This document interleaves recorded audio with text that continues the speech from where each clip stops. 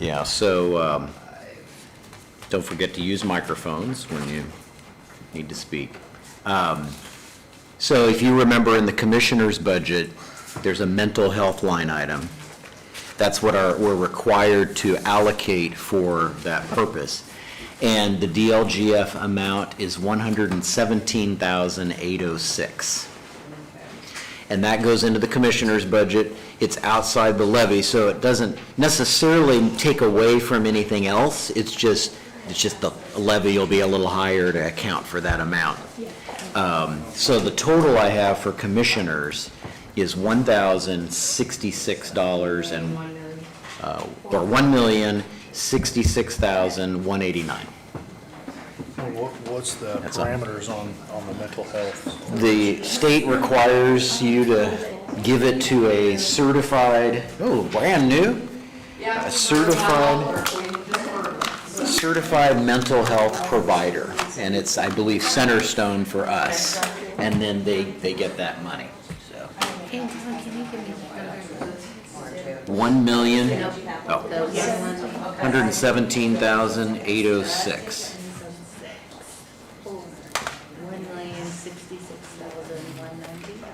Yep, that's right. That just helps them with their services. Basically, yeah, and there's a lot of debate about that and why, and or is it really efficient, that kind of thing. But can you split it up? But there's nothing we can do. Yeah, and you can't split it. That's been tried in court. But Or nothing to somebody. You can't give it to two. Another one of those states that we have no control through, it just goes through us. It's crazy though. You can't split it. imagine that. A few different. You should be up and running here, Joe. Sorry about that. All right. What's the actual It's to speak about it? it's To called somebody? it's the community mental health. Everybody? I'm going to bring this back to order. Let's open with the prayer and pledge. Once again. My Father, we thank you today for your grace and your mercy upon each and every one of us. We ask for wisdom this day, Father, as we deal with the matters at hand. We just lift you up in praise and thank you for your worthy. Guide and direct now in Jesus' name. Amen. Amen. I pledge allegiance to the flag of the United States of America and to the republic for which it stands, one nation, under God, indivisible, with liberty and justice for all.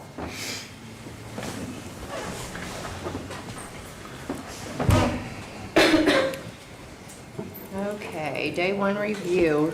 I've just got a few things to say. Excuse me.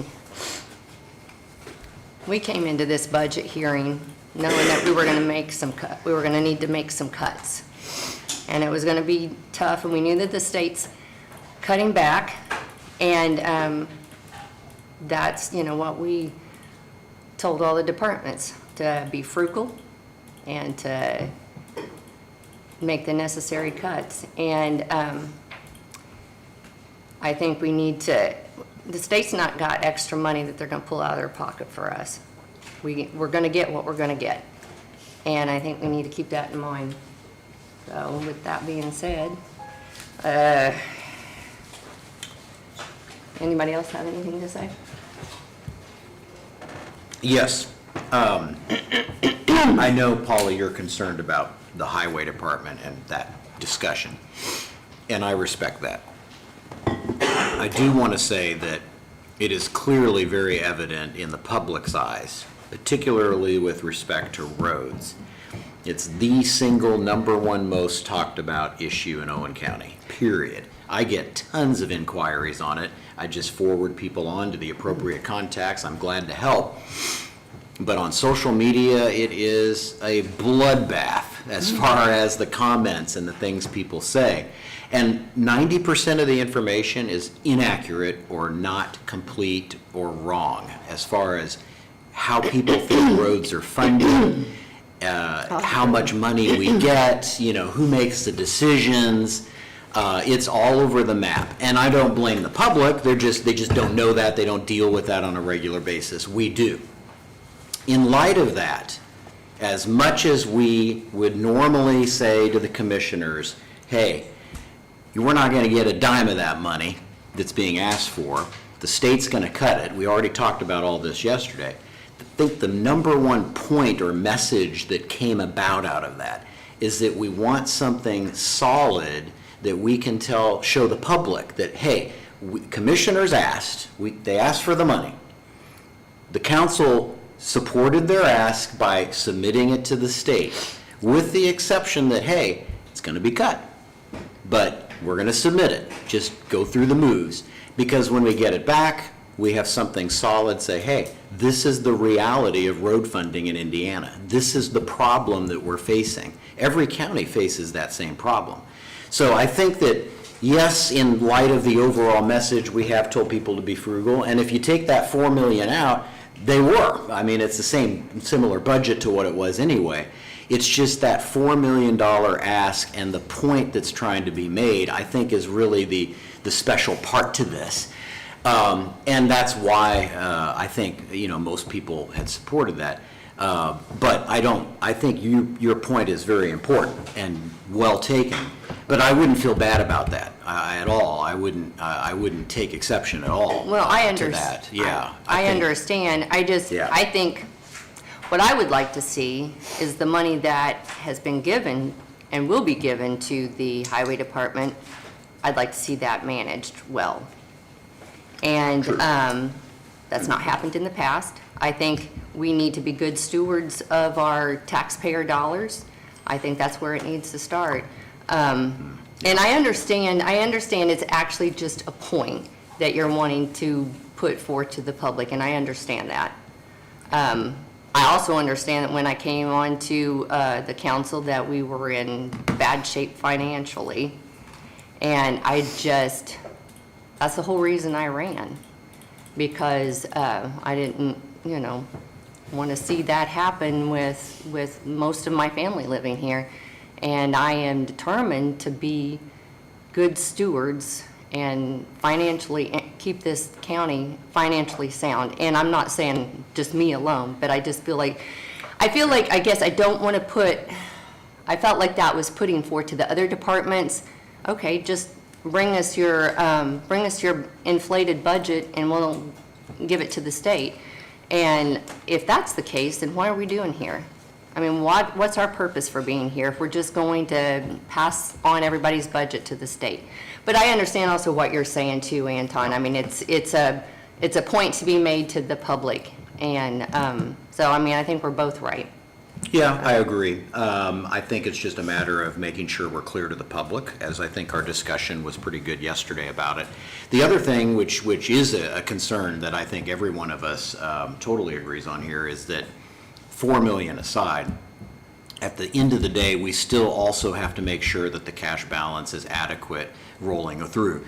If the state comes back and says, yeah, we're going to give you 3.4, 3.5, when really 3.1 is the correct answer, you know, as far as cash Right. flow. We don't want to go with we're not going to go with the 3.4, in my opinion, because that's Well- going to that would drain the cash, and that's your big concern. That's my big Right. concern. And I think that's the part that we definitely wouldn't do. But aside from that, it's really a very specific, pinpointed issue involving the $4 million With all due asked. respect from the So. commissioner's side, not taking offense to some of this, and I'm gonna stand my ground. The comments about the mishandling of the funds of the money in the past is in the past. We got 3 new commissioners that's watching over this every day. We've been frugal. We've made the cuts. We're watching the cash balances. We're watching the expenses. And it is being handled, whether you believe it or not. It is being handled by 3 good commissioners dedicated to serving this community and our taxpayers. We're in this for the long haul, and we're gonna make the fight. We are watching the money. We are frugal. We are managing the processes, and we're gonna be managing the road process. The commissioners are gonna be watching. It's not out there just $4 million we're giving to the highway to see what you can do with it. That's a bad statement that came up and came to me last night, and I won't tolerate it. Sam, this is our meeting, and I understand, No, I that's understand, fine. and I'm not, what I said was not against the commissioners. I'm done. So- We'll discuss it in Commissioner's meeting. So anyway, we need to keep on task, so we've got probation up, so. And we have numbers. We're gonna jump right in, because we're not messing around today. So Natasha's situation here, she has a lot of budgets she has to juggle, okay? She's got 8 or 9 of them, right? And only one of them concerns our tax levy, okay? And that's the regular probation department. And there is some positions that are funded out of that. And we did give raises, some adjustments to compensation, Natasha, that you may have heard about. So the first thing is confirming which positions you intend to pay for out of that probation general fund budget. In '25, it was 100% of your chief deputy, and then 100% of Adrienne and Autumn at the time. Paula. Yeah, your chief, yes. So chief, and then just Paula's no longer like the assistant chief. We don't have that. We don't have enough probation officers to have an assistant chief. Okay. That the state. Got it, dictates how yes. many- I always think of her that way, because Yes, she's just she been is. there long Very much enough, is, right? but But yes, yes, Paula, Autumn, and Adrienne, is that still the same 3 Those positions? 4 people, yep. 4 people? Me, Paula, and Adrian. Okay, you're in a different line item, so yes. That is correct. I'm talking regular I'm out of the wages. fund, but I'm out of the 11. So Autumn, Paula, and Adrienne, so let's add those up here.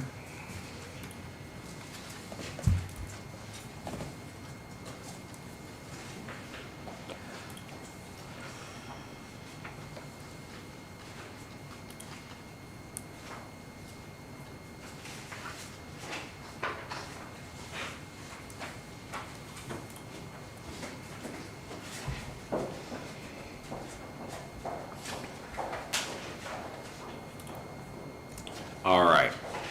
It's $186,896. And how much do you have for Autumn's salary for 2026? One moment. 186,896. All right, and then for that position, support position, the new annual amount is $38,313. Okay. That's for her purposes only. All right, and then for yours, which is under regular salary, Yes.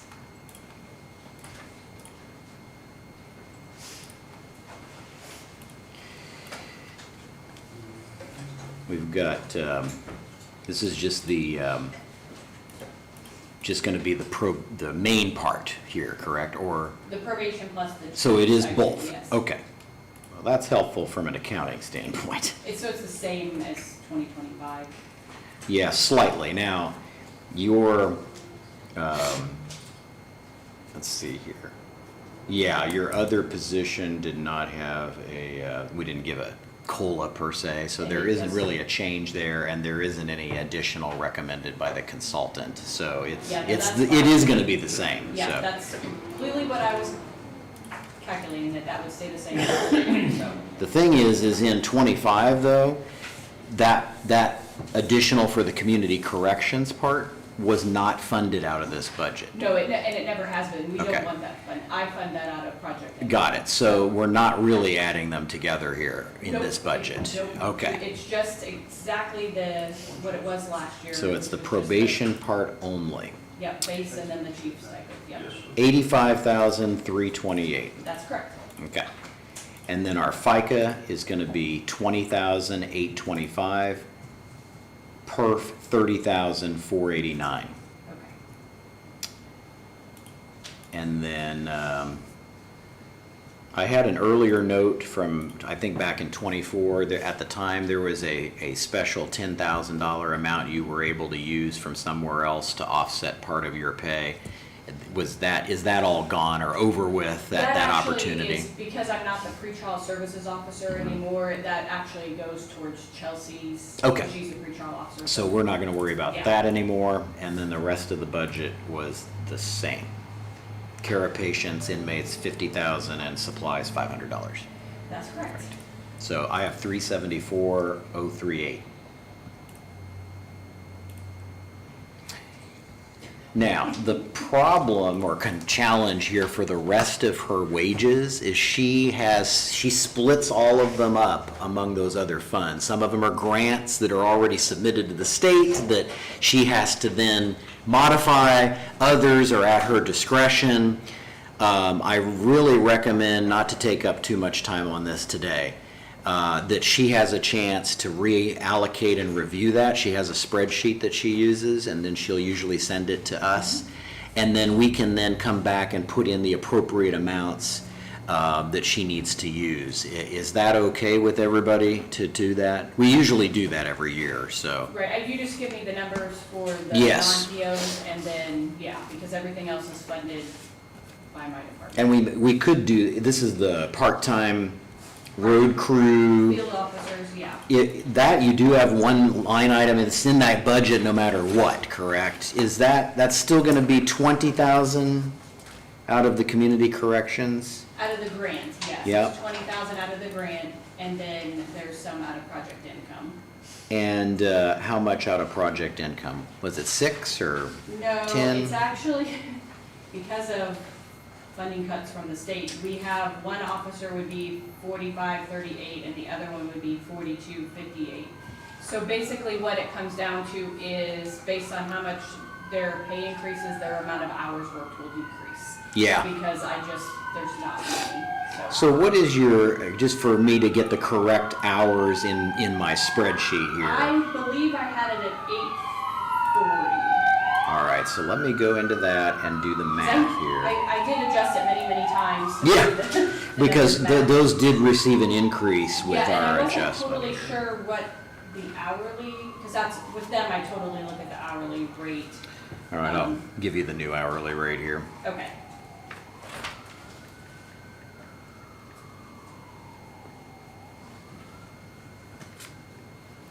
So it is the new base with the adjustment is 16.408 per hour. 16.408. Right. And that's the new, That's the new baseline. Okay. Each one of them has some longevity in and there. one has education. And there's an education for one of them, so that the rates are different for each one of them. But as it stands now, at those rates with the hours that you last set for this year, the total is 31,345. So whatever your new limit is, Yeah, I'll let you know. let me know what it is, because we need to then do the reverse math on the hours to Yes. plug in here to match that. That works. Yeah, I was So. just kind of guessing, and then I just knew that it would have to go down based on whatever. Okay, I have a couple questions. go ahead. On the professional services on your probation budget, the care of patients and inmates is 50,000. What all does that entail? That's detention. It pays for kids to be detained pending or as a sentence, so any juveniles, that's what it pays for. It also. Such as like helps pay- at Meadows or something like that? No, it's actually in a detention facility, so it'd be like a secure facility, similar to holding someone, an adult in jail. This is holding a kid in a facility. And the price is between 45 and 9,000 per month to hold them. Oh, my So word. they determine, the detention center determines their rates based on whatever their criteria is for that county. And we determine placement based on who will take a specific kid. We have no say over it whatsoever. It's just who has a bed and who's willing to take a certain kid. Some won't take certain offenses, certain whatever, so. Well, obviously juveniles don't have an income, but is that a reimbursable by their parents or anything? We never get any money back from it, no. It's just, and in years past, we have not used very much of that budget. Natasha, your mic on. Oh, I am so sorry. I did not realize that wasn't on. Sorry. In years past, we have not used much of that budget, but will tell you that this year we will use all of it, and next year probably too. So, just to let you know. Awesome. And then the, on the contract services of 79,000, what's that used for? On which budget are you on? I'm in community corrections, we're not there yet, are we? Oh, that is our home detention equipment. Okay. That's how much we guesstimate that we'll have to pay our home detention provider based on how many people we have. We just guess an amount and then hope for the best.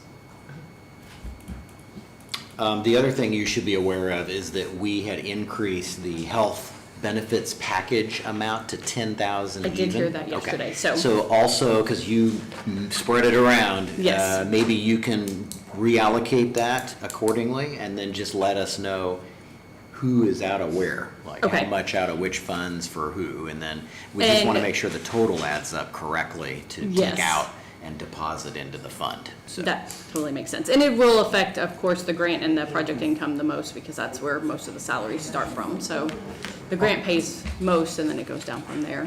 On the juvenile detention, do we house juveniles that have committed a crime in Owen County, or is it residents of Owen County, or both? It's, juvenile justice is a little different, but it's kids that are Owen County kids who commit a crime, but it can be, they can have committed the crime in another county, but we end up with jurisdiction, because jurisdiction can be based on where the crime was committed or where the child resides. But I will tell you, most of the time, it's Owen County kids that commit crimes in Owen County that we are housing. Just as an example, we just had a kid that, he was an Owen County resident, but committed crimes up in Warren, Indiana. They adjudicated him, but for disposition, for sentencing portions, they sent him down here, and we've had to have him in a residential treatment facility for 6-8 months at least, and we're bearing that cost.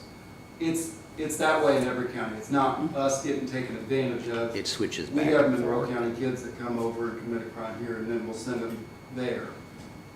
With our current juvenile that's detained in our high-dollar facility, there's an issue as to whether or not that person was a resident of Morgan County at the time of the offense, or whether they were a resident here. So while right now we're bearing the costs of predetermination, post-determination may be sent to Morgan County. We'll just have to see on that. But right now, it's a significant charged case, so we don't know how long we're going to be housing him. And unfortunately, I mean, we had to house him in the jail because nobody would take him because of the nature of the offense. You know, only after the Supreme Court got involved, it opened up some doors, and now he's down in Clark County. Okay, thanks for that.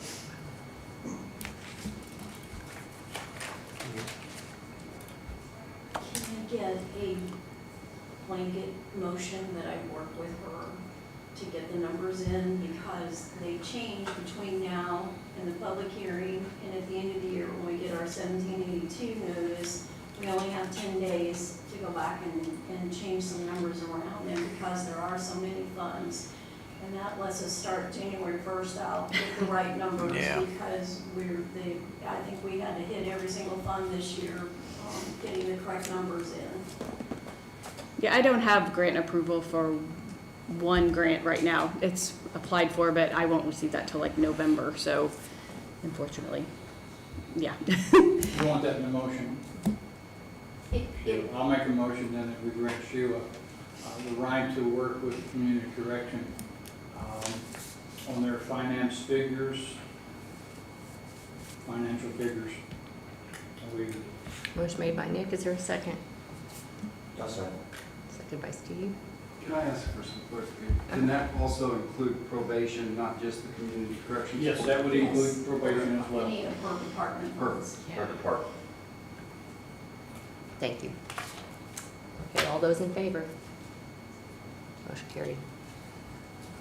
Yeah, thank you for working with us through the process. It's kind of weird because you have a lot of stuff, but really your time doesn't take as long because, we got the one and then we just have more of a follow-up thing. Yes, But, and could you give me Mert and Kevin's, Why don't I just email all that to That's you? perfect. So you have what you need. that would be perfect, and then I yeah. will make my revisions and get them to you guys. Yep. And do you have any other questions about any of my budgets?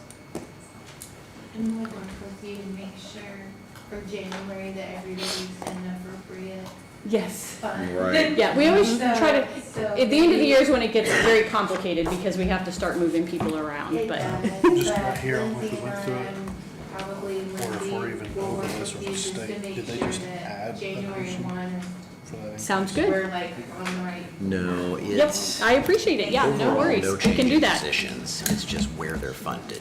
So she's gonna have to split them up and chop them up. She might have 25% of this person out of this fund, 32 out of this one. It's very complicated. But at the end of the day, it's the same number of people. Yeah, it's just, they go out of, Right. I pay at all of the grants that I have, people are funded out of all of those grants. So, and sometimes they'll start at the beginning of the year in one fund and then they'll move, or I'll move money from other funds to pay for this. Oh, wow. It's a very complicated situation, somewhat. Especially the big. Yeah, we try to keep it as simple as That's a- possible for the auditor, but unfortunately, we're dictated by where all the funding comes from, so it's fun. Right. Yes, it's fun. And then we just fix it as we go along, so. Well, thank you. Well, thank you. Any other questions or anything? I don't think All right. so. Well, last time we talked, me and you spoke about a road crew eventually, so get with me sometime and we'll brainstorm. something. Yeah, it definitely would have to not come from state funding because the Department of Correction has been making cuts. And they made a cut in '26 and they'll make an additional cut to our budget in '27, so that's, yeah. So, but just keep me updated. All right, thank you. Thank you. All right, moving on. Circuit Court. Hello, judges. As you probably heard, we did make some adjustments in wages based on our new study. They were all up in most cases, so that's good, especially in your department. So we have a new number for you on regular wages. This includes, just to make sure we have the correct people, you have 5 full-time court reporters in some capacity, 2 chiefs, 2 assistant, or 3 assistants. And then you have a court administrator, full-time. That's 6 people, correct? Yes, 6 total, yep. So if I add up all of that, it comes in at $262,032. And we don't have part-time anymore because we had updated that one position. That's going to stay updated. So FICA applies to all of that, and it's $20,045. PERF applies to all of those, and that's $29,348. So that takes care of the wage stuff. Pending further, we may go further or do something more, depending on our financial situation, so.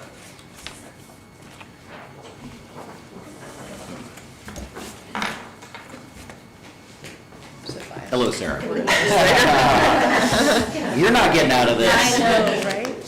It looks Just like, show off our administrator here. yeah, there you go. She does a great job. We work directly on several wage things, and she does a great job with that.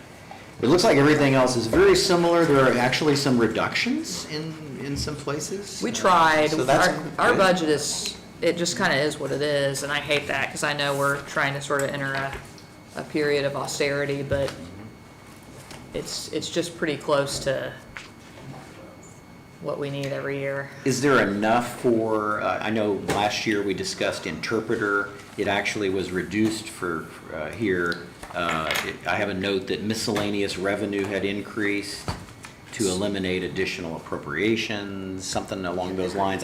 Is So we got a what you grant. need there? We have a and- grant from the Supreme Court Okay. on interpreter services, and so, like, to just kind of give you an idea, last year, $1,500 was appropriated. So far, we've spent $711. And so it's just a, it's a crapshoot on that. But we've decreased that because we do have some grant funding. Okay, and you're okay with that lower $500 amount there for that line item? We got a $1,500 grant this year. So, but with the grant, do you know if that's paid? So it's like a reimbursement type of scenario. So, I mean, I don't know what the council's will would be on that, if it would make more sense to ask for the 1,500 because the grant is like structured as reimbursement. So like we would spend the money and then be asking for it to be reimbursed into the general fund. So that might be something that we would want to just, So, yeah. keep it, I think, whatever makes it easy to just do it and do. I think if that were the case, Sheila, we should increase this so that it's available for them to go ahead and do. But then on our miscellaneous revenue, we need to make sure that we count the $1,500 grant money, because that's what's paying for that, if that makes sense. So it's really a wash as far as the budget parts, but we just need to make sure to update that miscellaneous revenue on that. And we have a motion that allows for us to go ahead and do that when they present the paperwork instead of her having to come to every single meeting.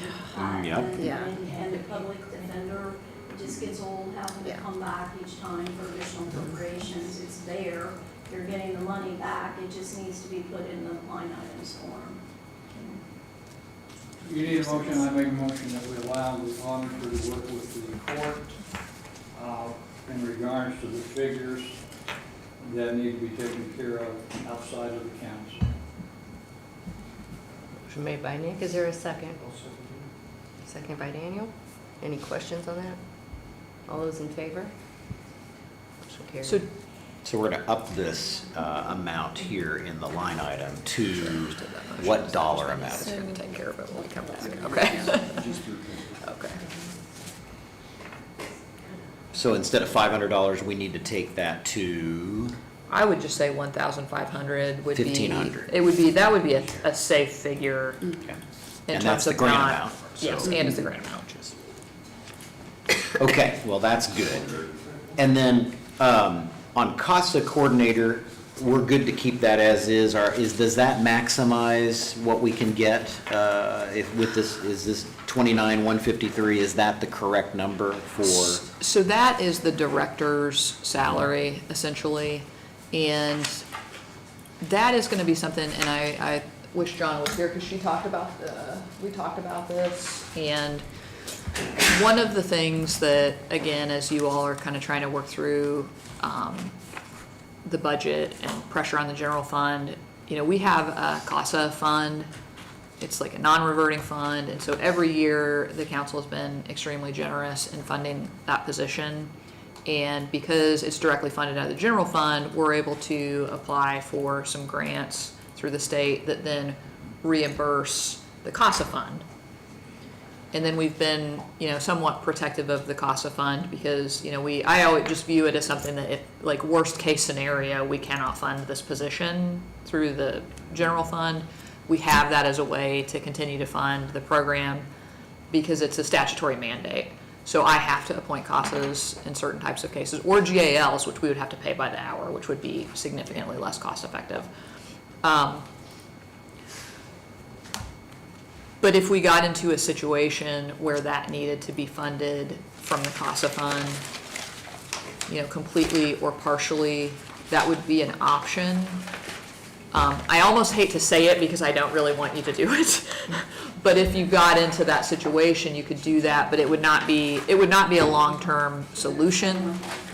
But if for this year to kind of help you get through this kind of budget crunch that you're in, that is an area in our budget where we could potentially give a little more. And I think you all have been helpful to us. You've made sure that full-time position was funded when we asked for it. And so just in good faith and in appreciation of that, I know that as you're kind of working through the numbers, that would be a place where we do have more wiggle room.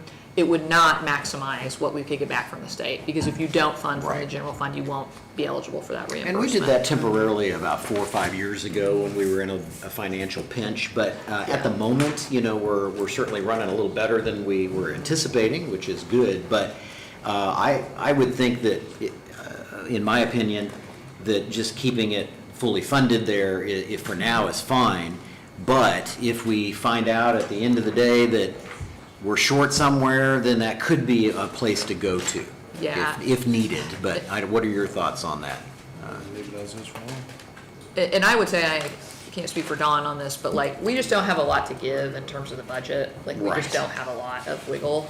And like, some of this is underfunded, so like, for instance, lodging and meals of jurors, we're gonna probably be coming back to the till before the end of the year on that. We have been having lots of jury trials, In both courts. both courts. I think we have 3 scheduled in September that are expected to go. All 3 of them are 12-man juries with an alternate. So, I mean, they're gonna be really expensive, and we have $5,200 left in that line. And then that, you do have a fund, but I know we depleted. We did, most yeah. of that. I Yeah, the forgot about jury. that. Yeah. I thought we had come back to the till But and asked for more, but eventually- we hadn't. We had added from, Yeah. Eventually, it'll build up a little bit, and then you could utilize some funds Yeah, I think there, it's but- funded through court costs. I don't know exactly. You guys may know that in the treasurer's office, but it builds up every year, but it doesn't build up to like a huge degree. Yeah, it's kind of variable. You just never know what you're going to end up needing or using. And it's kind of, we talked about this the other day with another department, that it's not so much, you don't budget your high point, you budget your average over the last so many years. Sometimes you're going to be under, sometimes over. Is 20,000 that appropriate average if you look back over the last 5 years? I mean, if we've been We've appropriating been coming back. every single year, and again, outside of the use of the supplemental fund, but if we've been appropriating on average 23 instead of 20, then we probably should adjust this, but. I think we'll be doing fewer trials in my court moving forward, probably. See, and she's had more trials because of the conflict cases that I've had. They would have been tried in my court versus her court anyway, but as my conflict cases through her court dwindle, then most of the jury trial expenses, except for some civil cases, will come from the court. But I don't really see that changing with the current administration and the public defenders and those sorts of things. I just, we were talking beforehand, I was prosecutor for almost 15 years. I'm just flabbergasted at how many trials that we've had. Yeah. So you can't look at, well, what was it like when I was prosecutor, which was 3 years ago, versus where it's at now or where it's going. We could just, really, the look back is 3 years for us, because that's where we're at. But there has been a significant increase. So I should have 2 jury trials in September, another jury trial in October, November, and December. Next year's already booked out until March with 15, 16 jury trials. They shrink in a over given time. month. Yeah. And I expect to have 1 in September. We have 3 set in October, but I'm gonna be frank, I do not know if they will move forward or not. Mhm. It's just, I've talked to the attorneys and not gotten good information on that. But the point being, Yeah, so it the can be hard to question predict. is the 20, is that on par, on average, acceptable number, considering what you maybe have needed in additional appropriations in the last 3-4 years?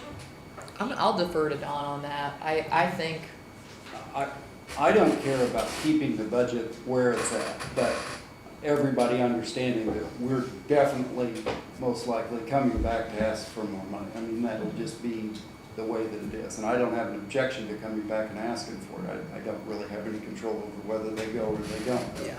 If I may interject.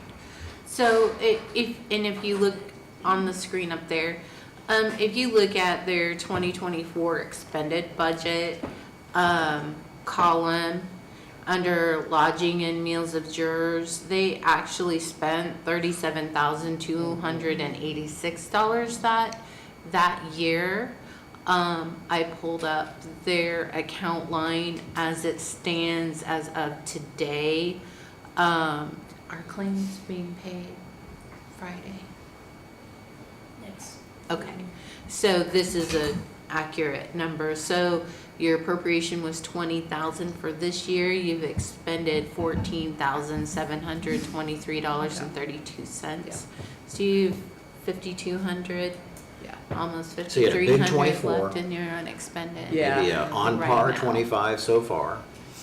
But- Yeah, I don't know, I mean, I don't know how much like a 13-man jury cost runs typically, but Sarah could probably tell us Other sources. as a snapshot. Added in, Yeah. so it's not all from general fund. I mean, I think in terms of like wanting a right-sized overall budget for the court, Yep. I think 20 could work because, I mean, but again, it all depends. So like if you look at our contract services, we had $15,000 appropriated. So far this year, we've spent 3,000. That's probably way down from 2024. Yeah. Those are like psych evaluations and those sorts of things. And I don't know how many of those are in the hopper I have 3 in Circuit Court 1. So like that number fluctuates It or also can varies. fluctuate. And so we're able to like, you know, maybe just rob from different lines, but I wouldn't want to count on it. Well, as long as the overall average is fine, I guess we'll just leave it as is. But and if, but if you want to be safe in terms of your budgeting and just know like, this Right. is, you know, it wouldn't hurt probably to add 10,000 to that line. I just Okay, hate to even, thoughts? Cash balance and their cost of funds, $221,000. Would it be better to move the coordinator into that fund for 2026 and give them almost $30,000 flexibility? Would be less additional appropriations and again, they made cuts to try to help. And I appreciate think that. they're really gonna end up coming back and asking for the little amounts here and there. Right. You can always move it back, you don't wanna drain the CASA fund dry, but their CASA budget's only 41,000, so it would only be 71 out of the current 221 that's there. And not all of that is spent necessarily out of Right. CASA. I prefer to leave CASA where it's at, to be honest. I mean, to me, at the moment, we're not in a situation where we have to cut that. I just don't see why we would miss out on an opportunity to match that. So I don't think we would need to do that. They've reduced their budget by 4,000 and could just slide that into. Yeah, well, that's initial numbers. With the pay adjustments, we're over 12,000. But again, I'm not concerned about that So necessarily. what's the, okay, give me, The bottom line at the moment is $411,088. what is the advantage of leaving it here versus putting it in the CASA budget? So if you take it out of here, then you're not gonna get the match. That's what's missing out of that. yeah, we So get a that's matching why grant it's critical to have Okay. that from in the here. state. And that's why the Yeah. CASA fund has so much money in it. Okay. Because you all have, We could get you have that funded match. it Yeah. from the general fund, and then we are eligible to apply for a matching grant, and that's how that, and that money's not, you know, it's a non-reverting fund, and it just built up over time, so. Yeah. It's really a testament to you all, you know, adequately funding CASA for a number of years and making us eligible for that. I'm just thinking more from like the lodging and meals of jurors standpoint, that if you keep coming, if the pattern is increasing, that you keep coming back to ask for more money, despite the transfer opportunities, despite whatever, if an extra 5,000 or 3,000 or whatever would help, then we may want to do that here, just to solve a little problem. Otherwise, leave it where it's at and just, we'll see So what is there happens, but- nothing in here that could be moved to the CASA budget? Or No, is there's it a- nothing else CASA Okay. related on this particular budget. And they did reduce, it looks like your dues and subscriptions had been cut in half, right? Yeah, you've done great Yeah. job, I appreciate that. I just think we have an opportunity to solve a little bit of a smaller problem here that we Yeah, see that's absolutely. recurring. It's like coroner autopsies. Every year, we've upped it slowly, we've also appropriated. Same thing. I think that here, we probably should put a little bit more in there to give some wiggle room. And to give some idea on like what we're looking at for our 2025 breakdown, so Sarah just told me a 12-man jury, which really is 13 people because you see an alternate, for a 3-day trial is about $4,000. Yeah. And we've got 3 more of those this year that we're pretty sure are gonna happen, at least. Yeah, I mean, I propose we up it to 25 and move on. Okay. If that's okay with everybody? Yeah. And again, if there's some weird situation, we have to go back and retool numbers, then obviously, these are some of the first places we come to, but we don't really need to worry about that right now, so. The new total is 416,088. How far off are we? 10,000. Off 10,000? 416,088. Yep. Yeah. You have 426. Interesting. No, I have 406. 10,000 short. 262 and 32. Yeah, 200. 200, what's 200 here? Oh, yeah, okay, yeah. Transcript of evidence has 10,000 in it, maybe that's what's missing. One we seem to use every year also. Is that it? All right, we match $416,088 is the new total. 416,088. And then CASA, it doesn't look like anything really changed there other than, it looks like you have, there's 22,000 in regular wages there, but that wasn't there in 25. And Donna is here. Oh, good, okay. Ah. So I was gonna say, I kind of anticipated Jonna being here to talk about the CASA budget, so Well, we'll, She's if up she wants to next. trade, yeah, are we done with ours? done with or- courts, I think, yeah, Okay. yeah, I'll appreciate stay it. up here with CASA and we'll let me see. And I'm assuming those are like your contractors, the 22,000, those are your contractors, Well, no, I think, and and then regular wages. this is the staff advocate, Vanjie. Okay. This is a self-funded fund, which we talked about. It's funded by the match over the years, so there's plenty of money, Of my salary. and this does not affect any levies, but 5 that we anticipated. under last year. regular wages, we have a dollar amount in there, which normally, The 25 is probably. I think maybe what happened is Wondering though, this should be. we had taken it out because it's really not a regular wage, Yeah, and we put it down into contract services and court CASA coordinator line items. Those both equal 22,000. I bet you when the budget was prepared this year, that it got reverted back to 24 structure. Oh, okay. So that 22,000 really shouldn't be in regular wages because we're not paying someone an hourly rate. Okay. Instead, we had 11,800 in contract services for a CASA GAL CCS salary, and then 10,200 in CASA coordinator. Does that sound?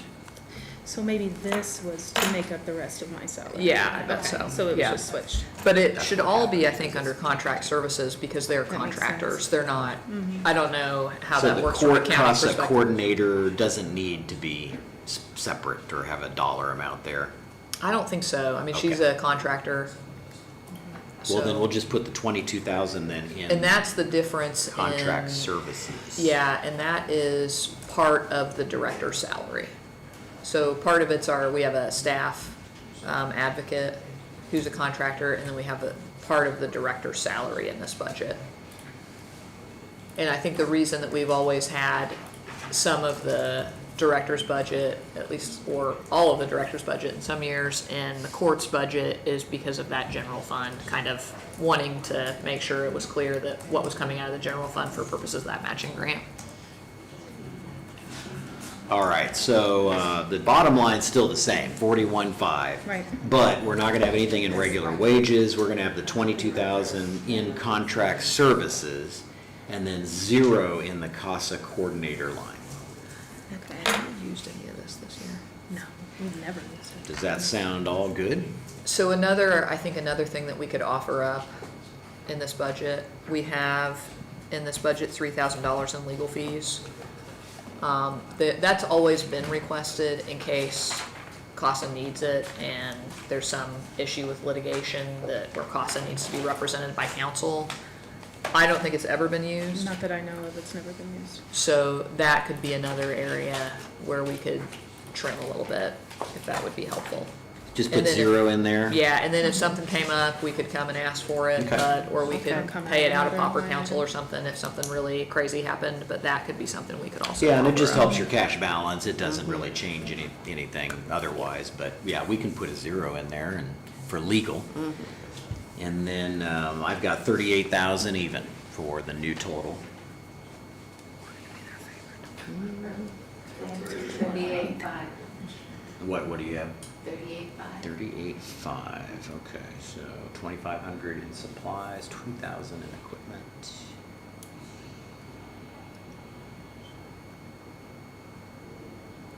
Yeah. 3,500 travel. Training is 1,000, it was 1,500. So that's 38. So, and you're good with the reduction in the training part? Yes, so Becky Cape, our trainer, I believe she gets 500 every time she has a training. So it's possible we may have to come back if she has more than 2 trainings, but Still in need Historically, of she has. CASAs? Yeah, yes. our numbers are up again, they're ticking up again. Okay, So well, that's good. yes. Okay. Well, it's bad that the numbers you're are ticking saying up, but the it's, numbers of- the child welfare case Okay, on numbers the are usage going side, back not, up. I'm Yeah. talking about the volunteer yeah. side, yes. Yeah. Is there still, has that been ticking up, or is that still kind of high We have demand? 12 volunteers right now and 1 Okay. staff advocate, so. Well, that's good. In our program, I'll just brag on the program a little bit. They have been fantastic about making sure there is a CASA on every case. And that is a struggle in some counties, and in Owen County, with the way it's structured, I think that it's been intelligently structured with a staff CASA and the director taking cases. I don't think we have a wait list, really, do we? No. So, and that's a problem in a lot of counties. Yeah, they do a great job. Well, fantastic. Really appreciate your work on this. Thank you. Is there anything else? I want to know where the cookies were. We're supposed to be making those for everybody? Oh, was or- I supposed to bring those? Yes, I would have if I'd known. Yeah, well, maybe if we're here, yeah. All right. Thank you, appreciate it. All right, public defender. Good morning. Morning. Good morning. So, because the state didn't have any adjustments Yes. in state-paid employees, your percentages kind of stayed flat, Yes. so. There were only kind of 2 areas, I think. Yeah. I can go over those if you want. So, just to make sure I have the correct dollar here.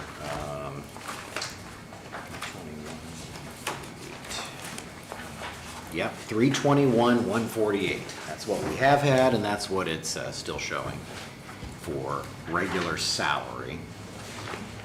FICA and PERF are the same. FICA is 24,568.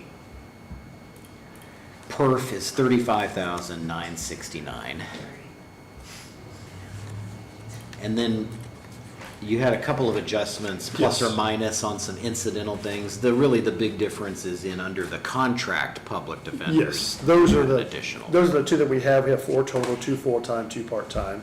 The 2 part-timers are, I think, 45,000 a year right now. Surrounding counties are 55 to 60,000, so they're significantly under. They pay their own staff, their own, everything else out of their own pocket, out of that contract. So I propose to bump that up. I know it's 4,000, 2,000 each. I propose to pay that out of our supplemental fund, which we could use. We have a significant amount there.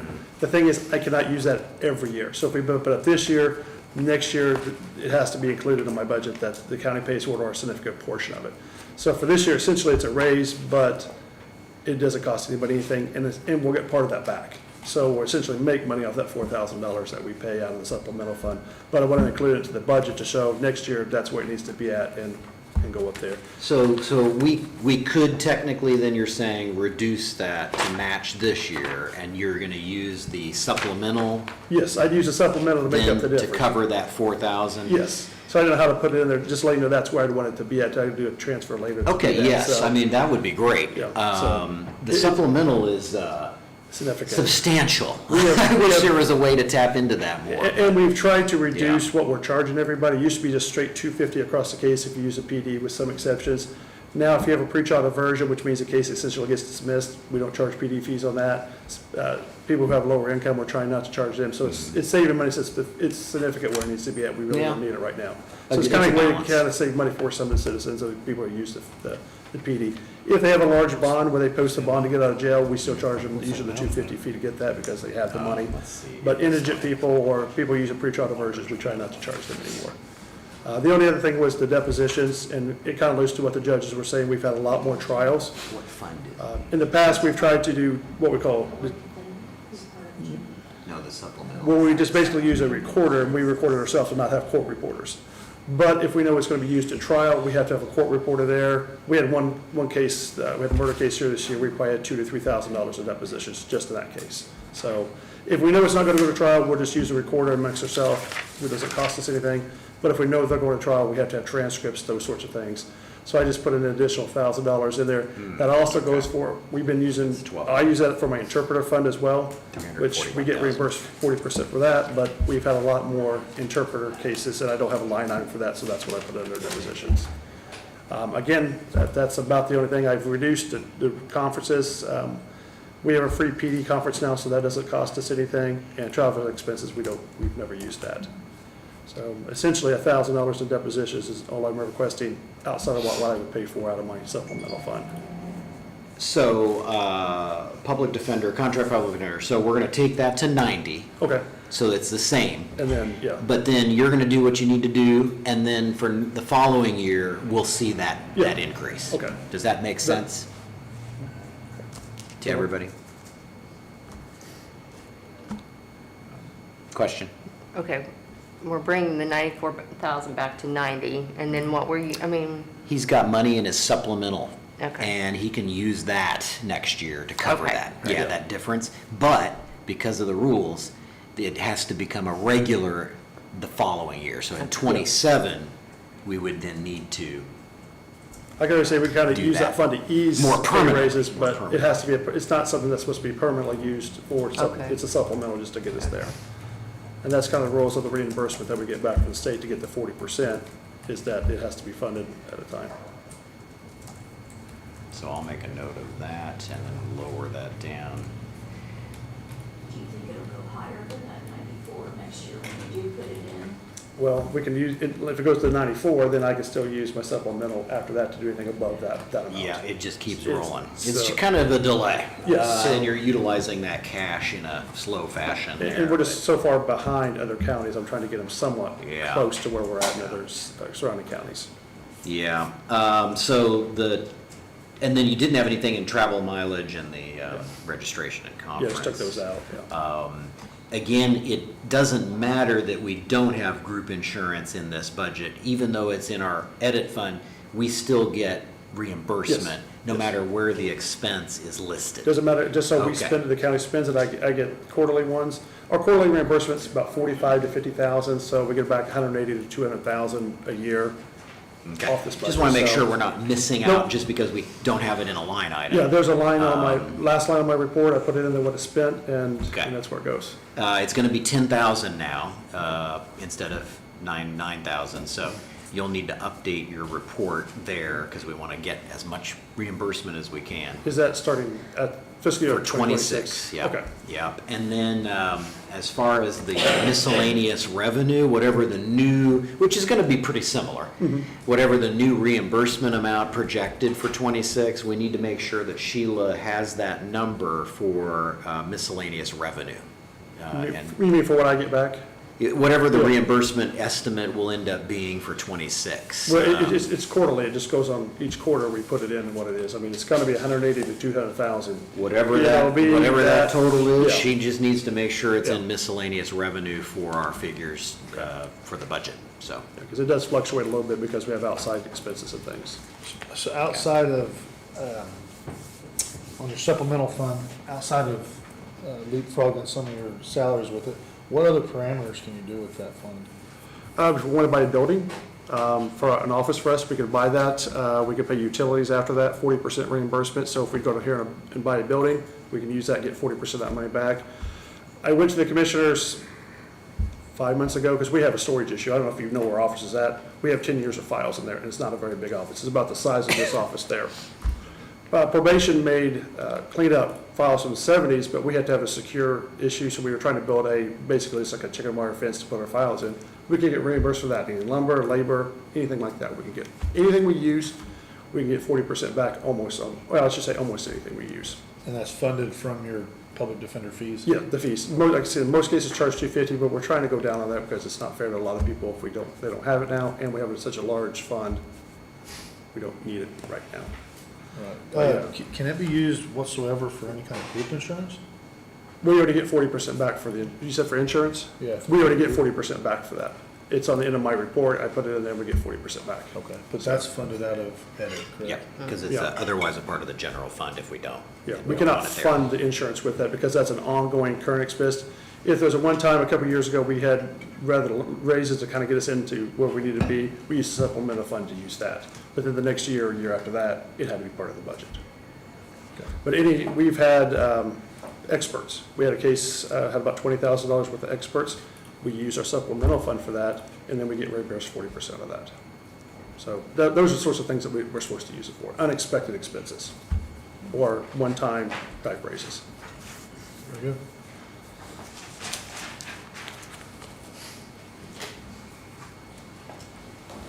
Are we ready for a total?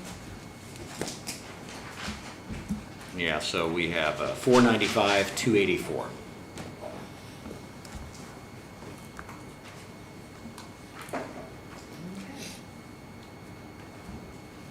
Thank you very much Anything else? for your Okay. help Thank you. on that.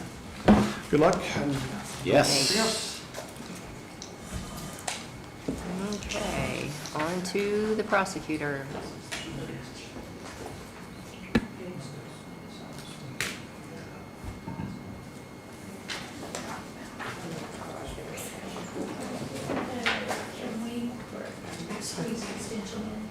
Okay, now since the prosecutor's not here.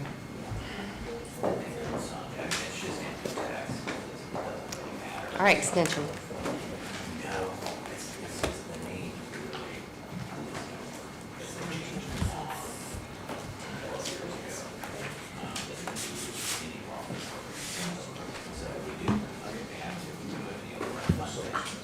So there you go.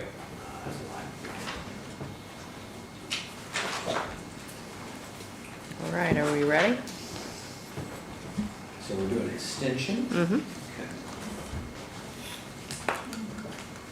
We did do some wage adjustments, so we've got some numbers to share here on that.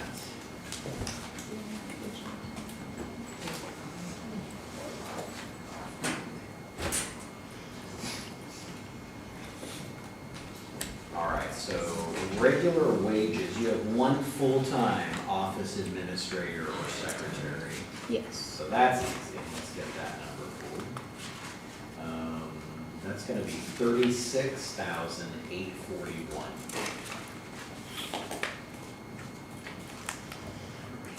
And Tom, that's quite a bit of raise, was it, what's it due to? We had voted yesterday to go bring everybody up to the low point. Okay, so. Yeah. So So that's, this reflects that and some longevity is in there as well.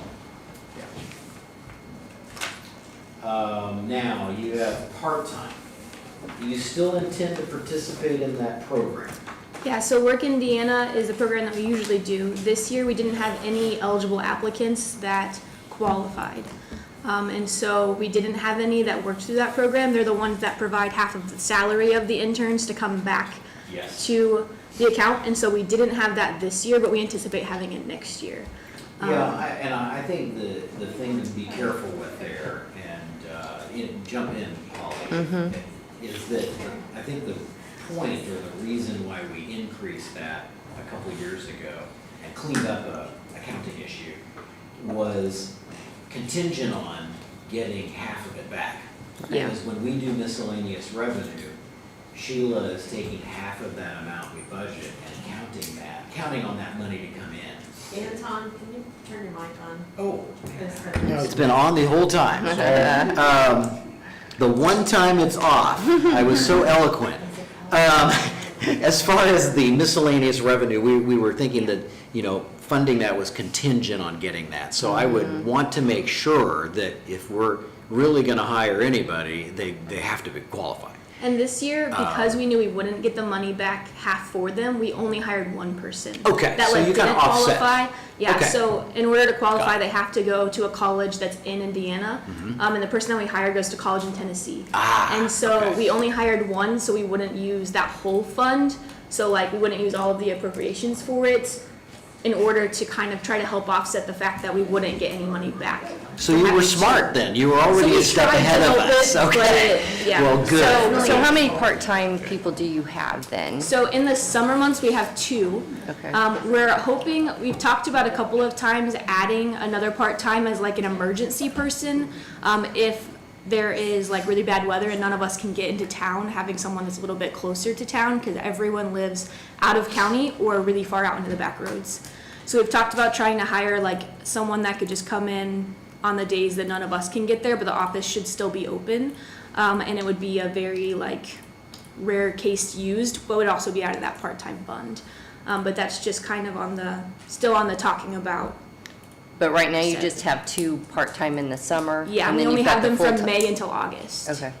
Yeah, so we take them during just the summer months. And what we have done is there's a limit on the number of hours that's available for them to book. And that number is 642 hours. So whether you hire one person to do 642 hours, or whether you hire 10 people to do 64 hours, that part doesn't necessarily matter. As long as they're getting paid the correct rate and you're within your budget limit, that's critical. That's critical. And that we get half of it back is the other part to that. So as far as hours, there's nothing we need to change there. We're still going to keep that the same. But as far as the total appropriation, that goes up because the hourly rate is going to go up. And I've got 10,710 for part-time, okay?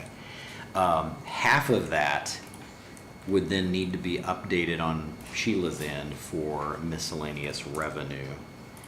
5,355 is what we're looking at there. And Tom, what are you using for part-time wages? Let's see here. For these particular part-time, the rate, So you're saying there could be another part-time wage amount? no, we're set on the amount at the moment. Okay. 16.642 is going to be the new total. All of your part-time and that regular wage full-timer is subject to FICA, and that amount is $3,638. And then only the full-time person qualifies for PERF, that's $4,126.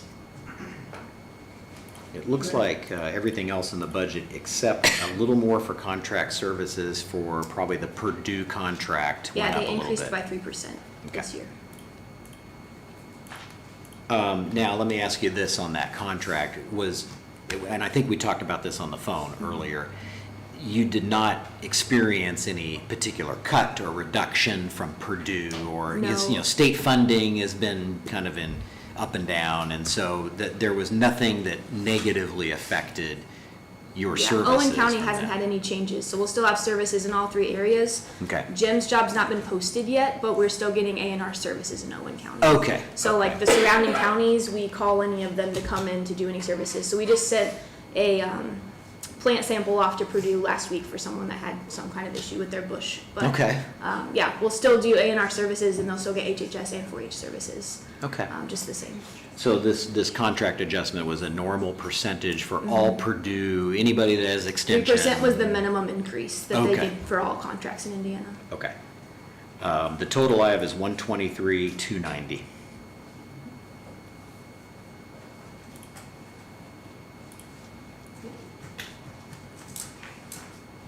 Thank you for figuring this out. Thank you.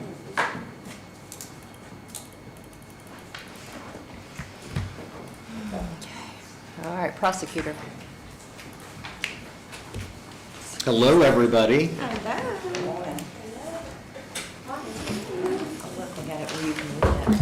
Wow.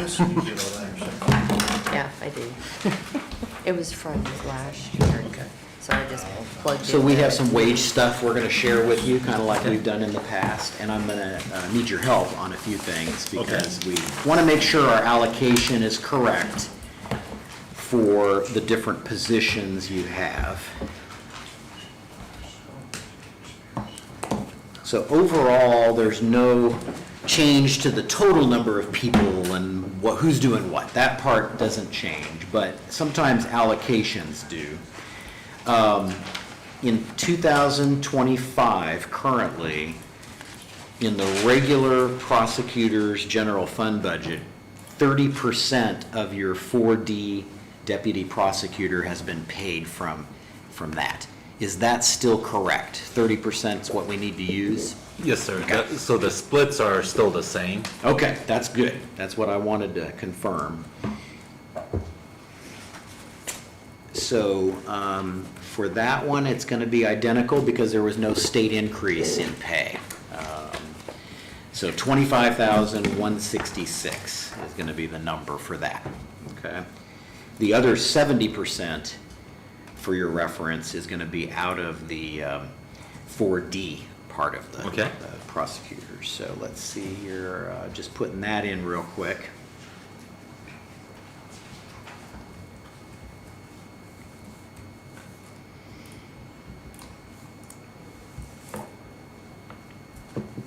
It's gonna be 58,584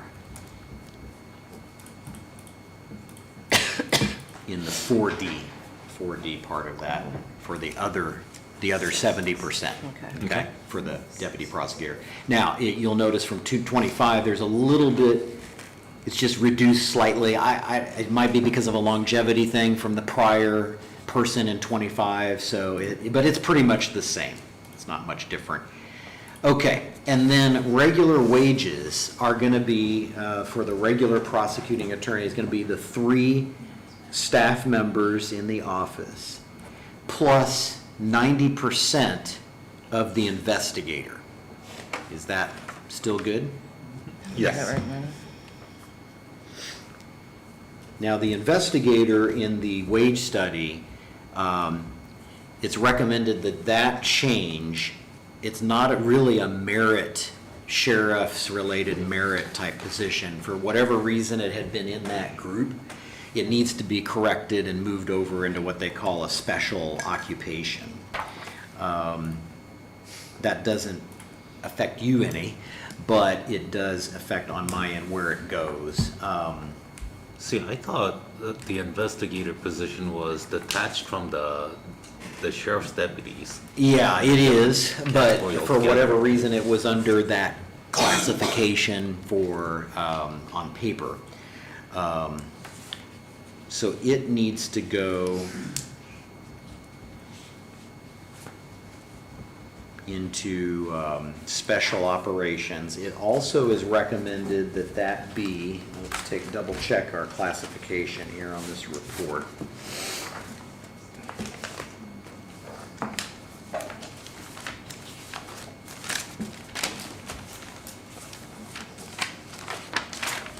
Bear with me here.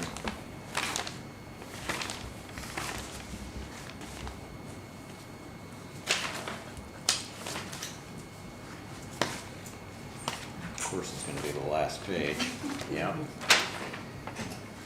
So prosecutor, investigator. Okay, so they still recommend it to be non-exempt, that's fine, but it'll be under special occupations instead of the merit poll class, they call it. So, there are new targets for that, which we've included in here. So let's see, 90%.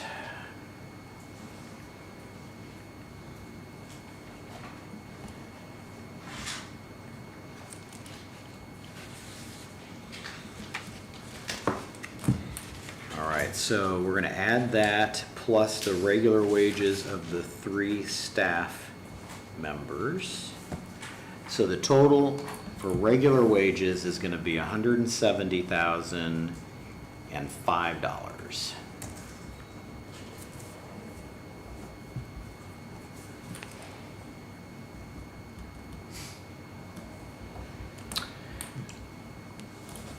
Is that bringing everybody up to that external low? That is correct, Okay. plus longevity. Yeah, that's correct. So that brings everybody in line. So for FICA, that's gonna be figured on both of these.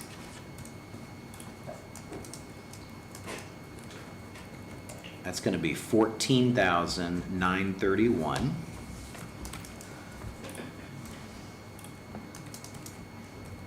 And then your perf on both is 21,859.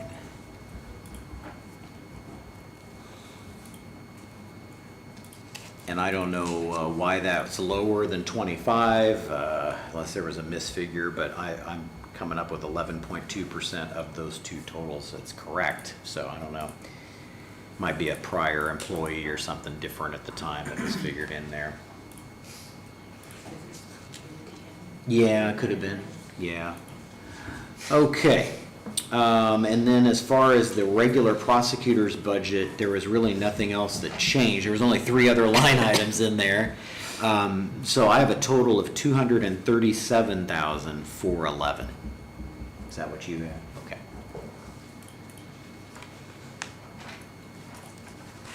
And then on prosecutor 4D, finishing that up,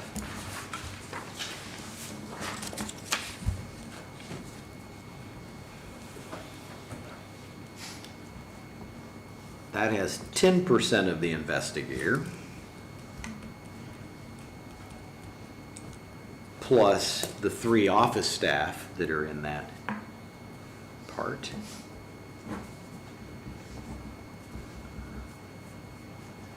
And that's gonna be $130,956 for regular wages.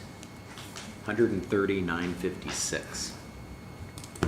We already had the 4D prosecutor, 70% there in appointed pay. You had that number, right? Okay. So then, yep. So then the FICA is gonna be 14,500. And the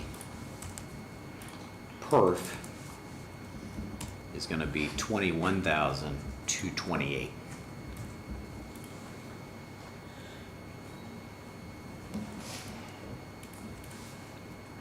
And again, the line items are all pretty much the same. There was one question I had on copy machine lease. My copy had a dollar amount entered for that, but it was 0 this year because we had moved those. So does that really need to be 0 again? Are you talking about on the 4D? Yes. Yeah, that'd be a Cali. She needs to keep it because some of their percentages Yeah. are reimbursable and they get Oh, okay. payments and stuff, so. Yeah. So it does have to physically be in it's not, even though it was somewhere else, if it's somewhere else, it can't be reimbursed, right? So it's a little more strict, because we talk about public It's a little different defender, with us. that didn't matter, but here it does. Yes, Okay. yes. That makes sense. Yes. That makes sense. Thank you. I'll make a note here. And is that still a 2/3? Mhm.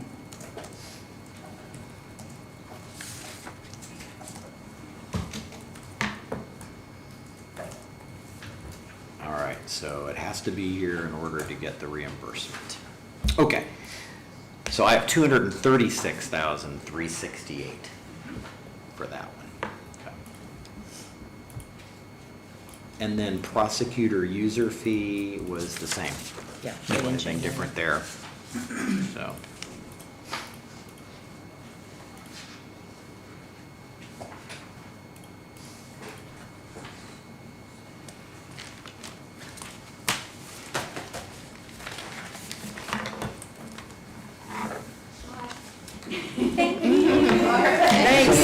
there's anything else. So on the user fee, the FICA and PERC doesn't change on that one? No, because they have a set limit for overtime, and it's Okay. the same amount. Yeah, so no change there. Good question. The 383 and the 560 and the overtime is 5,000. That's the same, because it didn't change. So on that position that I mentioned, we're going to take it out of the merit group and put it into special occupations. Okay. Because it's not really a merit thing.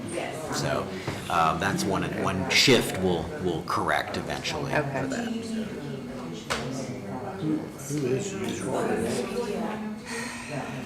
That would be an Anton question.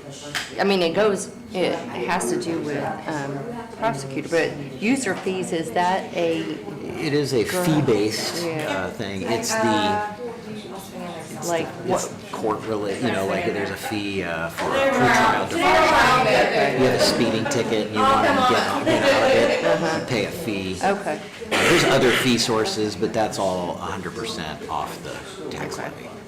It's a good fund, it's good to use for that. The other thing he's used it for is he's bought sheriff's department vehicles, he's bought the flat cameras.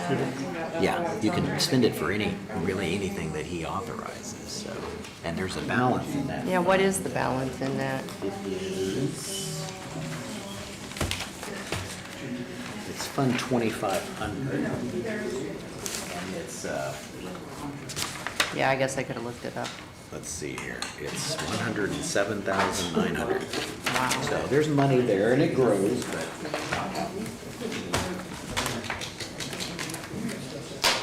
Are we ready to maybe take a break now? Or where Yeah, are we want at? to take a break and then come back for, because next we have Maybe we can move some people up. tourism and EDC, and neither one of them are here. Yeah, because one of them was 10:15, the other was 10:30. Yeah. If we come back in I guess we 10 could do the minutes, Could we then do, recorder. Want to do recorder now? The assessor's not gonna be here. let's get a break in real quick. Okay, At least we'll do- get a bathroom break here. Yeah, we'll do what? 5-10 minute Yeah. break, and then we'll come 20 back. till? Yeah, sounds good.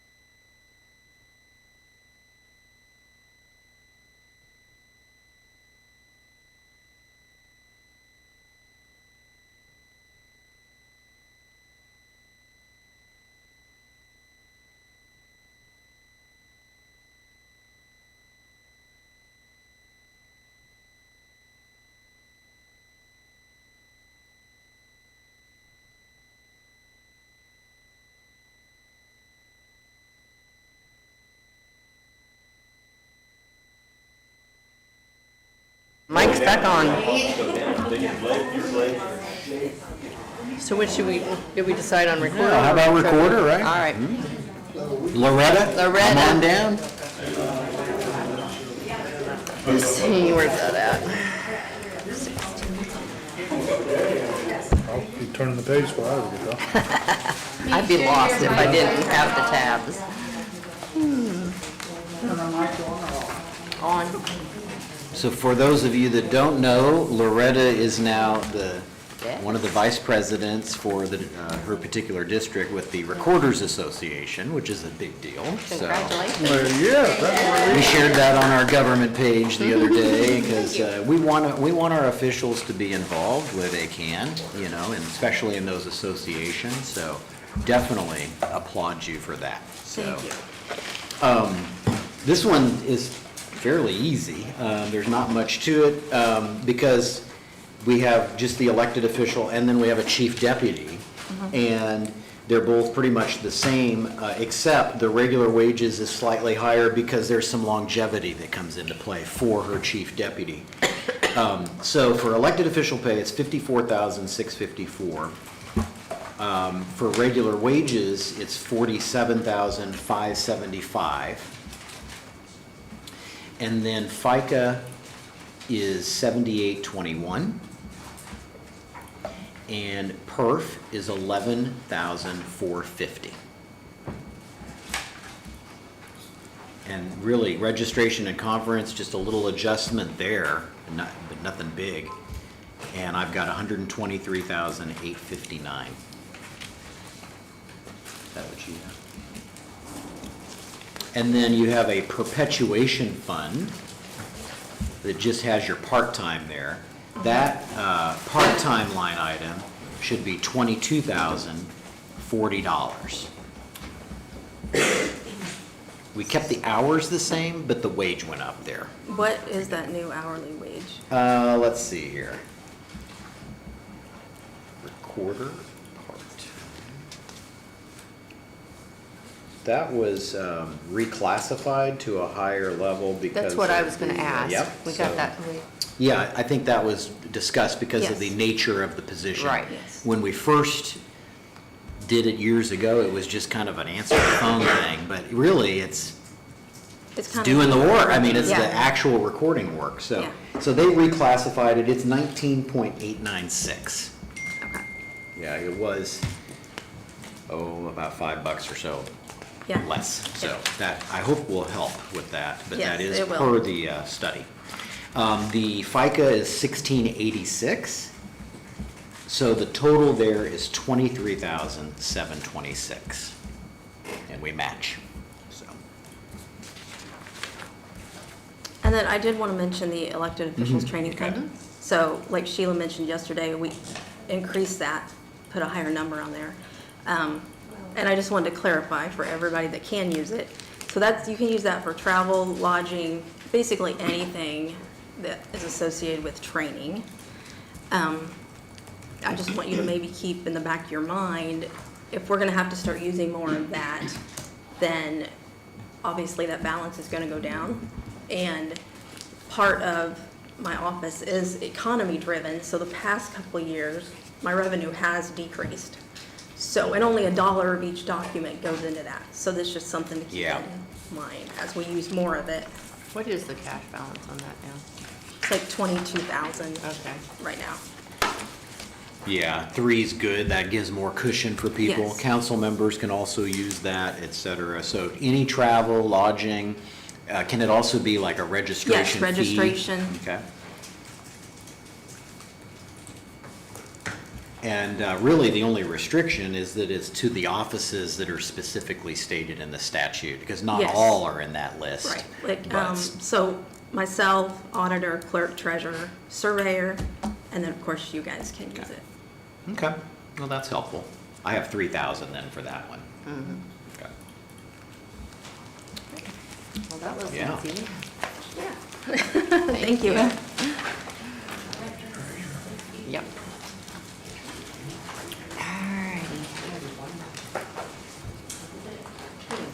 All right, treasurer.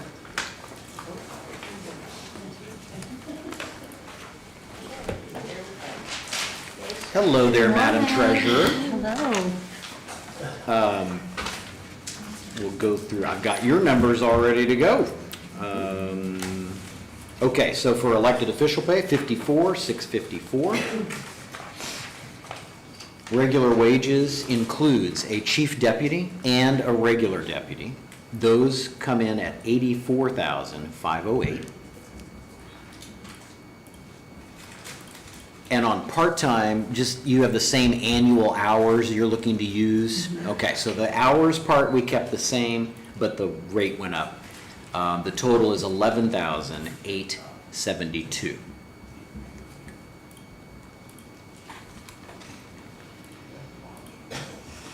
The FICA that applies to all of that is 11,554. The PERF applies to the full-time positions, 15,586.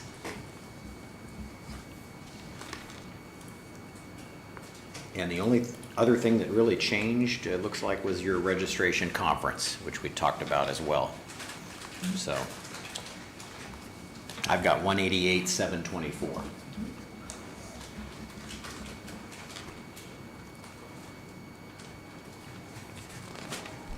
So tax collection in the spring worked smoothly, It did. pretty much, okay? Yeah, And we're all ready for gearing up for the fall stuff, absolutely. okay? Yeah, all's going well. Settlement, or Tax sale, tax sale, September the 9th. that list has, it's been shrinking a little bit over time, okay. 95 is what it was, I think, on Monday. It was what? 95. 95? properties. Okay. We usually hit a tax sale with less than 100 properties, so. Yeah, okay.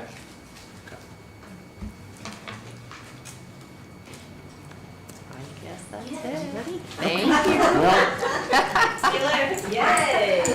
we have not even hit that lot yet. All What do we have right. left here? I know, right? Probably assessor would be good. Yeah, let's see the assessor. I think Dusty was gonna send Suzanne up. Oh, okay. So go get Maybe her. go Can we ahead and give give her a her- heads up then, right? Doesn't say I can- Yeah. Do we want to, looking ahead on our For schedule, assessor. do we want to go ahead and get soil and water on deck? Because they're kind of in the Well, later. 10:15 is going, I mean, it was supposed to be tourism and EDC. Okay, 10:30 is easy. Yeah, 10:15 tourism and 10:30 EDC, so, do we want to get soil and water in right before lunch then, after that'd be all right. tourism and them, instead of at 1:45? He's at a conference in Fort Wayne. Oh, city, Yeah. Are we done because my pen ran out again? Uh-oh. What color do you want? Hello there. Hello. Assessor, I'm going to go back to the other end of my tabs here, at the top of the alphabet.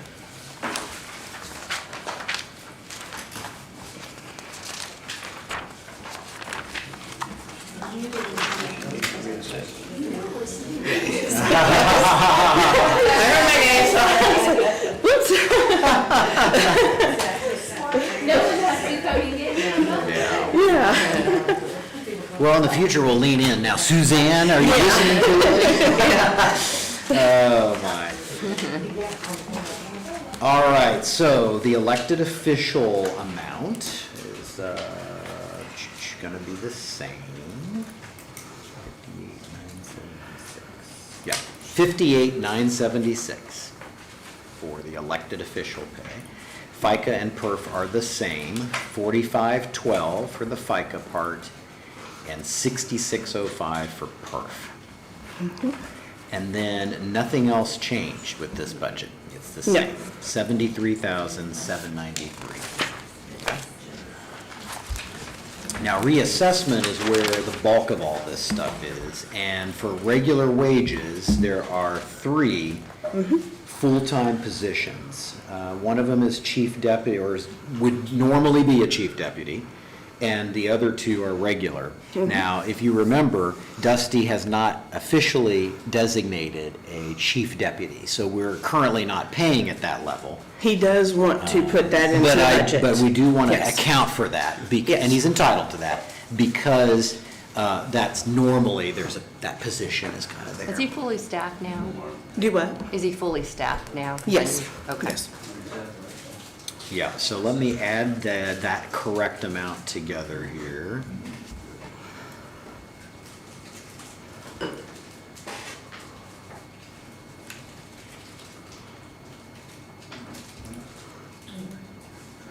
All right, one moment. Gotta put in another number.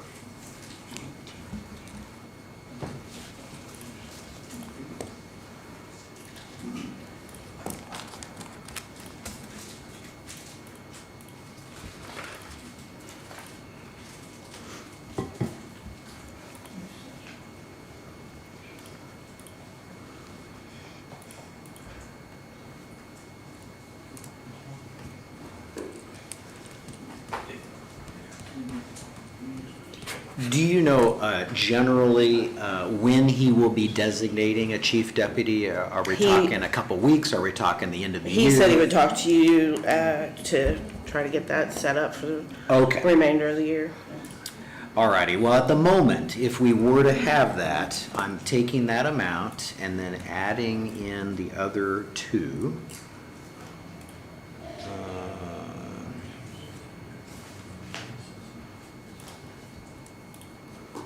And some of this could be a little different based on who has what levels and some things like that. Yes. But generally, we're looking at $123,680.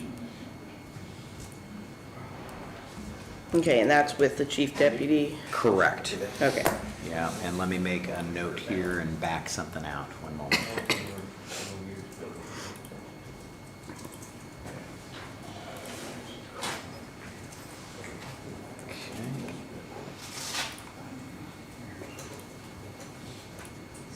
All right, 123,680. Again, that could vary a little bit based on levels, because depending on who the chief is and where they're at with that, there could be a. I'm gonna, I will be the chief, And so. are you a level? I'm not, I lost it, but I'm gonna get it back, so. So, yeah, we'll just have to Eventually kind be of back to level adjust 2. it as needed. It's in the system, so. Okay.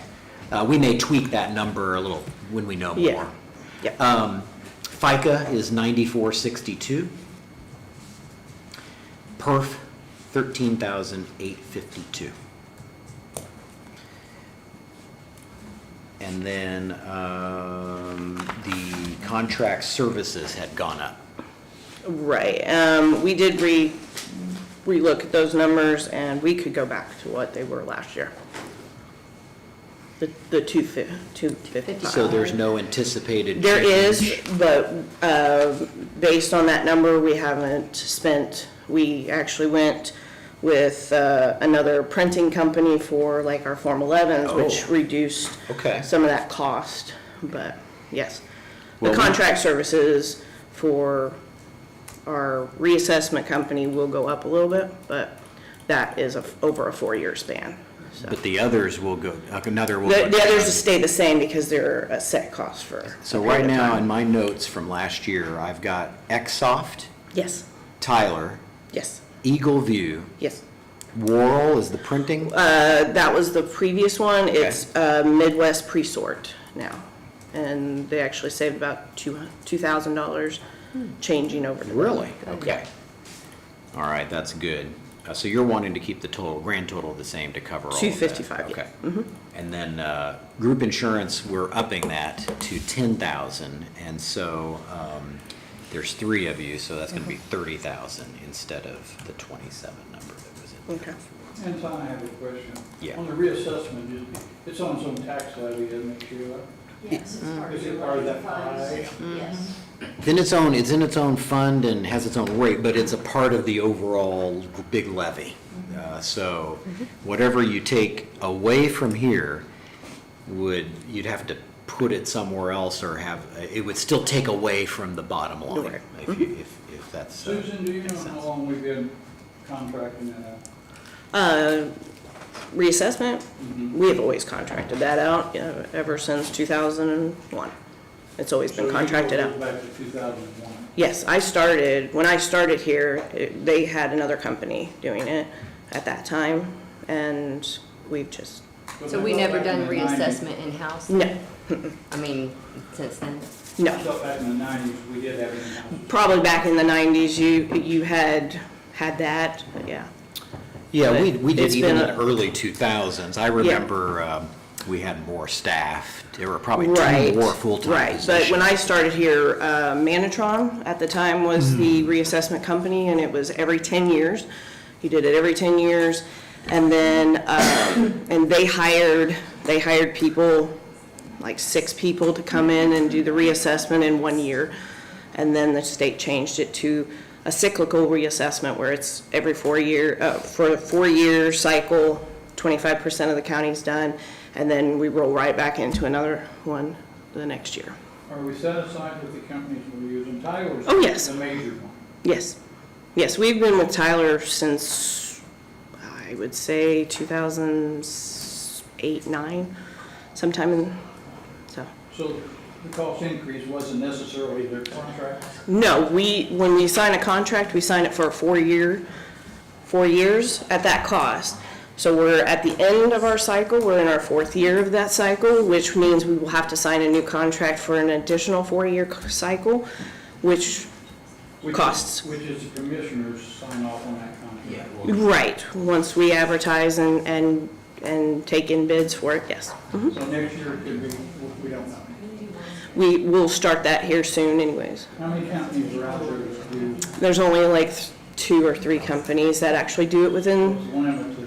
Yes, yes, the majority is Tyler, and then there's one other company within the state, and that's it. Just to talk, if we done it in-house, how many people would we have to hire? You would need to hire at least 2 to 3 more people and have vehicles provided, so. Okay. Yeah, I don't think there's any. It's off. I don't think there's any major financial advantage here to changing up the arrangement. Some of the work that's done here is specialty work that you could probably not find or justify a single full-time employee to do. Right. In other words, you know, if you have let's say 5 special areas of expertise, you know, certain types of commercial and things like that. Yeah. We just don't have enough to justify, okay, we gotta have 1 person for this and 1 for that. We're not gonna hire 5 people. We're not gonna hire 5 part-time people.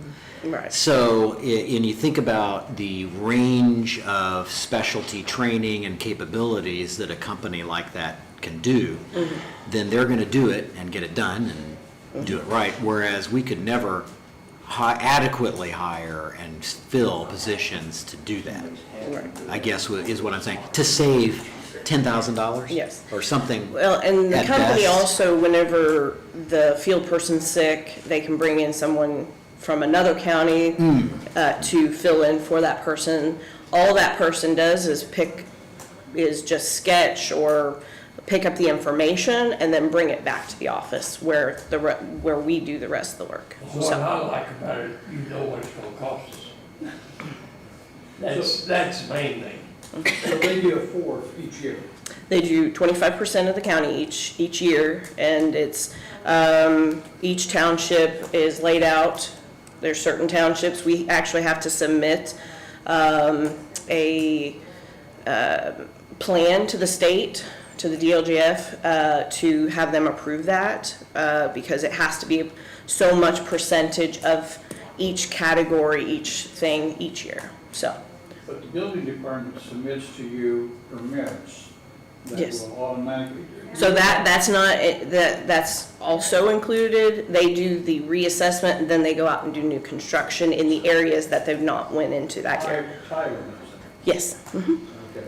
But they don't wait do they wait till that cycle for that area? So once they're done with their general cycle, so like right now, they went to Jackson Township, they're going to Clay and Franklin Township this year. That's the end cycle. And then they will go back around to the other townships that have new construction and pick up the new construction after that. So that, okay, so no new construction would go until the recycle, it would be picked up. They're picked up all, yes, so each year, whatever new construction there is, then that's what they pick up.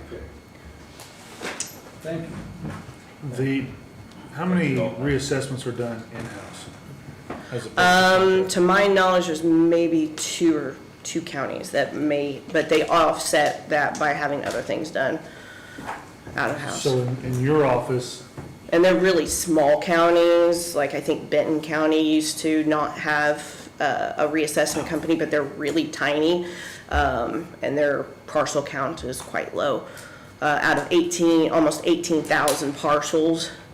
so on the 25% that you're doing each year, you guys have a software that just lays over as well, correct? So Eagle View is the other software that we have that did the aerial image so that we have newer aerials. Those were done in November, December of 2023, which has helped pick up some of those things that are off the road way back, that are on like locked gates and stuff like that, where we don't cross that. We don't cross the gate unless we ask the permission. But with Eagle View, that's helped us get those things out there in those areas where we can't see from the roadway. Is any other department benefiting from your Eagle View?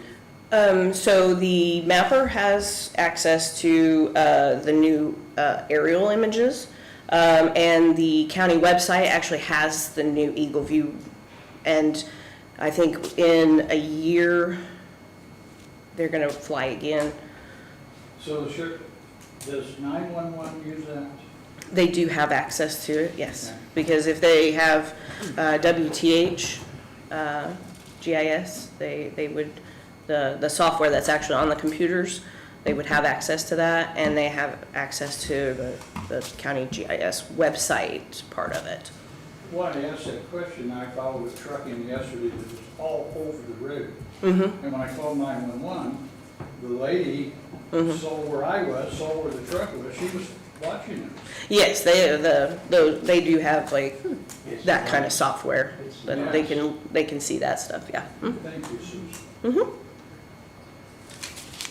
Any other questions?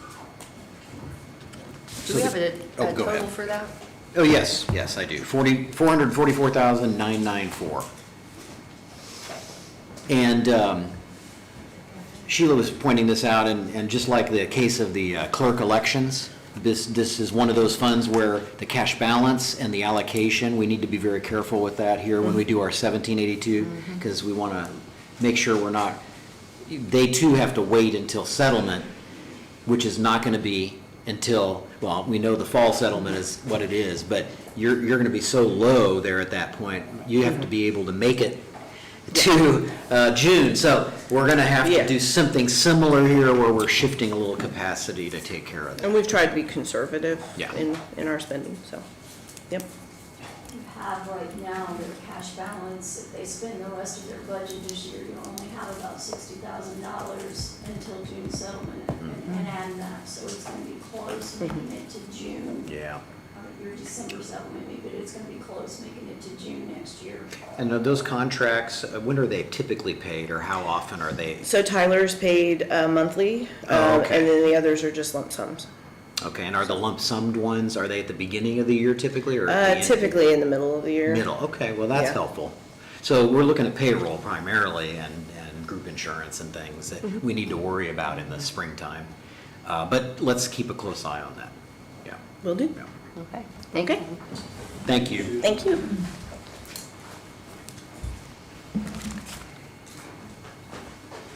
Okay, how about tourism? Are we ready?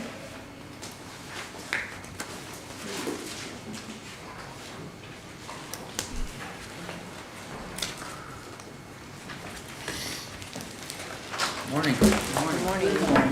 Hello there, Jason and Mike. Mike, quick question for you. Okay. Not related to tourism. We spoke with the sheriff's department yesterday. We have a DARE officer, a DARE deputy that Yes. does a program out at the school. It uses opioid money. He had been working with the town. The town was, I think, going to contribute their opioid money toward that program. but he said he's had a difficult time hammering that down. Do you know what's going on with that? No, or- I don't. Okay. Cheryl would be the contact on that. Okay, Because she's got the purse strings and goes by recommendation and asks us, and then we make our recommendation. okay, got it. So you're not aware No, I'm of that not. particular, but you do know there is opioid money that is Yes, I coming to get some town? Okay. notices on that as being the past president of the Okay. council, but John signed off on that every year now because he's the president of the council. Okay, well, thank you for we'll follow up with Cheryl then on Yeah. that, and hopefully there is something that Well, I works. think, yeah. 'Cause, Yeah, there's a few pennies in there, not a whole bunch of money, but there's. Yeah, it's a weird dollar amount because it's Yeah. just not a huge amount to where you can do kind of your own thing, Right, but it's sure. also not a small, tiny thing that's It insignificant. helps, it So, helps, yeah. Thank you for the help on that. So tourism, just for reference, is funded through an innkeeper's tax, which the council adopted several years ago. Where are we at? We're almost 10 years on that, probably? Yeah. Something like Yeah. that? Yeah. A good chunk of it is collected through the state of Indiana, through some collections methods. Shelley, I don't think anything is left, or do you still have certain transactions that make? It's all through the state. Okay, so the state takes care of that for us and gives us the report. So the money that's in here that is given is for this purpose. Tourism's what that's for, so, and it's a contract, so. Does the state charge us anything? Do they have a transaction fee? The state, no. Okay. That's good. Thank you. Well, I included in your packet a written report of some highlights of our activities so far this year. And so I won't read off everything on the list, but I'll briefly go through and point out some highlights, and then, if you all have any questions, we'd be glad to discuss that. And then I was going to point out a few things on the budget proposal as well. So, we make donations to various community projects, and so some examples of things that we've done. We made a donation to Cooper Commons Recreation Project, and so that particular project, they're putting in a basketball court and a pickleball court and public restrooms at Cooper Park. Some other examples are we gave a donation to the Owen County Garden Club for various beautification projects.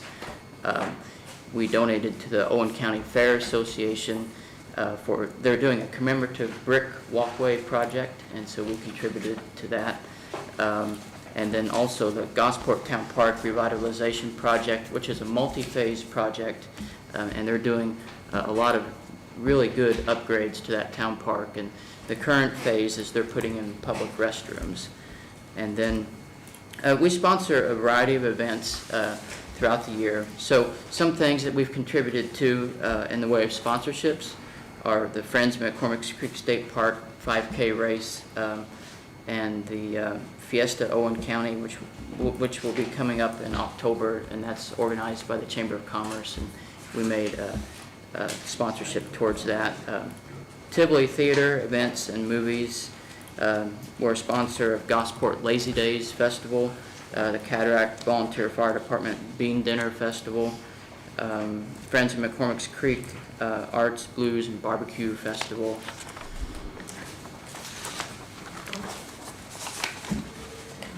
Oh, the Tier 10? Yeah. Yeah, and we helped promote the Tier 10 concerts, which is something new to this county. And then on the next page is a list of organizations that we're a member of. And then also is a list of some of the advertisements that we take out. So we do some state level advertising, like the Indiana DNR Recreation Guide is something that we take out a half-page ad in, and that's distributed all across Indiana at visitor centers and state parks and state recreation areas. We take out an ad in the Indiana Festival Guide, and they print up, the Indiana State Festival Association prints up 500,000 copies of those and distributes it throughout the state. Some other examples are Travel Indiana Magazine, the See Indiana travel map, which is placed at visitor centers and rest areas across Indiana. And then we advertise in local festival books as well. For example, the Owen County Fair book and the Gosport Lazy Days book. And we've done some TV commercials in Terre Haute this summer. And then something new that we did this year is we did 3 Good Day Live segments with WTWO in Terre Haute. And that was on TV, and it was also online on the My Wabash Valley website. And so we did segments promoting Cataract Falls, the Tivoli Theater, and McCormick's Creek State Park. And then we're taking out an ad in the Apple Butter Festival book. So those are some examples of the advertisements that we do. And then, you know, in addition to advertising, we do promotions in a variety of ways. So some of the things we do, we publish a monthly events newsletter for visitors, and we publish that through an email list, through Facebook, and in print. So in your packet is a hard copy of our newsletter, and also a flyer about how to sign up for the, there's a flyer in there also with a QR code that is about how to sign up for the email version of the newsletter. So we publish a visitor's guide and a hiking guide. We maintain a visitor's website and Facebook page. The website lists businesses and attractions, and it also has an event calendar, and the calendar lists festivals and major events. And we try to keep that updated fairly far in advance. So right now we have the events listed through October. And then you can find more events, like I mentioned, in our monthly newsletter.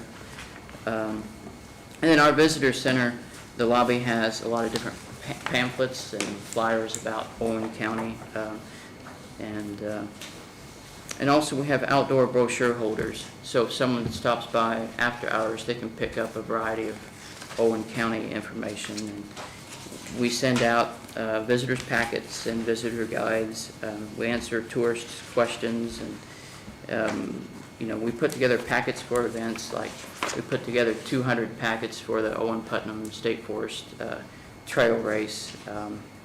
And we also send our brochures to other county visitor centers.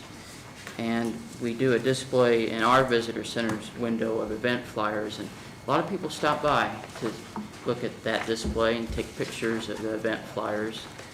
And so I just wanted to point out some highlights of things that we do.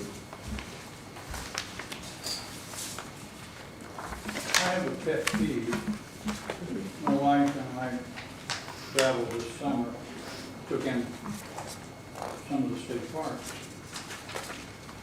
The room expense is unreal. Common people that make $40,000 or less, they'll never visit your parking store at night probably. But it's like $162 a night. I don't know why the state feels they have to charge it. And then the buffet, we spent $48, just me and her, for a buffet one evening. I don't know, are they trying to get rich off of the Yago public, the taxpayer? It really bothered me that I know people that would never darken the doorway or the gateway of the park because they can't afford to. Well, look what you're paying when you go on your conferences. And the taxpayers are paying for your conferences. Yeah, maybe. And then that's ridiculous, the Maybe we'll state. work on that too. Some Yeah. of the things that have gotten out of hand. Yeah. It just, you know, is it income based? Maybe, you know, everybody has to pack their W-2s with them, but then again, what I'm saying is, if everybody will pay taxes, even the person that makes $40,000 a year, they pay taxes. Why couldn't they benefit or have some accommodation in the state parks that doesn't break the budget? Now, I know you're just. Out of our hands, yeah. Now, we do get money from the Airbnbs. Maybe you should start trying the Airbnbs. They're a little more reasonable. Yes, they are. Yeah, And there's some nice ones.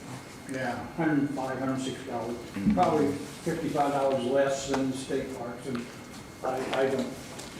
Then we get an innkeeper tax off of Airbnb, don't we?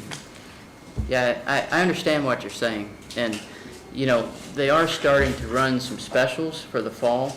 There are some special deals at the state park inns. You know, if you stay certain nights, it's 20 to 25% off. So maybe they're starting to realize that they need to do things like that. Price is out of business. Yeah. Mm-hmm. Thank you, I just, that was my pet peeve. Yeah, I understand. So I gave all of you a budget proposal comparison, and what that does is it shows you side by side the 2025 budget and the 2026 budget. So most of the accounts are staying the same. There are some increases and then one decrease. So I'd like to briefly go through those changes. So on federal taxes, we're proposing a $300 increase and a $200 increase to state and county taxes. Postage and shipping is a $1,000 decrease, and the reason for that is more and more people are getting information, you know, online through our website and Facebook page and so forth. However, with that decrease, it still leaves $2,500 in postage and shipping, which will work just fine. And we do still get a lot of requests for things through the mail. You know, it is nice to have a physical copy of visitors' materials, and I'm someone who likes that. It's just, you know, when you're planning a trip, there's something about going through a hard copy that is really nice. So what we decided to do in our proposal is under advertising and promotion. Advertisements get really expensive, and so we felt like it would be best to take that $1,000 out of postage and put it on advertising. And then in the rent account, we're proposing a $3,000 increase in rent because we're anticipating an increase in that expense. And then a $500 increase in insurance and a $1,000 increase in the grant category. So, you know, in the grand total, that would be a total of a $5,000 increase from the 2025 budget. So you say rent is going up $3,000 for a year? Well, what's happening is our lease agreement runs out May 31st, and so, We lease through Crane. yeah. We lease through Crane Bank, Mhm. used to be Community Bank, yeah. Yeah, So they see, own the building? well, Well, No, they own the part we lease to, or they have access to it. Is that still under Sudol or Yeah, Yeah, the building itself, yeah? yeah, so the way that works is Crane subleases, or leases, and then we sublease our office space from them. And so, you know, they've been a great partner. They charge us a very reasonable rent, and so we're very thankful to have had Crane, you know, to sublease from. But now we don't know if they'll renew their lease because they don't really use the building much anymore. And so we're looking into options, and one option is for us to take, you know, the whole lease over from the building owner. So, you know, that's going to increase our rent significantly if that's the case.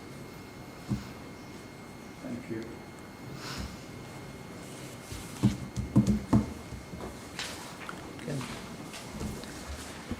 The innkeeper's tax is keeping up with your guys' budget. Yeah. It is, yeah. That's all that matters. We've got a cushion too. Jason's done real well with the budget. Because the tourism takes in the money and the CBB dishes it out. Right. We have a contract we sign once a year with the commissioners. It's all black and white, and numbers we can read, so, yeah. It's the same as on your sheet. Yeah. This is an interesting trail guide, though, the lady that put it together, and we publish it for her around our county and what trails people can walk, and that's something that we've been working on a few years now. Yeah. Yeah, it's been very popular. Yeah. And Susan Anderson, she volunteered her time to do the writing for the guide and the photography. And every time we print it, we make an update if there needs to be an update about the trails. So I think we've done 5 printings of it over the past 3 years, and it's been a very popular item. Yeah, and one thing, Ken Bucklew has done some work for us too, you know, and he's very well known, and so there's a good relationship with Jason and Ken. Yeah, he did the artwork on our visitor's guide.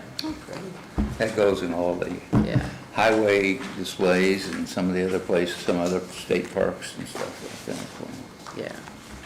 Those are the little secrets that people forget about, and with your knowledge of the history of the county, that helps too. Yeah. Anything else? Any other questions? I thank you guys. I mean, we appreciate what you're doing, and it's touching people and it's moving around the county, and so hopefully it's bringing people in. I think we'll get more Illinois people and Terre Haute in that area from our TV advertisements, so they're very good. I think Cataract Falls probably draws quite a few people. They do. It does. All over. Yeah. And the bean dinner, don't forget the bean dinner.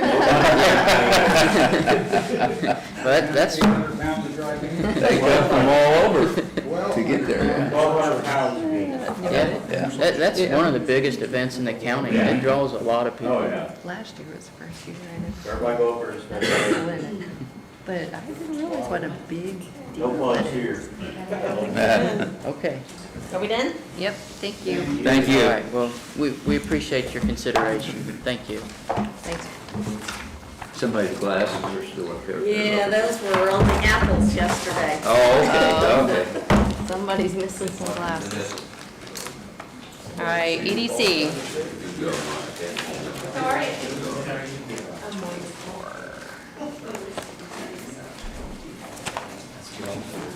Good morning, how are you this morning? Hello.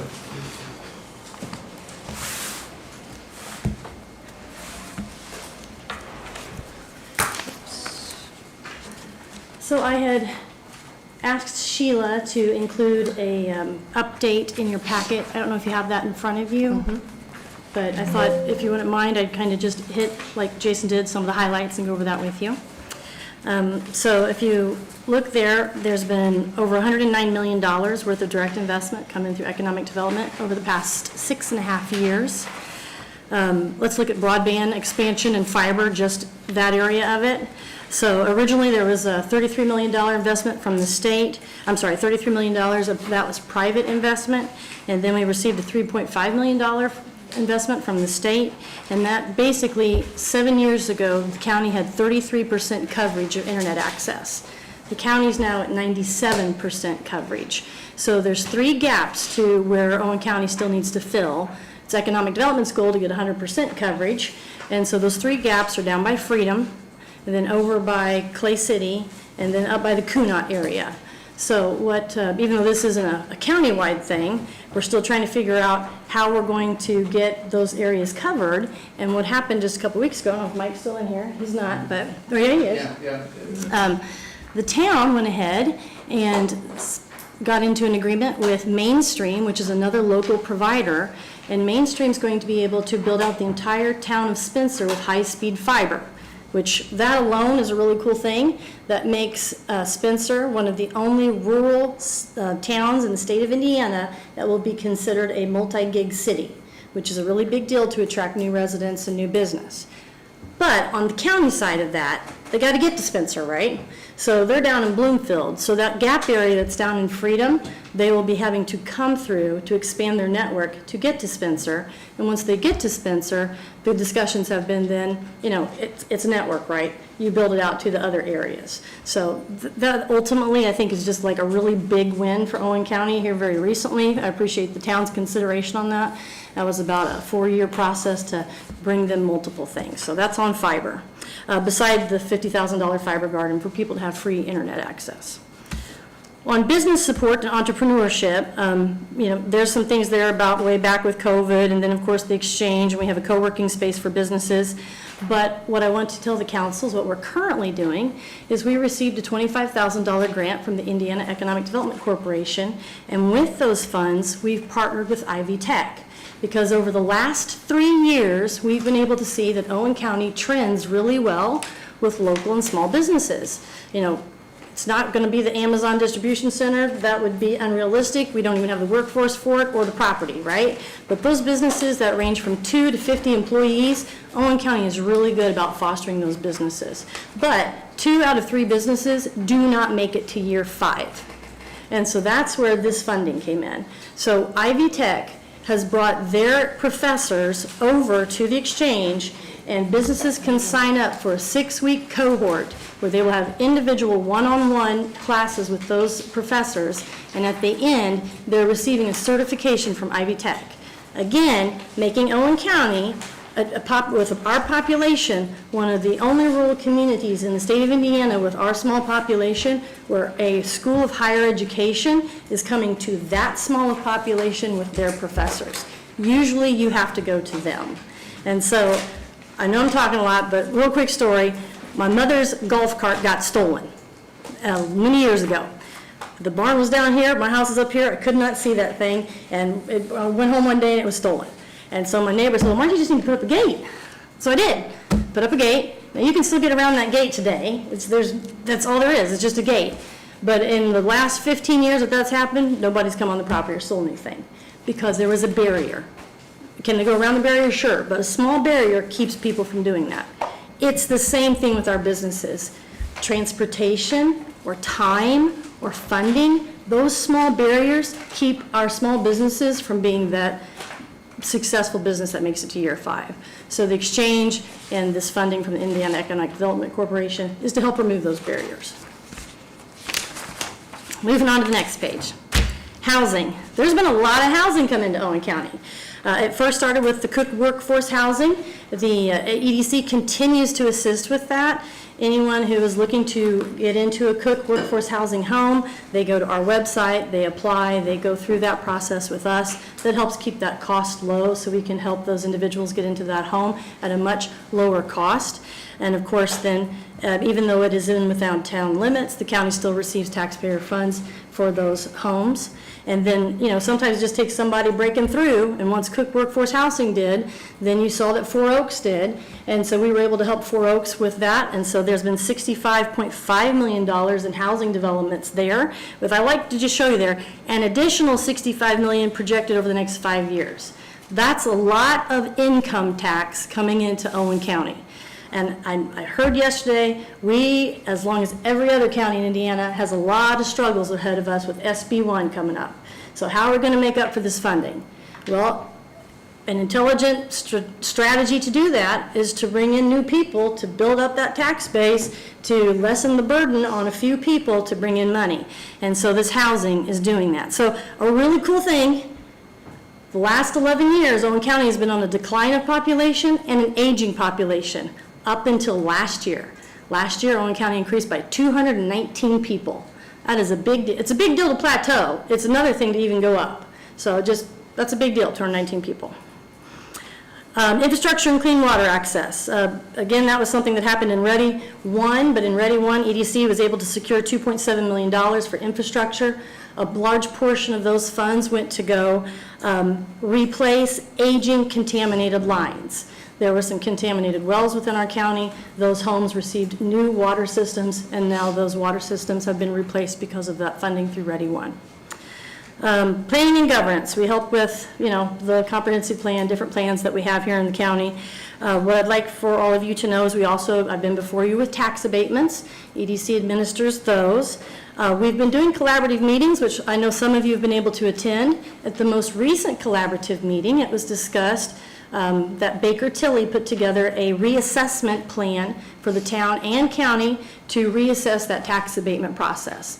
And so that's something that I'm excited about because that's the town and county working together to create a new way of doing that. The reason that happened is because businesses today, we all know workforce is difficult, right? Trying to find employees to come in. So how do businesses continue to be successful and keep everything running? Well, they have brought in automation. And I know that was kind of like something way back, you didn't want to bring in automation because that would take jobs away. But actually with the technology we have today, when you bring in automation, you're actually helping create new jobs. And that's actually been a ding on our tax abatement assessment. And we discussed that that actually should be a positive score on them, because you can look at businesses here in Owen County, like Henry Holsters and World Arts, who have used innovation to bring in more workforce, stay successful, and maintain being here in Owen County. So again, that's another reason I'm excited about that Baker Tilly reassessment. I know, a lot of this stuff is not sexy, it's the infrastructure stuff, but you know, it's important. Community and cultural development, childcare. Last year, the Boys and Girls Club opened the doors for its very first time here in Owen County. And again, sometimes you just need to start and somebody else does it. And then the Chamber and the Community Foundation were able to help open tiny towns. And so as of right now, there are over 400 childcare spots in Owen County that did not exist 2 years ago, because we were able to continue to pull in childcare and look for new childcare opportunities here in Owen County, which again is allowing people to go back to work because they can afford that childcare. Healthcare. Back in 2021, when Councilman Volker was on the council, he asked, Marcy, our small businesses need insurance. What can you do about that? So at that time, we were able to offer through the chamber 2 insurance plans. Proactive MD, which is still in existence, which is really affordable. It's $55 a month for health insurance through Proactive MD for any of our small businesses, including if you're a sole proprietor, which most insurance agencies do not cover sole proprietors. And then we had a very comprehensive plan through IU Health, but IU Health at the beginning of this year said, hey, we're getting out of the insurance business, so all of your policies are going to go to Anthem. So I called them up and I said, well, run me. What's that going to cost me on Anthem? $300 more a month just for one person. And that was just unrealistic for our small businesses. So at that point, I reached out to Vanessa Cinders, who is the president of the Indiana Chamber, because they had a plan for the Indy Chamber, and asked, well, what's the possibility of expanding this to all chambers in the state of Indiana so that these small businesses can do that? And last month, and at the EDC Access, I was able to announce it, that they were able to work that. They ended up not going through Anthem. They have gone through SIHO, and now any of our small businesses around the state, not just Owen County. If you are 2 to 50 employees, you can get health insurance. I know this is a plug, but if you're out there listening, you can get health insurance right now if you go through the Indiana Chamber, and you can get that through SIHO. So I think that's a really cool thing. I mean, again, with the challenges that we have, any way to help local businesses is a big deal. Moving on, we do a leadership academy at the school. Probably one of the big successes from that was last year. I was working with Mrs. Lanham, and one of the students wanted to do something about the park because of the tornado. And I was like, well, let's put it together. So we brought in the Community Foundation, they learned how to write grants, they learned how to make their own website, and I don't know if you know, but recently they just were able to raise all $50,000. The students here in Owen County did this to rebuild the bridge at Wolf Cave. And I'm excited about that, because that just means that people are excited, young people are excited about economic development. Besides that, Which Sadie was a part of, by the way. pardon? That's right. Sadie was a part of that.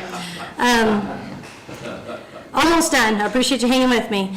Over the last 7 years, we've handed out over 4,300 backpacks. To do that, there has literally been over $70,000 in donations come from this county to make that happen. Those backpacks are filled with supplies. That is not a budget item. That is something we have to raise every single year. And my favorite part is handing out the Happy Meal coupons. It's just awesome to see everybody at that event. What we're currently working on is the Economic Development put in a proposal for the Ready 2. We were not able to get any Ready 2 funds, but the Eli Lilly Arts and Cultural Grants, which there's a $250 million bucket that's going to be dispersed throughout the state. Owen County was the first to put in an arts and cultural proposal, and it's a $4.7 million upgrade to Cooper Commons that will partner very well with the pickleball and basketball court that the town and the Parks and Rec Department have been working on. We won't hear about that until October, but that, everything's a process. Everything's a long process.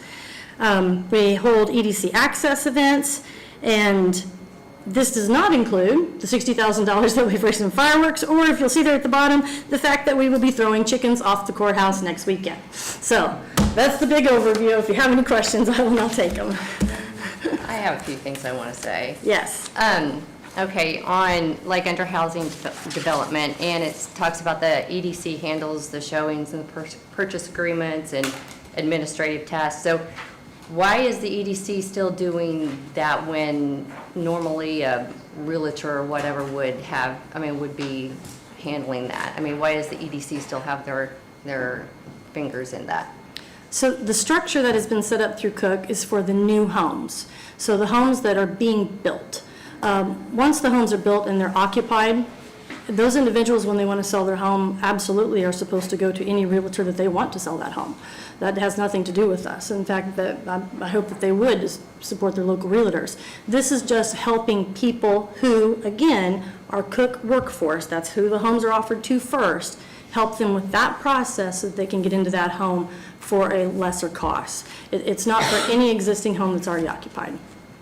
And under the comprehensive plan, I would be remiss if I did not bring this forward, but as we all know, that the UDO I don't think that would be something I would put as a positive, because that's kind of been a disaster. And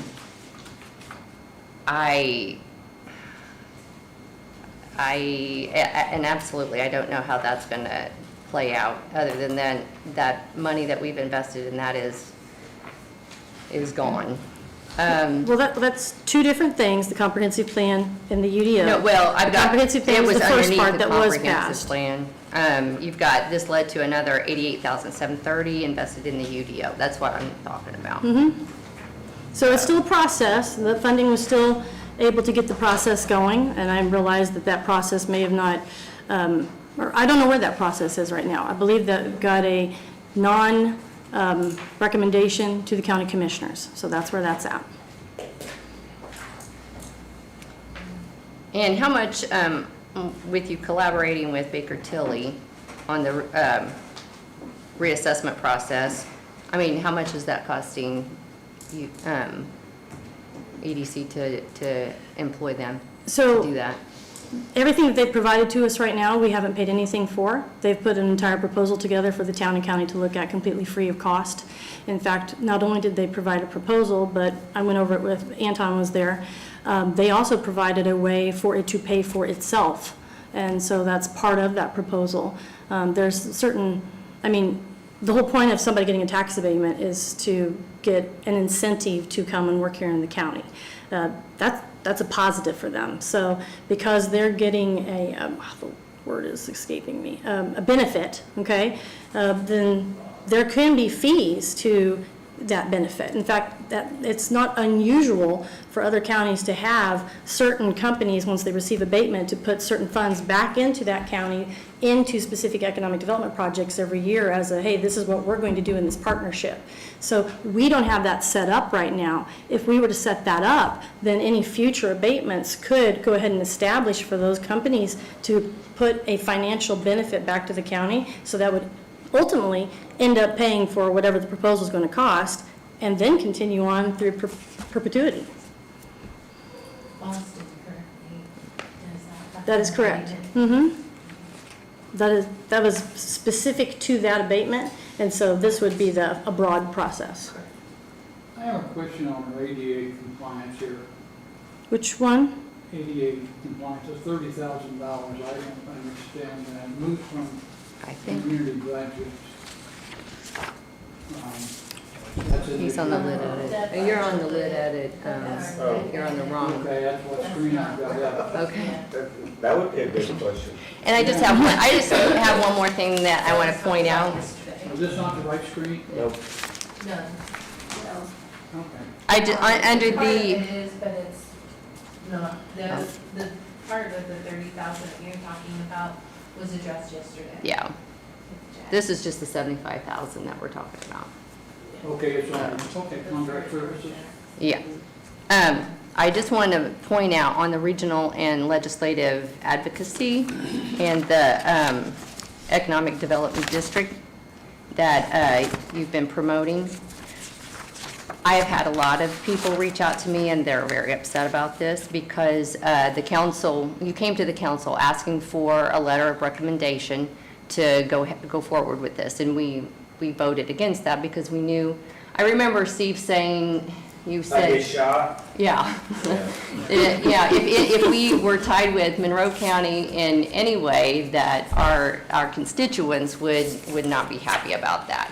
And I have been told that you have had communications with the Ellettsville Town Council and said that Owen County was on board for that, and that's not correct. So I just want to point that out, and I still strongly am against that.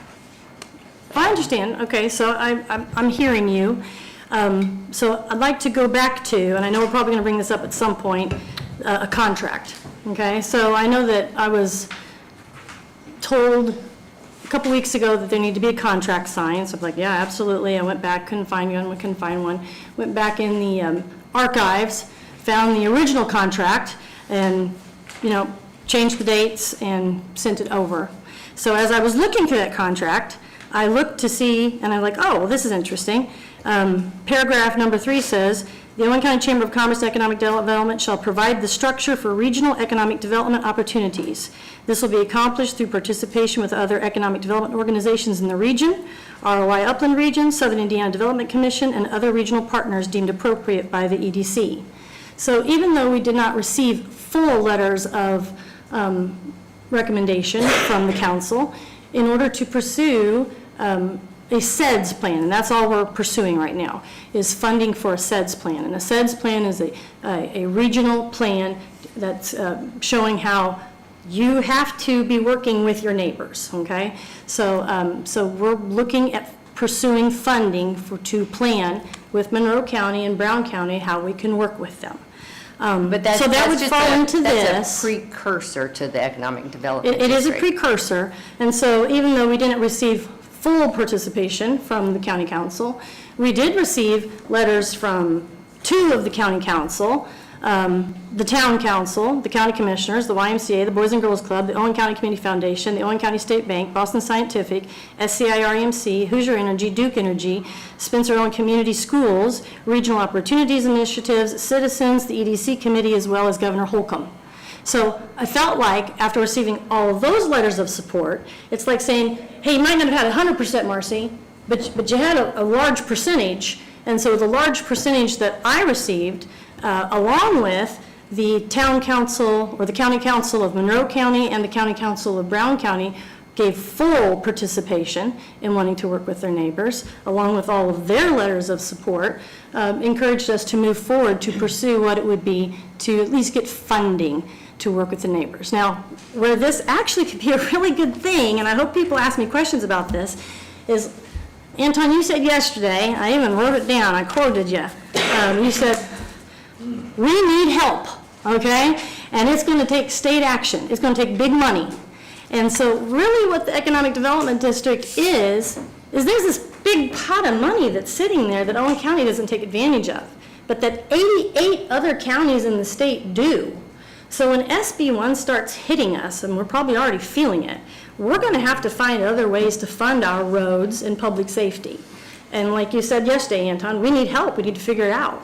So, I mean, I think it's at least worth pursuing this, what the possibility is of tapping into this bucket of money that all the other counties are going to, but we're not going to because we aren't in an economic development district. And the only way you can pursue that bucket of money is you have to show the state that you can work well with your neighbor.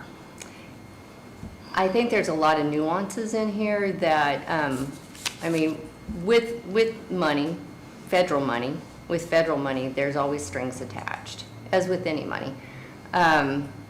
And sometimes you have to look at the pros and cons on, is it really worth, giving up our autonomy? It's, I think there's a lot of, and Norm and I've talked about this a lot. And I've done a lot of research on economic development districts, and I just don't think it's going to be good. I mean, it's not good for our county.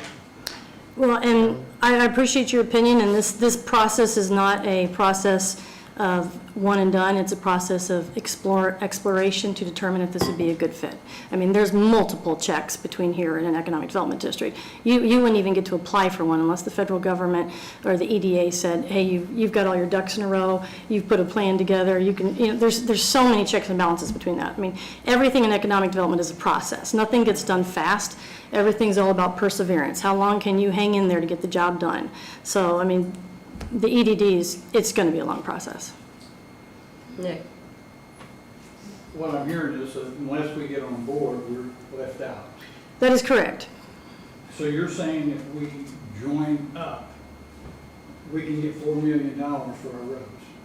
What I'm saying is if there is this money that 88 other counties are taking advantage of in the state of Indiana, but we do not have access to it. Owen County cannot use one penny of it unless we are in an economic development district. Let me say something. When you have an economic development district, you have a committee of sorts, and they're not an elected committee. And it's a committee made up of people from Brown County, Monroe County, and Owen County. And they determine who gets what. So, and I've looked into it, and on some of the codes that I have that it stipulates that it has to do with population, that how you're represented. So Monroe County would be represented heavily in that committee versus Owen County. So just because you... That's not a true statement, Polly. Well, I've read it's not a the true code. statement. The committee would have equal representation. Those individuals on that committee do not decide who gets the money. Those individuals on that committee decide. Send me the link that tells me I that can. for sure? I'd Okay. be more than happy to talk and answer any questions about it, but the people on But that I mean, I committee want to see it in decide black and white. what different things would align with the SEDS plan in order to access those funds. And then your phrase about population does matter a little bit, but it's not based on population. What the population figure is, I mean, Monroe County's got more money than Owen County, right? So if they wanted to go for a road grant and Owen County wanted to go for a road grant, we still could go for our road grants, but there's going to be like a 5% match. Well, their population's going to be able to get their 5% match a lot better than we're probably going to get our 5% match. That's the only reason that population's there, is because you still have to do match funding. So there is counties that's getting money for roads. For roads, for public safety, for all kinds of different projects. Because they're in this combination with other counties. That's right. So And you're you have- saying because we, the council, have not signed off on that we're not benefiting? No, it's not just the council. I mean, for the existence of Owen County, we've never been in an economic development district. So, I mean, it's just not something anyone's ever pursued. So I think Holly made a statement, we could be not represented fairly. If there's a board put together by population, and Monroe County has their population, they have 27 people on the board. The board's not put together by population. Each, Is it 3 from each county, or what? it would be 8 from each county. 8 people from each county represents the county on that board. That's not the way I read. You sent me some, Norm, you sent me some information. There's 8 people that would be represented from each county There's on a that board. there's a certain amount from each county, but then it also was contingent on, like whether you had incorporated or your towns over a certain amount, and then that they had so many representation. I can't remember, I mean, I've gone back, I read it over and over, but on that link you sent me, but I've not been able to. So again, as part of that process, I'd like to offer to the county council, Darren Fleener, who is the representative for the Economic Development Administration over Michigan, Ohio, Illinois, Indiana, and Kentucky, has offered to meet with all of you and answer any questions you might have about the EDA or ED. Can I ask one more question? You're saying if we come together in unity Is there a certainty that we're gonna get some money for our roads? You have to pursue it. I mean, the bucket's still there. I mean, if you don't tap into it, I mean, you could still have access to it, but unless you decide to pursue right now, like the EDA has a disaster grant, okay? So let's say your town's been hit with a lot of flooding, okay? And you want to get some funding to help with that flooding. Well, you can if you pursue it, and if you don't pursue it, you don't, And you you just have pursue, access. that's the avenue of pursuit, by who? Commissioners? Chamber? So Council? that's where the SEDS plan, and I'm gonna get into an EDD thing here. I don't know if you want to, I can keep going on this, or we can get back to budget, but the SEDS plan is a plan that is put together by the people in that steering committee. So there's 8 people represented on each county. They start conversations and discussing what areas do Brown, Monroe, and Owen County have that are unified. I mean, it can't just go for anything willy-nilly, okay? It has to be areas that our region works together on. Well, one thing we have in common is State Road 46. It's a transportation corridor that our workforce uses multiple times a day to get back and forth from their jobs. So if there was something that we wanted to pursue that aligned with what was in the plan, then you could pursue that funding. But this is all under the umbrella of the federal government. So I mean, it's not state-controlled funds, it's federally controlled. It's an option.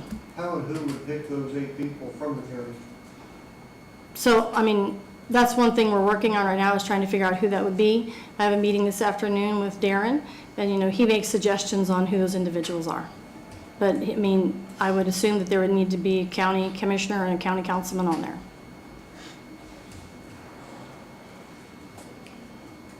Back to the budget.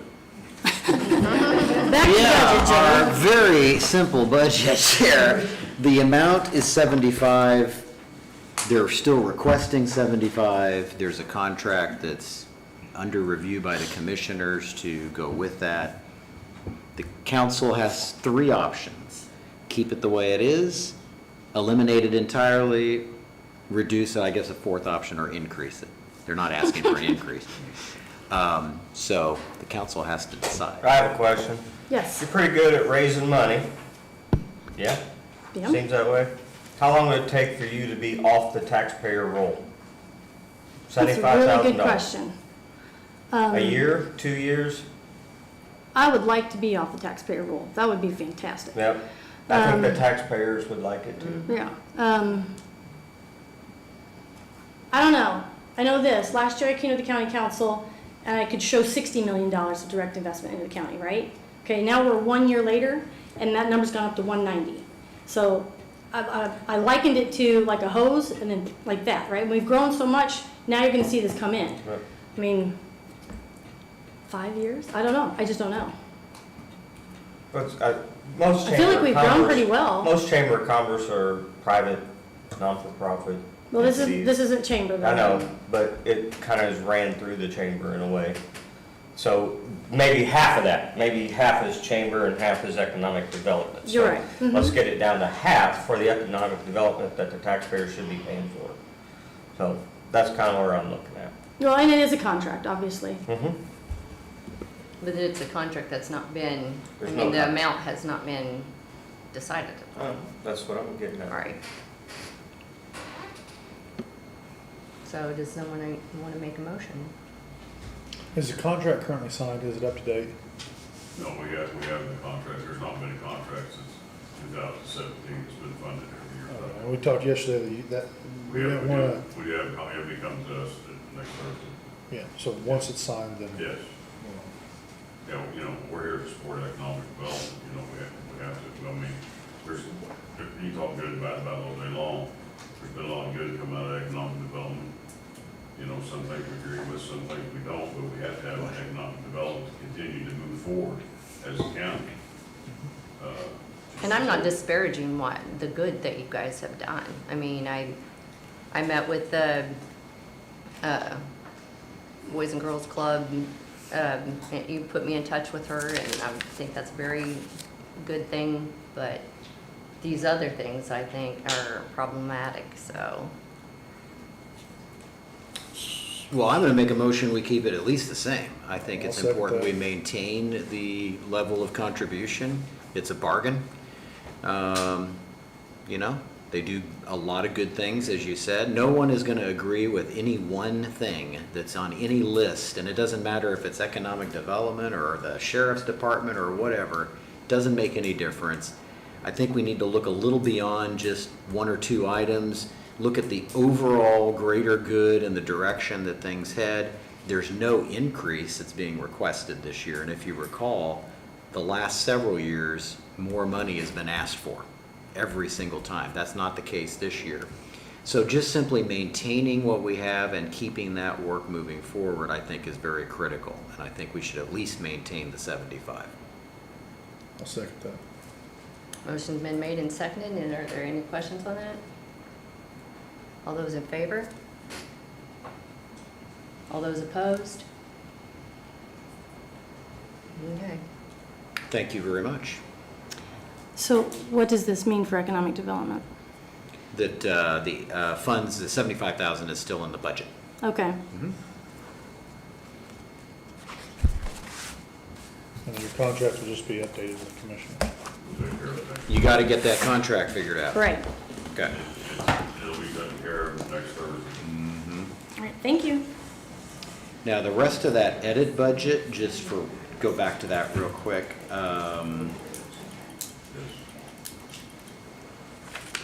We had discussed this at the end of the day yesterday. I don't think there were really any other changes, but we were looking at 30,000 for the ADA projects. That's the year 2 of 3 and dealing with that. Contract services, we just did. Group health insurance, we're gonna have to increase to at least 500,000 because of our 10,000 per employee increase. And then the grant match for community crossings, we need less for that, so we put it at 250. So I have $855,000 for that fund. So.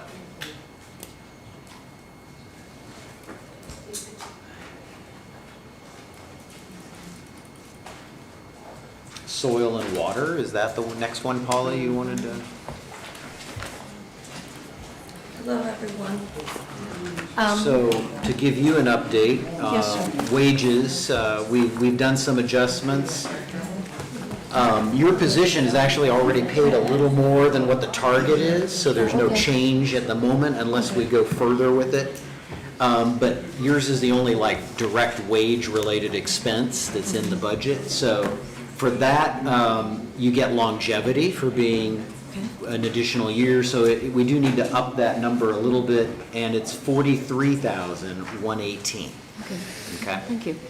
And then your FICA is 3299, and PERF is 4829. So that takes care of the wage part of her budget. Thank you very much. I appreciate that. Last week, I had sent an amended package. Did you all receive that?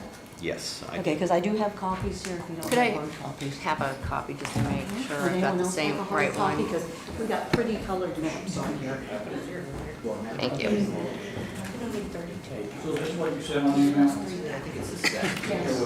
And actually, I only made 5 because Beth told me I only needed to make. No. Now, wait a minute now. Is she here? I'm right There here. you are. I told you to make at least 10. Another tree. Do any copies? A couple more. Well, Here, give it to those 5 and donate, Tom can share. there you go. And then I make. Yeah, I've got an electronic copy, so do you need a physical? I know. I'll beat you up after this. See how she treats me. Well, first off, I want to say thank you to the council for giving me this opportunity, this wonderful workshop, as I view it, and a chance for discussion. I know that we are both in different financial circumstances. Things have changed, but I did just want to share that to you. I would also like to thank the council for your ongoing generous support to Owen County Soil and Water Conservation. Most notably, your 5,000 contribution to our Lair Riverfront Restoration Project. Because of your commitment, you encouraged the town to come up with a $5,000 match and the Owen County Community Foundation. It started with the council. Because of you, I have my match. This will happen, the riverfront restoration, which is for the betterment of my path and for the county. It's supposed to start in November, and it's going to be very exciting, so thank you for coming through for me on that. Perhaps even more importantly, your additional $5,000 3-year commitment, if you remember that from last year, for contract services budget. That I know that was in response to an NACD grant, National Association Conservation Districts, 3-year grant, and you committed $5,000 per year for 3 years to that person, and I do appreciate that. There's my technician right there, Amy. Say hi. Hi. I'll make this brief because I know that this is, you have a long day. But I would like to share briefly some of the highlights of what has Owen SWCD done for your county lately. The number one thing, and you'll see copies of the maps on here, practices. Owen has one of the top BMP, which stands for Best Management Practices, reported in the region. We currently have 617 active practices reported. Well, actually, that's for 2024. That's an increase of 7.3166% over the past 5 years.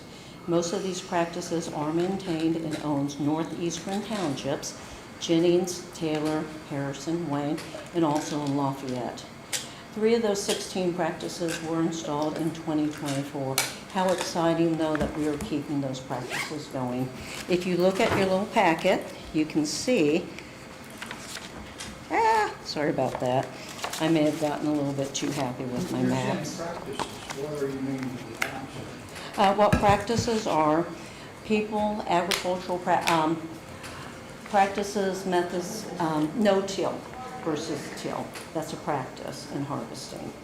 And maintaining. Till, yeah, that's considered a practice.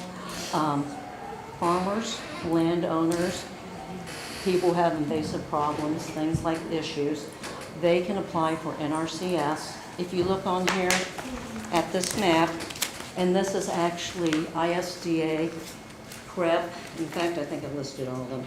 CRP, CREP, CSP, equipped, CRPP. Those are the applications that are reflected in this. I have those outlined on another worksheet, so we can go to that. Is that federal or state? That's actually both. Well, actually, that's federal because NRCS is USDA. ISDA, Indiana State Department of Agriculture, that's state. So it actually consists of both. And the fact that the USDA has been cutting back a little bit on the programs, Owen County is taking advantage of these programs. When I started in 2023, we did not have a designated NRCS district conservationist assigned to just Owen County. I asked and said, hey, how do we get one? USDA said, well, you asked, so you got one. Her name's Erin Basinger. She was not able to be here. She started in 2024, a little bit later in 2023. Owen County has her own designated person. I will share right now the climate in USDA and NRCS. They're doing a reorganization. They're reevaluating all the counties, and they are combining some district conservationists to oversee multiple counties. Erin, it was decided, and we learned this month, Polly was at the meeting, she is keeping her job. The USDA thinks Owen County is worthy of still having our own district conservationist. Her office has to be in a federal building, so it's actually in Putnam County. She has a room in our river house, and she is down here all the time. Technically, she's up here. She's supposed to have her desk in that USDA building in Putnam County, but she's down here. And she has signed up so many people, and we've had such a return and a commitment to maintaining the practices. Again, the federal government, USDA, said she keeps her job. And Google it, talk to your RCS persons. People are losing their jobs. things are being reorganized. Thank you. And that's why I wanted to share this map, because that shows you yellow's good. That's where a majority of our practices are. I will share that I get a lot of phone calls from Quincy area, Quincy and Freedom. And so that's very interesting to me, but I just want to share that because we do keep a tracking on that. As I go on, so that's probably our biggest thing. If you look at the sheet, let me go ahead and finish reading this, I apologize. These practices are funded by federal awards, I told you that, and state awards, obtained and assessed through SCD districts. Well, you don't need to know that, I'll hurry.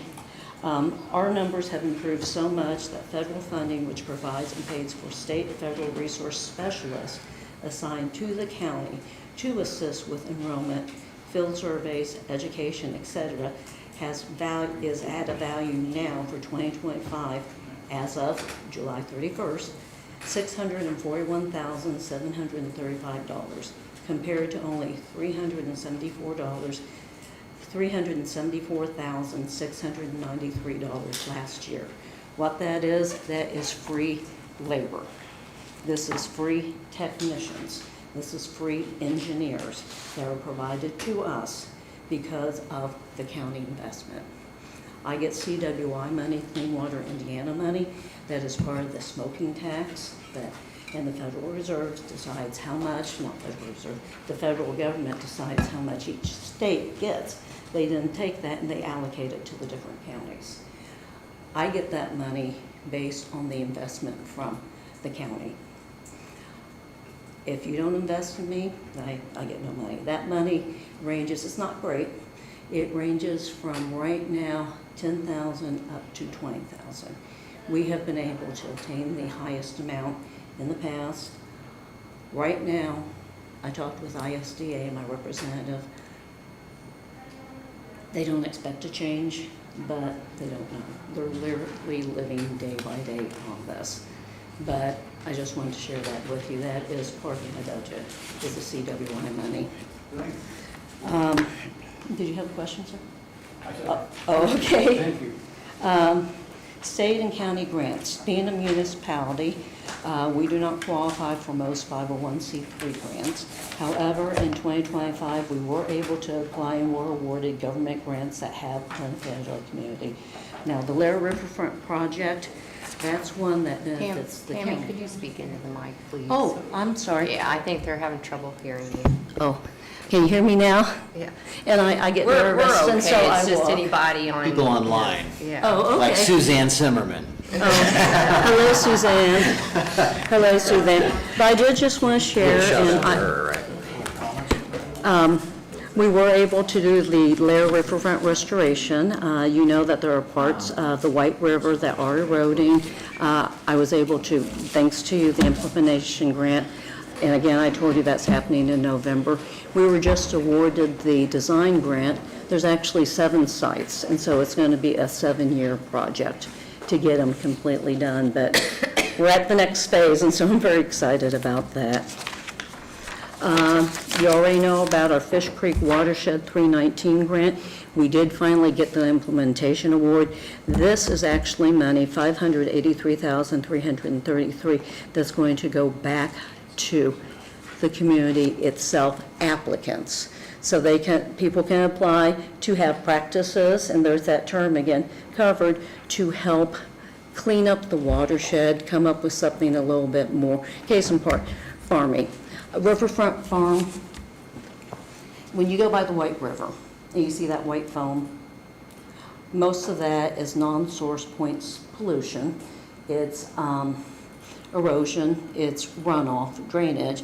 A lot of it is from farms that are farming right up to the riverbank. And you're not supposed to do that. You need to have that buffer.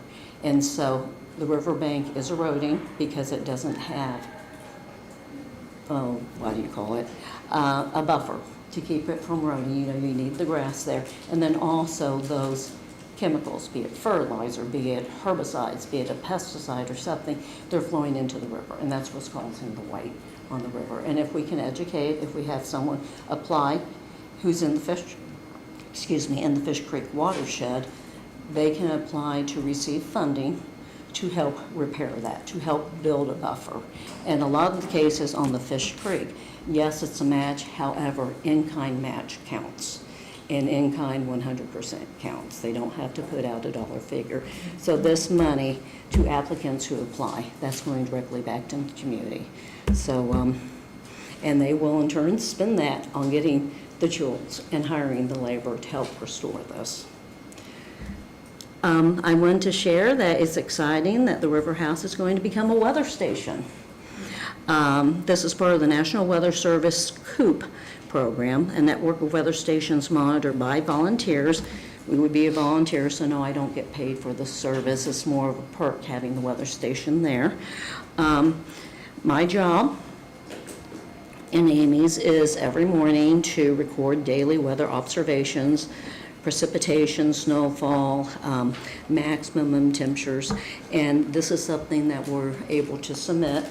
This has been reported for, oh my goodness, since the 1800s. And so this keeps up the historical data. They reached out to us. They were at the waste management station, but they wanted to get close to the river, especially in light of the flooding.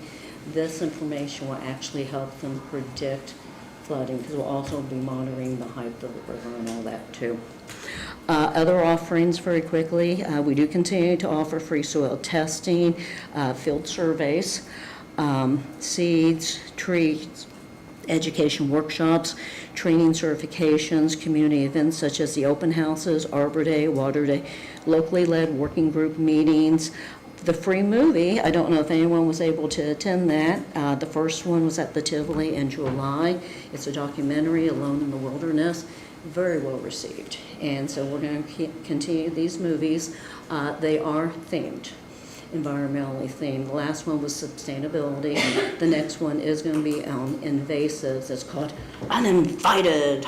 And it's going to be around October, so it'll be fitting. I wanted to share that for the community. Owen Soil and Water has become a welcoming gathering place, providing educational, technical, conservation, and financial assistance, helping solve and manage soil and water quality problems, forestry, agriculture, and invasive concerns. We are endlessly working to help the community become better stewards of our sweet Owen County, creating together a healthier environment for ourselves, for our neighbors, and for future generations. Simply put, improving quality of life naturally. And because of the support of the County Council, we are making a difference. I will share that I know that you had sent out the email saying there are some restraints, don't expect increases or things like that. Try to get creative. Try to figure out ways where you can save money and all. I will share that in 2023, when I first started, right off the bat, I saved $2,000 on our utility bills. Simple fix. When it was set up, it was Comcast, that they signed with a special program, like $1 a month for however long, and then because we've had a change in employment, no one caught it.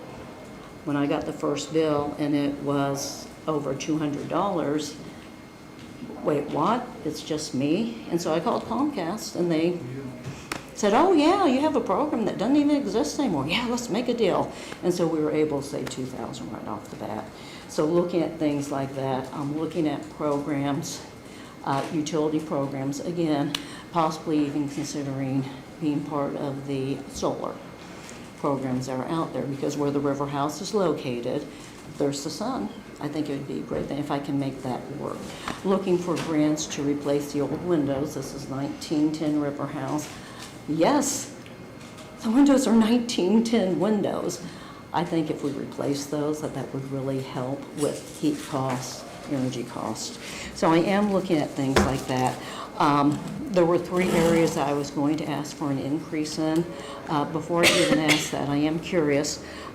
You mentioned edit, Anton, and I was researching edit, and it may be too late now. Economic Development Income Tax Fund. We are economic development. Owen County Soil and Water, we are an aspect of economic development. Yeah, and just for clarification, that, it's in name only, it has nothing And that's why I specifically to do with understand. economic Okay. development. And Just want to that's- make sure we don't confuse Okay. folks, yeah. Well, the reason why I But brought yeah. that aspect up is when I researched it, because I knew that wasn't part of the Marcy realm. It appears it was established in 1987. It appears that there are some maybe conditions for allocating funds from this balance. And one of those is operating expenses of a governmental entity, which we are a governmental entity, municipality, that plans or implements economic development projects. And I talked with my ISDA representatives and with Gateway, because I do know that there are soil and water districts that are funded through this county. I found that out. And those who are, that's something that has to be reported to the State Board of Accounts. And I'm sure that Pauline and Anton are familiar with Gateway. Okay, that's the reporting. And there is a section there that if you receive monies, that you do need to report that. And I did confirm that, yes, we are part of that. We are defined as an economic development source. Ours is in agriculture. A lot of districts, they actually handle the wastewater management. Right now is your building department, and the reason why is because I'm not certified. I'd be happy to do that, but Suzanne, when she was there, did a really good job. Is that something that I could look at as a funding source for our operation, not the personnel aspect? Or am I, because I'm trying to think of ways to work things out that would make life easier for the council and for the community, because there are some departments that would not, in my mind. I don't know, are there still restrictions or conditions to utilize edit? We do not budget operational, really, employees, staff, or anything out of that anyway. Okay, now, I knew And the it's gonna go employee away in a staff, few but- years. Okay. It's gonna So be don't even worry renamed and about that. restructured. We only have 4 line items in there. They're all large Okay. for the most part. Okay, well, I was hoping I could make that work, I guess not, so, like I said. To be I'm honest, gonna doubtful. read it. Your budget's not that big anyway, and the requests aren't that big. I think it's a bit much to Okay. delve into that. Okay. For what we're talking about here, just to keep things simple. Bottom line is, you're wanting 10,000 more for contract services, Yes, sir. and you're wanting utilities in here. And then the other one is also insurance, Yeah, liability and insurance. the liability insurance. I mean, And- that's the bottom line, and whatever the council wants to do with those items, Well, may I share Yeah. one thing quickly? And shame on me for saying quickly, and this has not gone quickly. Okay, regarding the contract labor. The reason why I'm asking for a $10,000 increase for 2 years, again, our agreement was for 3 years, for $5,000 a year, and then that would end, because that would match the end of my grant. That first year, soil and water has exploded. Amy is doing a freaking amazing job on outreach. We have grown to a point where, and she's just part-time, she only works 20 hours. I would like to pay her for 35 hours. Something else that's coming up, and again, I said 2 years, because this is in keeping with the grant. After that period, I'm gonna have to figure it out. Something else that's come to my attention, Purdue Extension, they are doing a reorganization. My understanding is that every county in the nation is required by law to have an extension office, and that goes back to Abraham Lincoln, is my understanding. That being said, just because you have a building, you may have one person, but like our extension educator, who is Jim Lazar, who's now retired, they're combining Owen County with other counties. It looks like Sean Huss, you remember Sean? He's in Greene County now. He's going to be absorbing us. That being said, he's in Greene County. We are fully prepared to take on additional workload. We know that there are trainings, certifications that farmers are required to have if they want to use pesticides, herbicides, and things like that. We are now working with Sean and partnering with Greene County so that we can offer them here at the fairgrounds, because that's a wonderful location, but that's something that we've not done before.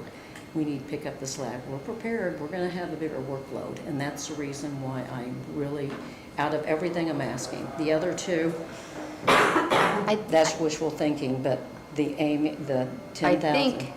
I'm sorry, but No, I yes. think Jim covered more than one county. He did. He was also in Clay. Yeah, he was And Clay. he had a and girl, yeah, in fact, if I'm correct, it was just two. It was Clay, the office in Brazil, and also here. So that is correct. Yeah, and to talk on this, we just talked with Extension, Right. and I had asked the question, has there been any changes in your operational capacity, your Right. operations? They say no, that there has Right. not been a change. At this time, there has not, So, but yeah.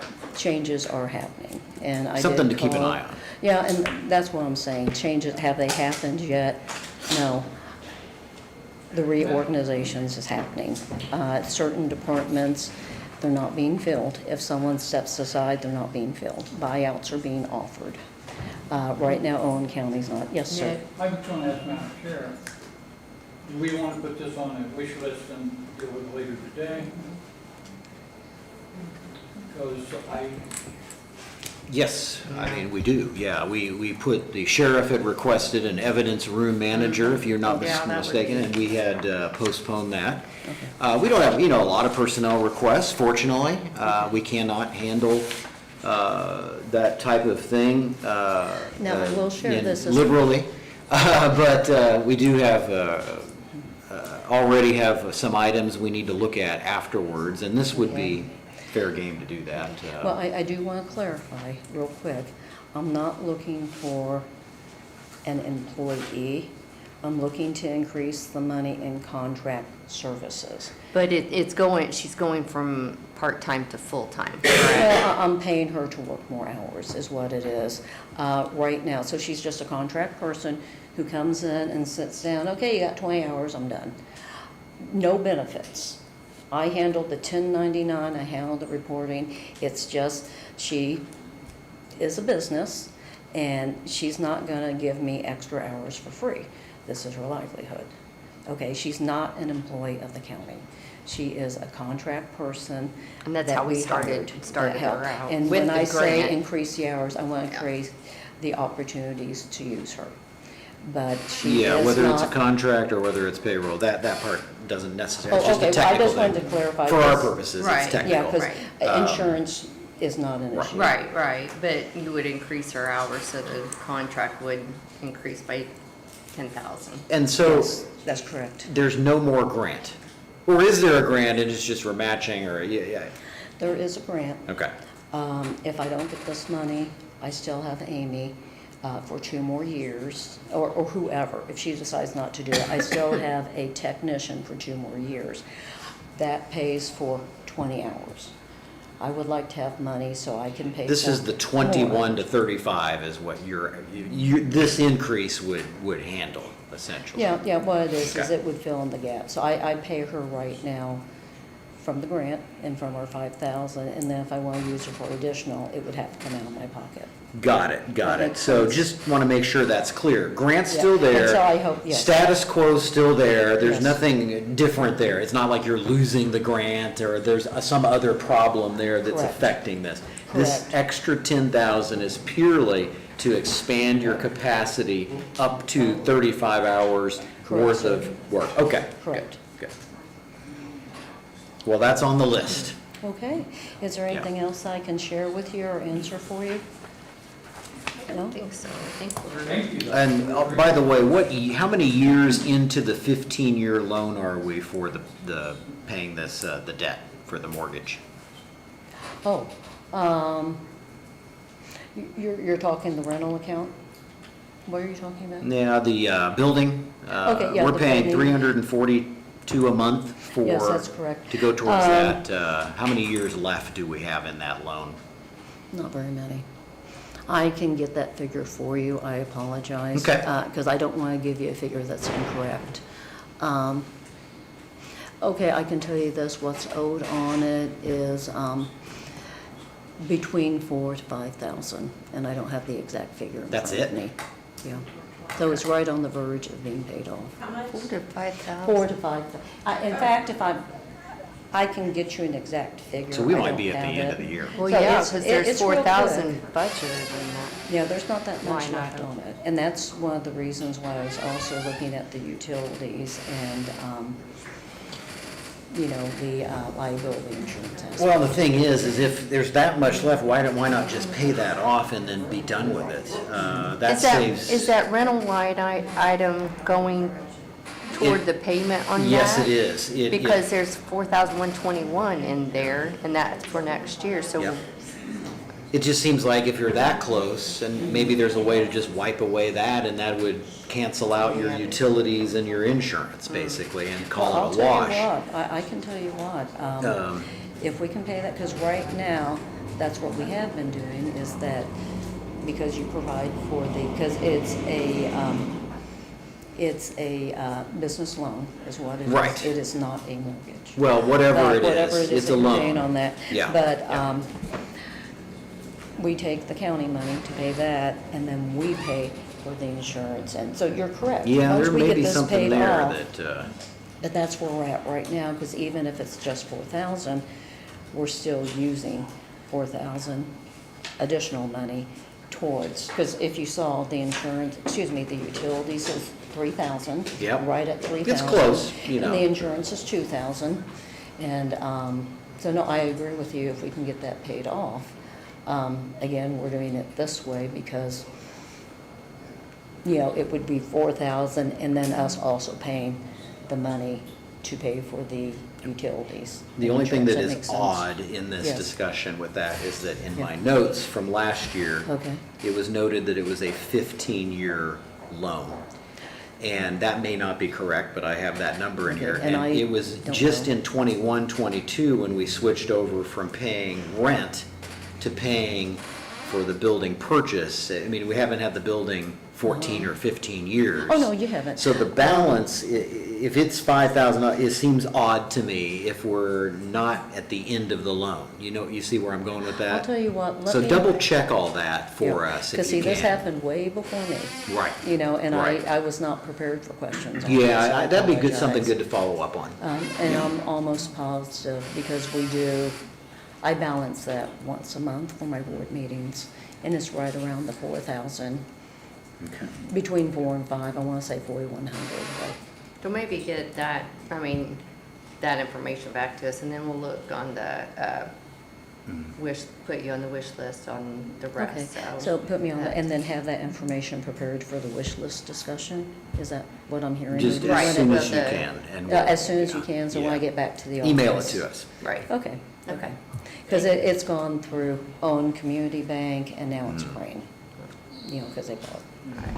I think Okay, yeah, I'd be happy to get that too. Good. That's all I had. At the moment, let's just, if we assume it's kind of left as it is, as she's requested in the wage stuff, I'm coming up with 87,647. 80. She had utilities and liability. Thank you, appreciate it. Yeah.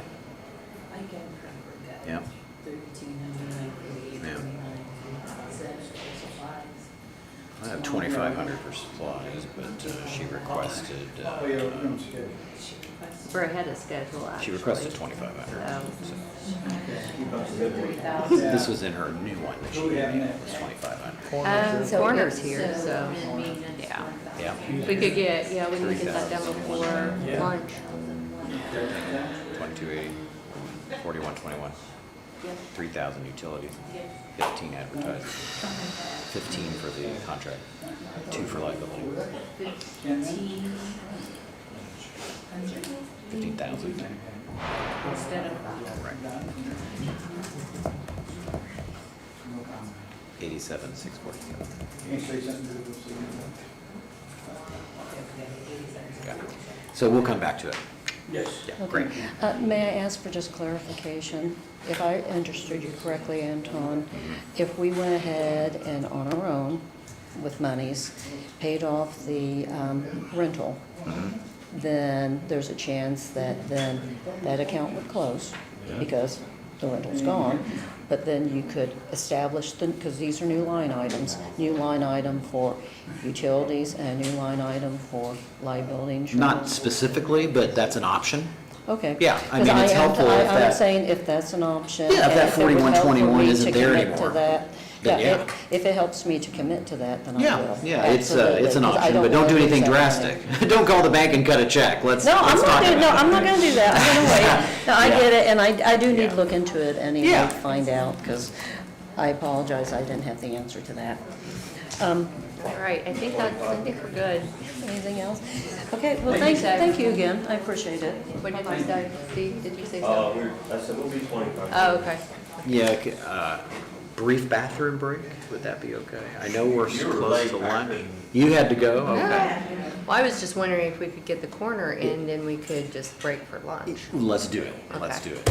I got touch for The you. coroner has 30 seconds and counting, so. just say yes.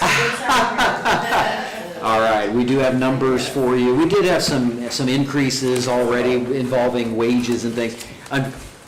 We were a bit aggressive in elected official pay the last couple of years, and it turns out that pretty much all of the elected officials are above the target anyway at this point. Yours is included, so there's no change for the coroner's actual part, but we did have some pretty big increases here the last 2 years.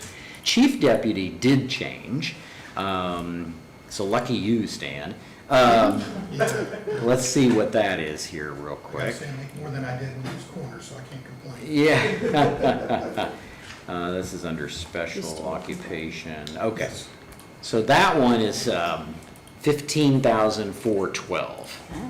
You're buying lunch Is that total with longevity? That has the longevity in there, that has the recommended minimum. Okay. Yeah, Throw a party. Yeah. yeah. And then we need to look at the part-time then. Are you still looking at the same kind of caseload?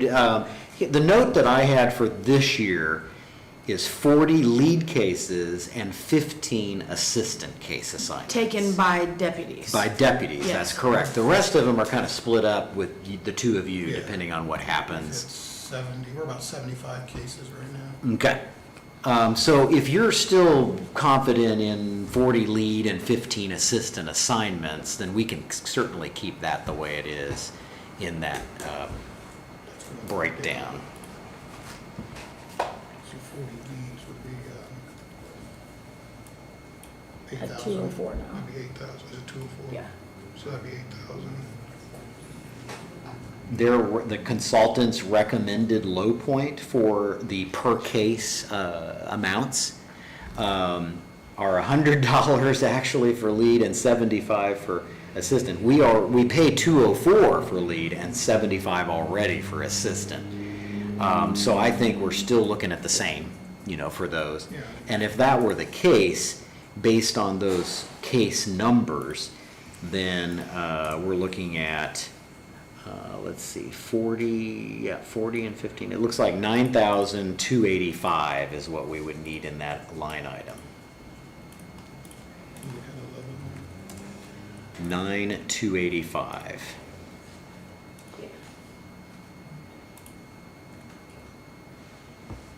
I would my recommendation is just make sure you double check your case numbers and your projection. I know it's a bit of a shot in the dark, but, looking at averages over the last year or two and how it ended up actually happening, just make sure, because if there's any tweaking that needs to be done there, we can do that. But for now, it needs to be a little higher than 25 at that 9285 figure.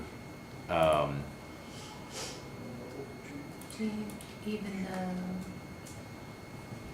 What are they charging the drug talks now? 2,200 plus toxicology, And the toxicant range from anywhere from $300 to $1,000. Depending on what's what we done, run. right? depending on the isolations, yeah. So FICA and PERF, let's talk about that. PERF, I think, applies to the coroner, if I'm not mistaken. Correct. It's not applying to Not to me, no. chief deputy. Okay, so that is 3245. FICA, however, does apply to both. the regular deputies, they're all, those are per case, are they 1099s? No. Or how are they? It's still a W-2. So we do need to figure FICA? Okay, just make sure we're good there. So we'll add that in. So that's 4,105 for that part. And really, other than the autopsies and a little bit of supplies, those two line items were well, it looks like mask gloves, other supply stuff, tires and tubes. I guess there's a little bit of difference in multiple line Yeah, items we there. went Just through and crunched the slightly. numbers and accounted for just increases that we've Cost. seen in cost, yeah. Okay. Autopsies is, of course, the biggest. Surprise, surprise, right? Right. Is there anything the council would want to change or modify, or are those numbers good?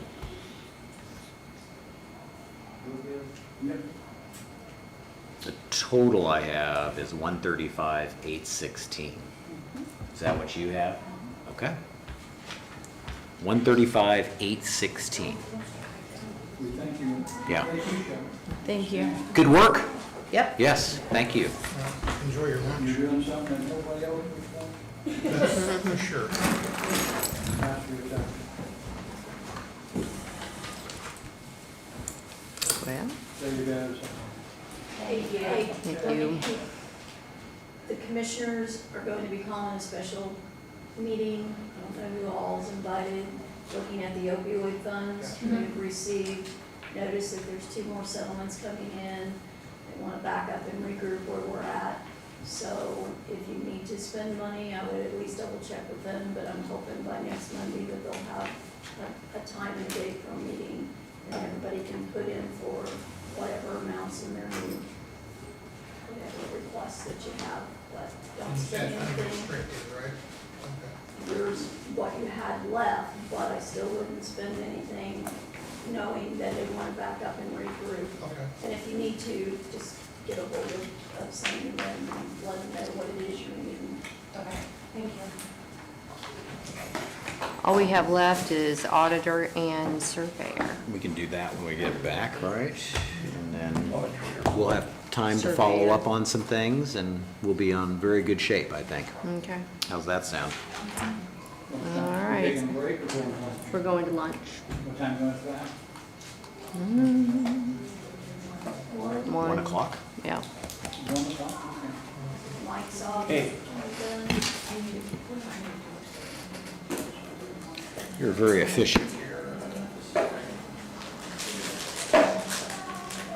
Kind of schedule-wise, I kind of like having the good stuff on day one, because that's really where the bulk of the money is and some of the big decisions. It kind of allows more time to read it and follow up the next day.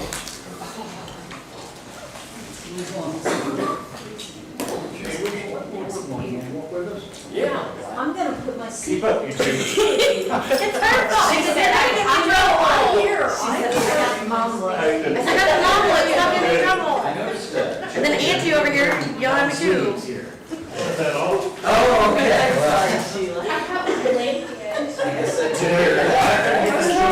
use that one. I promise, I'm still taking notes and writing everything down. She's doing good. Anton, do you have a lunch date? what's that? Do you have a lunch date? I'm thinking of going to Main Street. Well, I had a question for you. Okay. Not that I was inviting you to lunch, let me clarify. I was, okay, wait a minute, yeah, well, I take you up on your. Let me clarify. Yes. I have a question that I can Yes, ask you when you let's get do back, because I want your computer. Okay. We'll need your computer. Okay. So, we'll do it when you get back. Sheila, you'll walk up. Gotcha. Your email, right? Yeah. It'll be all locked up. Now, I'm sorry, I still just can't get past. Listen, it was either that or wash dishes, and you took care of me.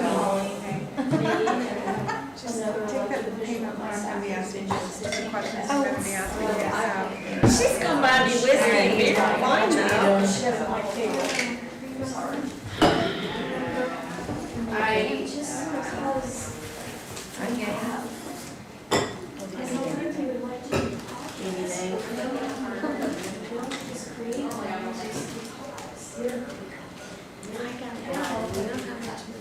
we still have all affiliations to put in, the auditors to put in, and change anything else, and then we're sitting with.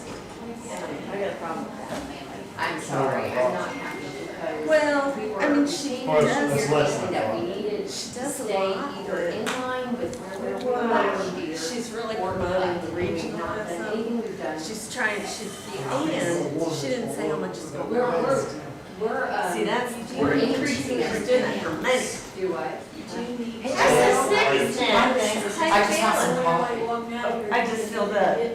What they walked out here. You just what? I just filled You up. guys can still make changes, they're gonna be forced to make changes. There wasn't any left over And yesterday. because you think, well, hey, I'll do this and this, and Oh, there's a you box should left. raise I just opened that.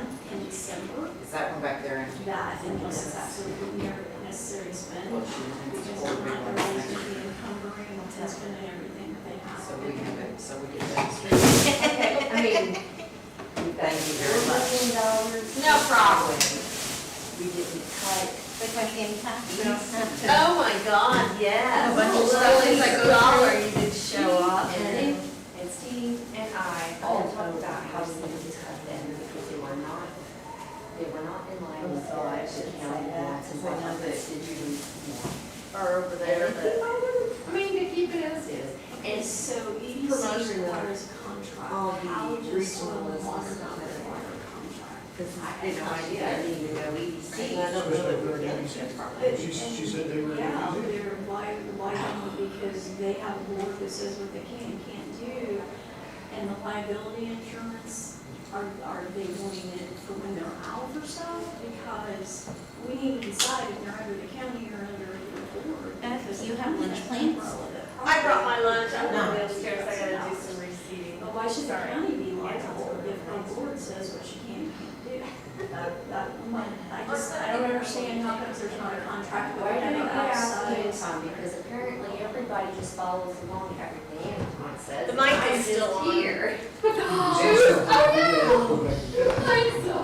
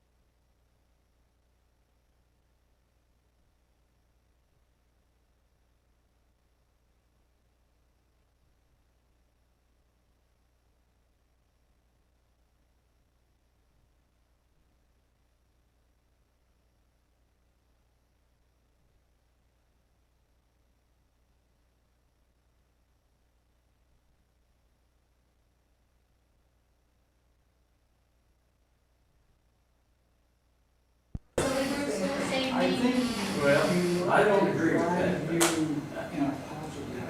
I didn't see.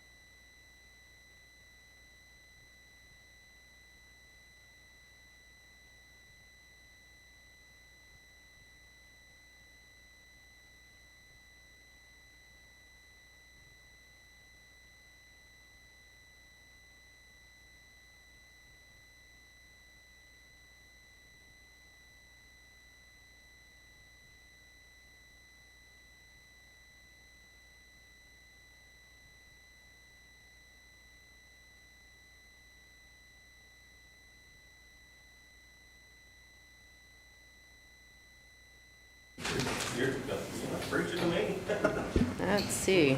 All right, we are back in session.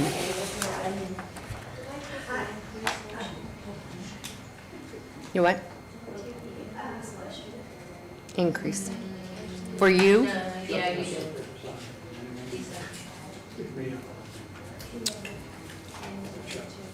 So are we ready for the auditor? Yeah, we're good with All right. numbers, some numbers here. Okay, hold on just a second. Whenever you're ready on that. Yep.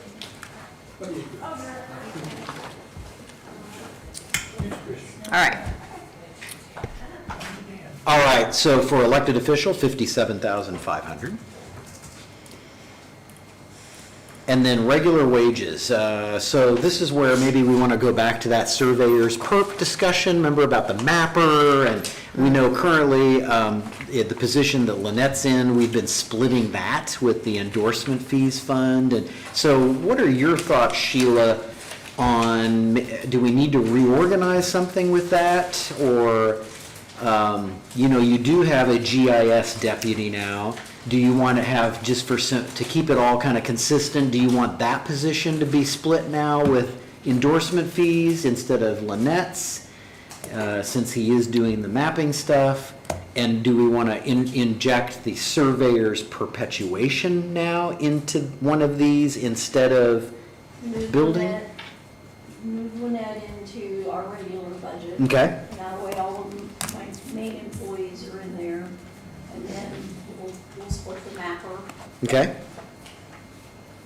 And it's easier to track that away. If for Yeah. some reason the commissioners decide to pull the mapper out or whatever, then it can go, and we're still good on ours. So we're just going to switch which position is getting the split. It's probably not going to be a big difference financially. Is the 75-25 split still good? Okay. And then what about surveyor's perpetuation? How do we want to tackle that? We still have to determine, I guess, whether it can be used for the building department or not, right? But Suzanne said it had to go with mapping. That was the only reason that it had gone in there. So if we need to verify. so maybe hold off on that part for now. What do you think? Okay. Just kind of go back to the perp fund for the surveyor later? Okay. It'll either benefit building or it'll be benefiting auditor's office, depending on the. Suzanne, come up. Suzanne, if you're listening. We know you're listening. Oh, my. All right, so for now, just thinking about dollars here then, we're going to take the chief deputy auditor, and that's 55,421, okay. And then we're going to take 100% of that one, that one, that one, right. And then 75% of this one.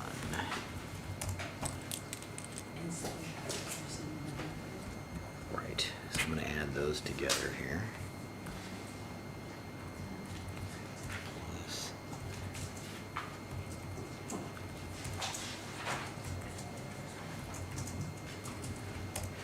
All right, 252, 243. Let's see how that works here. Yeah, 252, 243, okay. And then that makes FICA 23,695. 23,600. Uh-huh. It makes perf 34,691. And then everything else in this auditor's regular budget, except a little more for registration conference, a little less for travel, kind of, that part kind of evens out. I've got 399,620. Does that, we match? Okay. And on the endorsement fees, we have the 25% part of the GIS deputy. So that's going to be 9,004. Oh. Sorry. 9,486.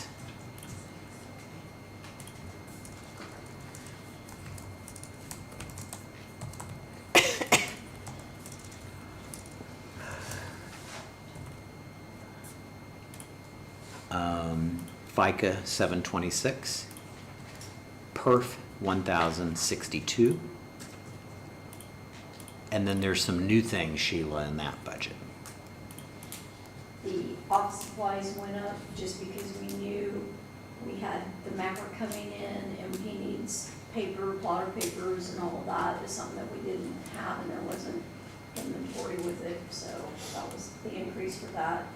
The official records, again, our books are, we've got to get some more scanned down there.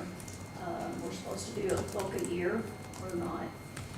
We haven't done it for a couple of years because thanks to Loretta and Recorder, there was a bunch of them done, but I'd like to at least kind of keep going with some of the projects if possible. And again, the registration and conferences, because I combined the two of them or split it. Again, we have new GIS, new training, places for him, working with the other departments.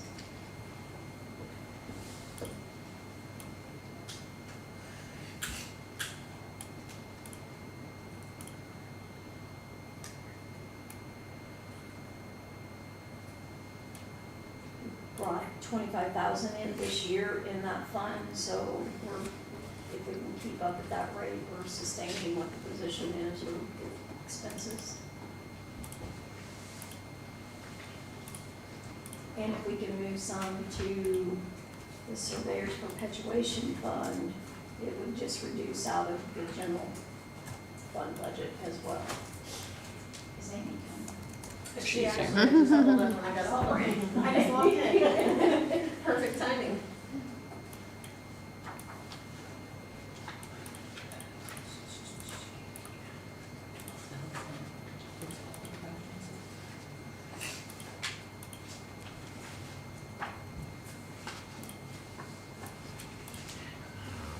And then for the total there, I've got 15,774. Yes.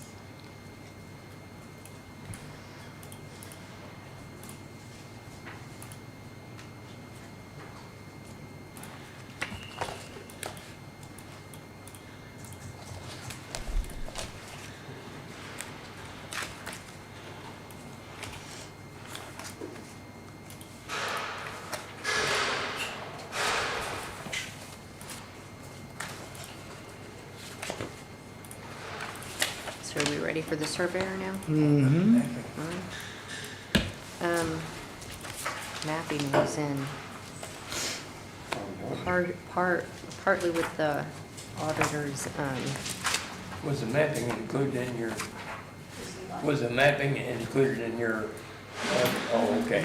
75% is in my regular general fund, and then 25% is in the mapper, or in the endorsement fund, but it might move some more out of the regular one into the perpetuation fund. Oh, okay. surveyor. You ready?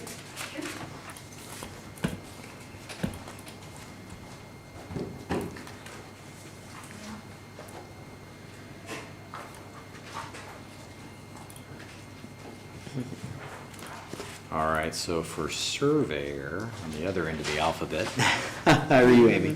Good, how are you? Oh, not bad. Hello, everyone. So surveyor is 28,800. FICA 2203. Perf 3226. And then $500 for travel. Same. 34,729.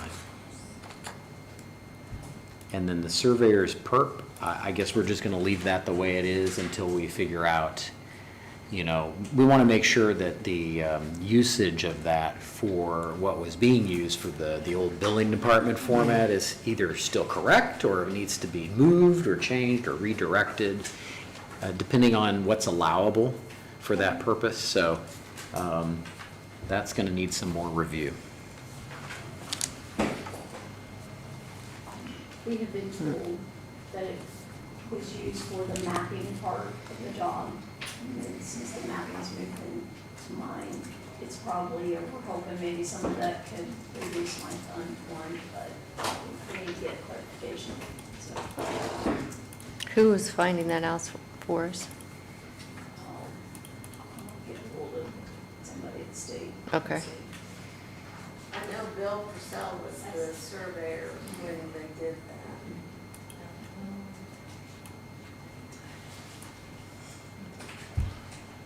So, is that, are we finished? Yeah, I Okay, think that was quick. easy. All right. I wasn't sure what I was doing. Thank you. Thanks, Amy. Yes, I'm sorry. Have a good day. Bye. They removed this. That's it.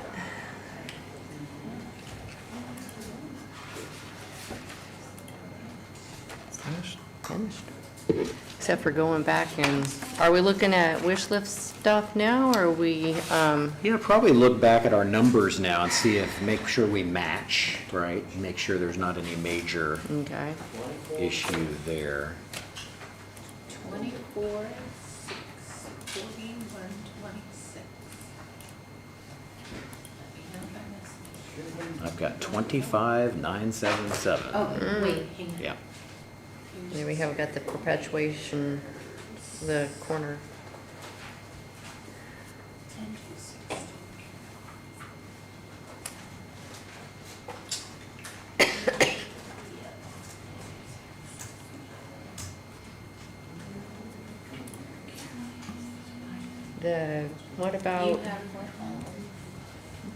What about the 911 there?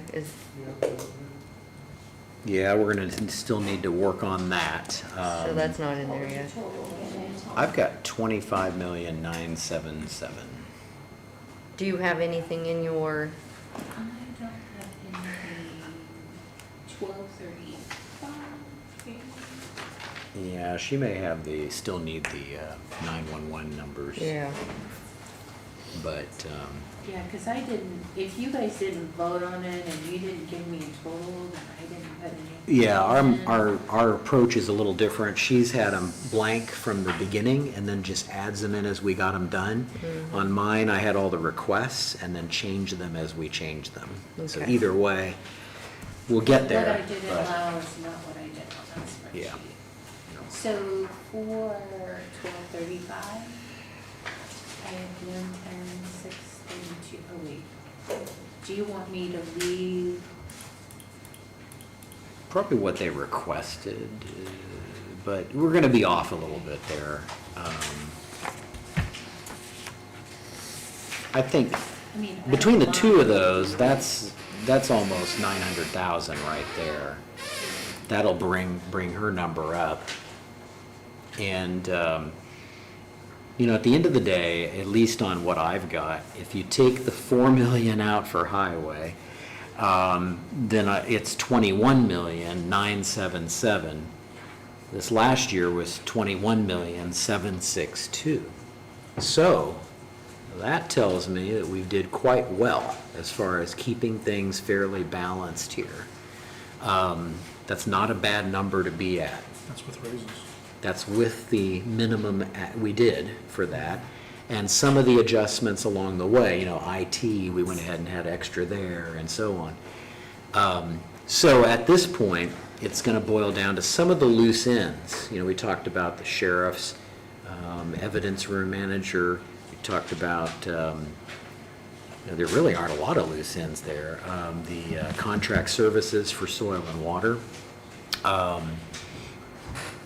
911 is just going to be what it ends up being. We already approved the numbers as far as wages, so we just need to figure the balance between the two funds, but that's on the chief deputy and following up with him. The surveyor's perp is only going to be on the revenue side and help us offset costs depending on where it can be used. Health insurance is already upped. Yeah, I mean, we've gotten a lot of things done in the last day and a half.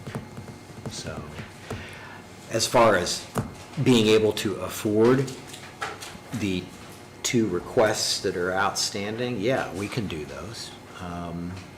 It's a matter of if you want to do them, you know, would be the key. You know, do you think that the sheriff's department should have that position, for The example? evidence clerk, I think, Yeah. sounds like something Yeah. that is very needful. If you've Yeah. got, I mean, we don't want to carry, like he said, we don't want to carry all that evidence over, I mean, from 1980. Temporary. Oh. Couple years. Even if Pardon? that position's just temporary for a couple of years. I would see it permanent, to be honest, because of It would probably eventually the go nature full-time. of the beast. Well, and if we're paying a deputy to be Right. doing that extra right now, it would be a lot more cost effective to I don't have- know how much he's spending his time, but I think it's decent. He spends a lot of time doing that work. And I think from a liability standpoint, it's a big deal. If we don't do that, we're setting ourselves up for potential charges being dropped, court Right. cases people being cleared that just on technicality, which is not a good thing. You know, we want fair trials and all that stuff, but if the evidence is where some kind of piece of evidence that was tampered with or tainted or compromised in some way, even if it's inadvertent or just accidental, we can prevent that, I think, by focusing on it, right? We probably need to account for some training costs along with that too. Mm-hmm. Yeah, so if that is something we want to do, then we would probably go to the consultant and say, hey, here's what we're looking at. Here, we need a job description and confirm what kind of dollars. But like the chief deputy said, it's probably at least going to be similar to what the office admin would have. It'd be a similar cost. And if you want to figure on that, again, this is just rough math. That with the benefits package is probably 57,000 if you use that figure. And we know that fund could support that. We'd still have some money where we can move it out of the general if we wanted to. Some of the vehicle lease we talked about, put that into 1170. So there's still some options there. So it just depends on what you all think you want to do with that. Do we have any idea when we know that the insurance is going to, I know the commissioners are here, about the group insurance? Because if that comes in a little heavy, it could change everything. If it comes in a little light, it could change everything. So we went up to 10,000 as a buffer. I don't know. When they say, first part of September they should know. But if they go, or whoever did, Anthem, whoever it was, if they just go ahead and agree to do 2026, every one of these numbers drops back down to 9,000, right? Well, it could, but I think in our early discussion yesterday, we had the threat of Yeah. a retroactive 10%. So I'd rather put it in heavy, Yeah. Like an not audit. need it. It's, Yeah. Yeah. 'Cause I love those. at the end of 26, I mean, if we have a high claim year, then we have to, Mhm. you know, pay it back. If we don't have to pay back. Right. yep. I think we're certainly wise to bake this in like we did and stick with it. The worst case is we've over budgeted a little bit, but we're going to be banking that difference, which then can be used for the following year's increase or the retroactive increase or something like that, some unforeseen issue. So it wouldn't be a negative for us if we were to keep it at the 10,000. And what we got, 4 or 5 items we want to address? Yeah, we don't have a lot, really. Okay, on the sheriff's position, I want to make a motion that we grant that we allow that to be established. He gave us a good cause, and it sounds like it's something that's needful. And I'd like to go ahead and put it in the budget now.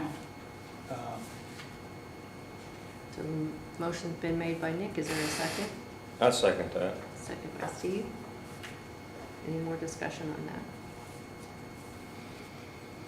All those in favor? I know we need some other paperwork done, like the job description, but Yeah, we'll just work with it. Yes, Okay. now that we know that's what we want, we'll you. program it, start getting some things in motion. did we come up with any kind of COLA? We didn't speak about any COLA, did we? No, none. No, our increases are based on the suggestions of the study, which we did. We then also talked about having a COLA component to that as well. If you remember, the advantage of doing that is that positions that aren't otherwise getting anything would get something. The negative to that is that you're pushing them further even higher than where they're at now compared to the study. So there's a trade-off if you're going to do a COLA component there. If we would say 1.5% COLA, can you figure that for? That's on your sheets that you had yesterday. It's, an additional. Yeah. Quite a bit more. And it's labeled at the top.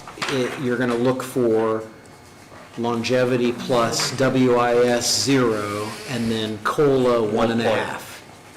Yeah. Yeah, you got it right there. Yeah. I just, Okay, here's That's one it. with 1.5 COLA. So that would, Yep. an additional, that'll add that to the 21, what'd you say?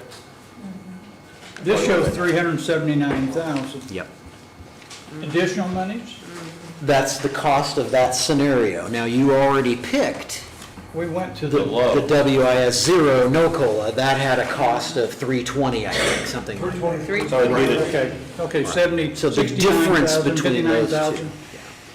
I would like to make a motion that we adopt, the low point with the 1.5 COLA across the board.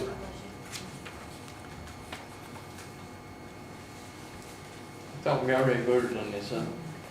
Or did you we want? did at the beginning. Yeah, he's wanting to go further.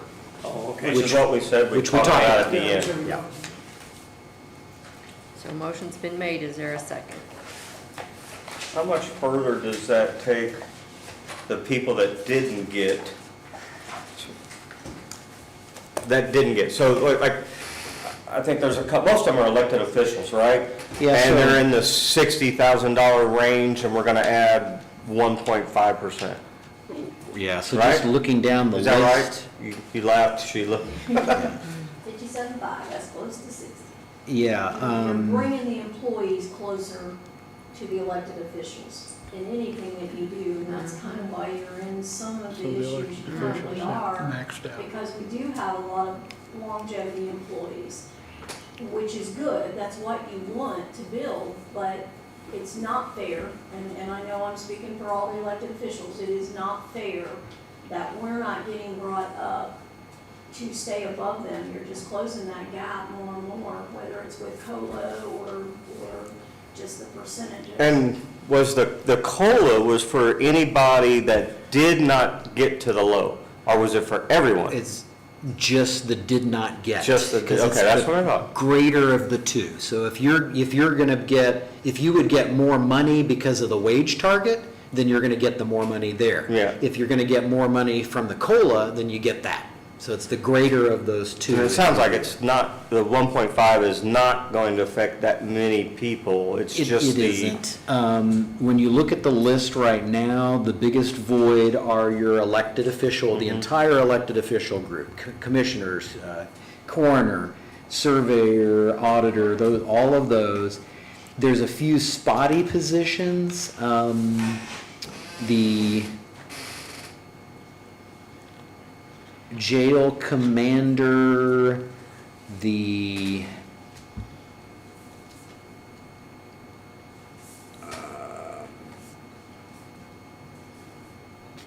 I'm just looking through here, the Madam Chair, you didn't get a second. I'll second Nick's motion. I think that's where yeah, you were and headed. so it's really limited to those elected officials, but there's also a few other positions Oh. where they're getting a little extra because of the wage target, but it may not be above a 1.5% COLA. You know, there's still that gap if you're looking at the greater of. So they're getting a little bit because, yeah, they need to have a little bit, but it may not be as much as if they got the 1.5 COLA. And so there's a little bit there that would enhance some positions, but it's limited. Refresh So- my memory on our wage study, the reason the elected officials aren't up is, were all of the elected officials above the low target? That group had a much more aggressive target originally, because it included, it wasn't a weighted average, it took into account like Monroe County. And so it basically moved that midpoint higher than where it should have been. Plus, we gave guesstimate increases over the last several years that put us beyond what would have been that midpoint. So we have essentially gotten those elected officials there quicker than everybody else, is what happened.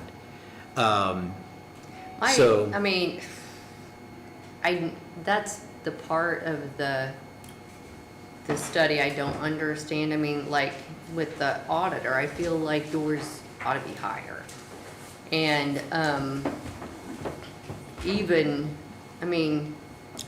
but yet there's others, like, I'll just come out and say, the coroner surveyor. was a coroner and surveyor got way up there. They're way up there.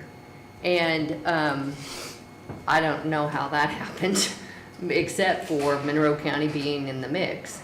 But Well, and if you with the last remember, one. the surveyor and coroner, there was also that question about full-time versus part-time.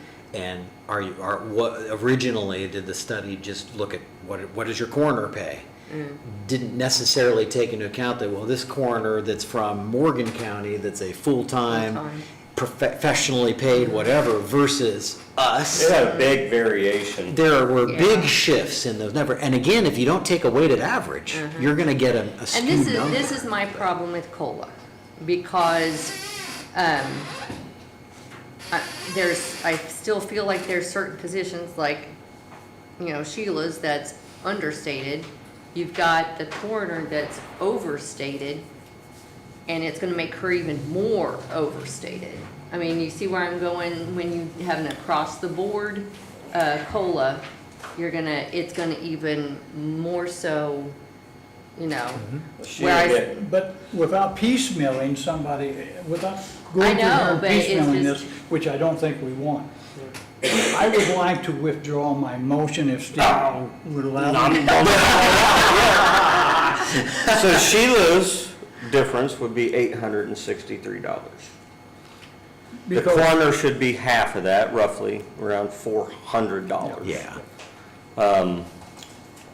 Nick's previous comment yesterday was, about retaining good employees and at least giving something all the time. I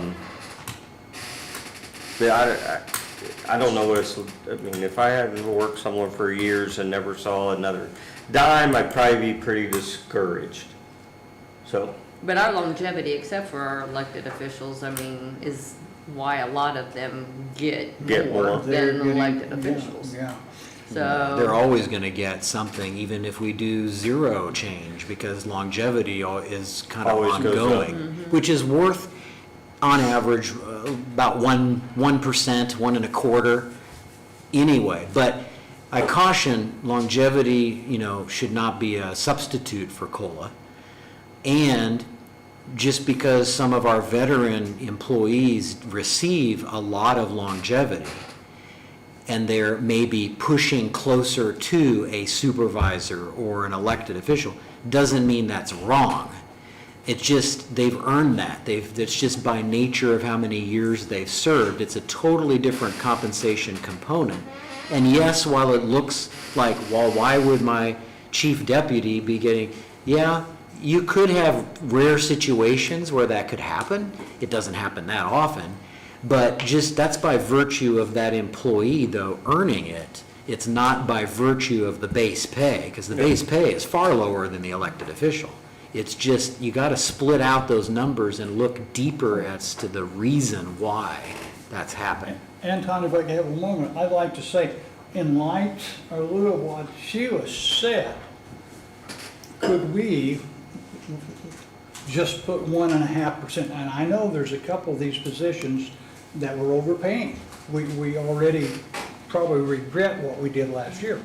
But could we give straight across the board, elected officials and all, 1.5 in COLA? Well, the thing that you got to be careful about there is that COLA, the most valuable part of COLA is on your maintenance component to all this, because when you bring people to the levels they need to be at, which most need to be brought up to, and a few are already at or above that, then we already have the most current numbers to use. There isn't a need to have COLA because you're setting the correct number. The time where COLA comes into play is next year or the year after, where we've already calibrated everything, people are classified where they need to be, but now you're maintaining that and so then you give a 2-3% so that they all go up proportionally. But at the moment, the only real value, I think, to doing COLA is to give something to the people that aren't getting anything, to give them a nod for their service and for their time, and that, yeah, here's a little bit, it's not the whole thing because Okay. you're already above, but So something. what we're saying is, last year's adjustment is out of balance because we gave some, more so in the elected arena, raises Right. that. And it's only a couple. but it's not much out of balance. Yeah, Other in than some the cases corner. it is. Well, And my thing is I want to caution everybody, because we came into this feeling like we needed to either keep our budget at the same level as last year or cut. And if we just, start throwing money out, even, I mean, we did what we, said we were gonna do, bringing everybody up to the midpoint, but if we just start throwing money out there, I don't wanna see us get in trouble. Everybody to the low point. Right. Everybody's at the low point. but Oh, okay, I'm at low COLA point. would not be I don't think it would be a bad deal for the fact it's only gonna raise us, what, 50 or 60,000 over what we're looking at right now. And at least we're saying to those individuals, which mostly are elected individuals, we don't wanna forget you. What did you say that would give Sheila, 700? $863. Yeah, that's, Okay. Yeah, that still gets you Correct. back out of balance from what you're trying to do, is balance No, no. to where you're, Try to set a baseline that we can Right. stick with. Base would be set that's the part that next year. got me. It 'Cause would, yeah. They are It's getting, set- the one that gets the COLA will get more of a raise according to the other.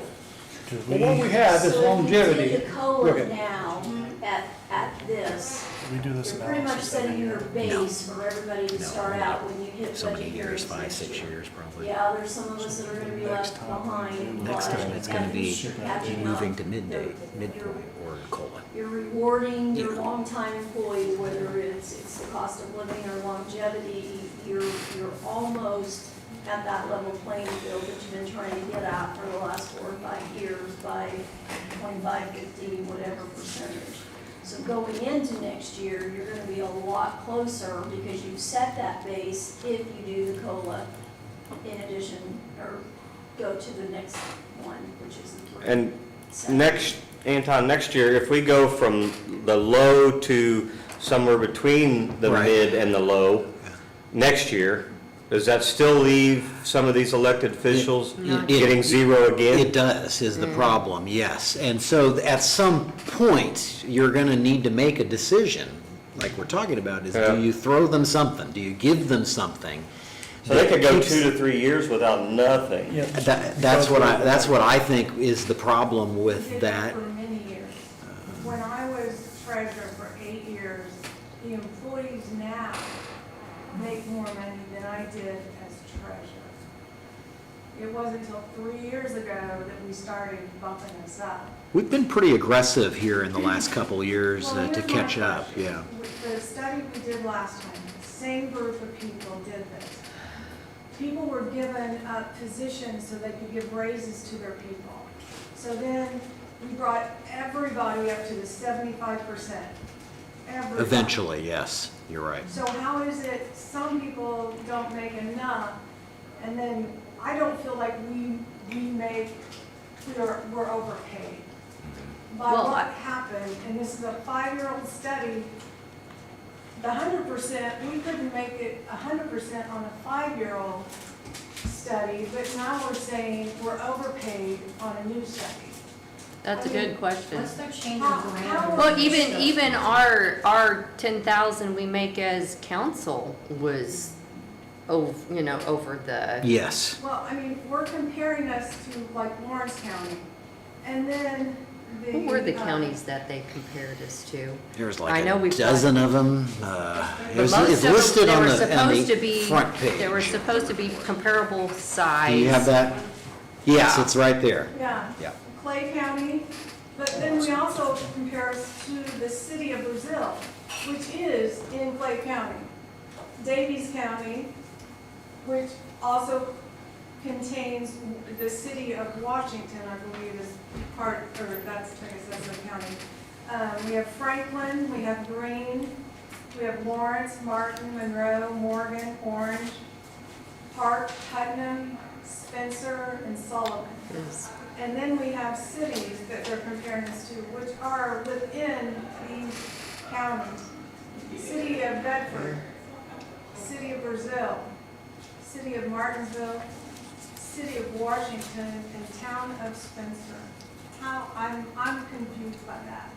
How do you look at a county and compare us to the Town of Spencer? Well, they're not for elected officials, though. The data for elected officials is going to be solely county. That's for the entire project, that list. So we're not. There is no comparing- treasurer or clerk, there is a clerk treasurer, but there's no auditor, there's no assessor for the towns. So yeah, that wouldn't apply. Why are those listed on there then? Because now you're going by a weighted balance versus just your regular average.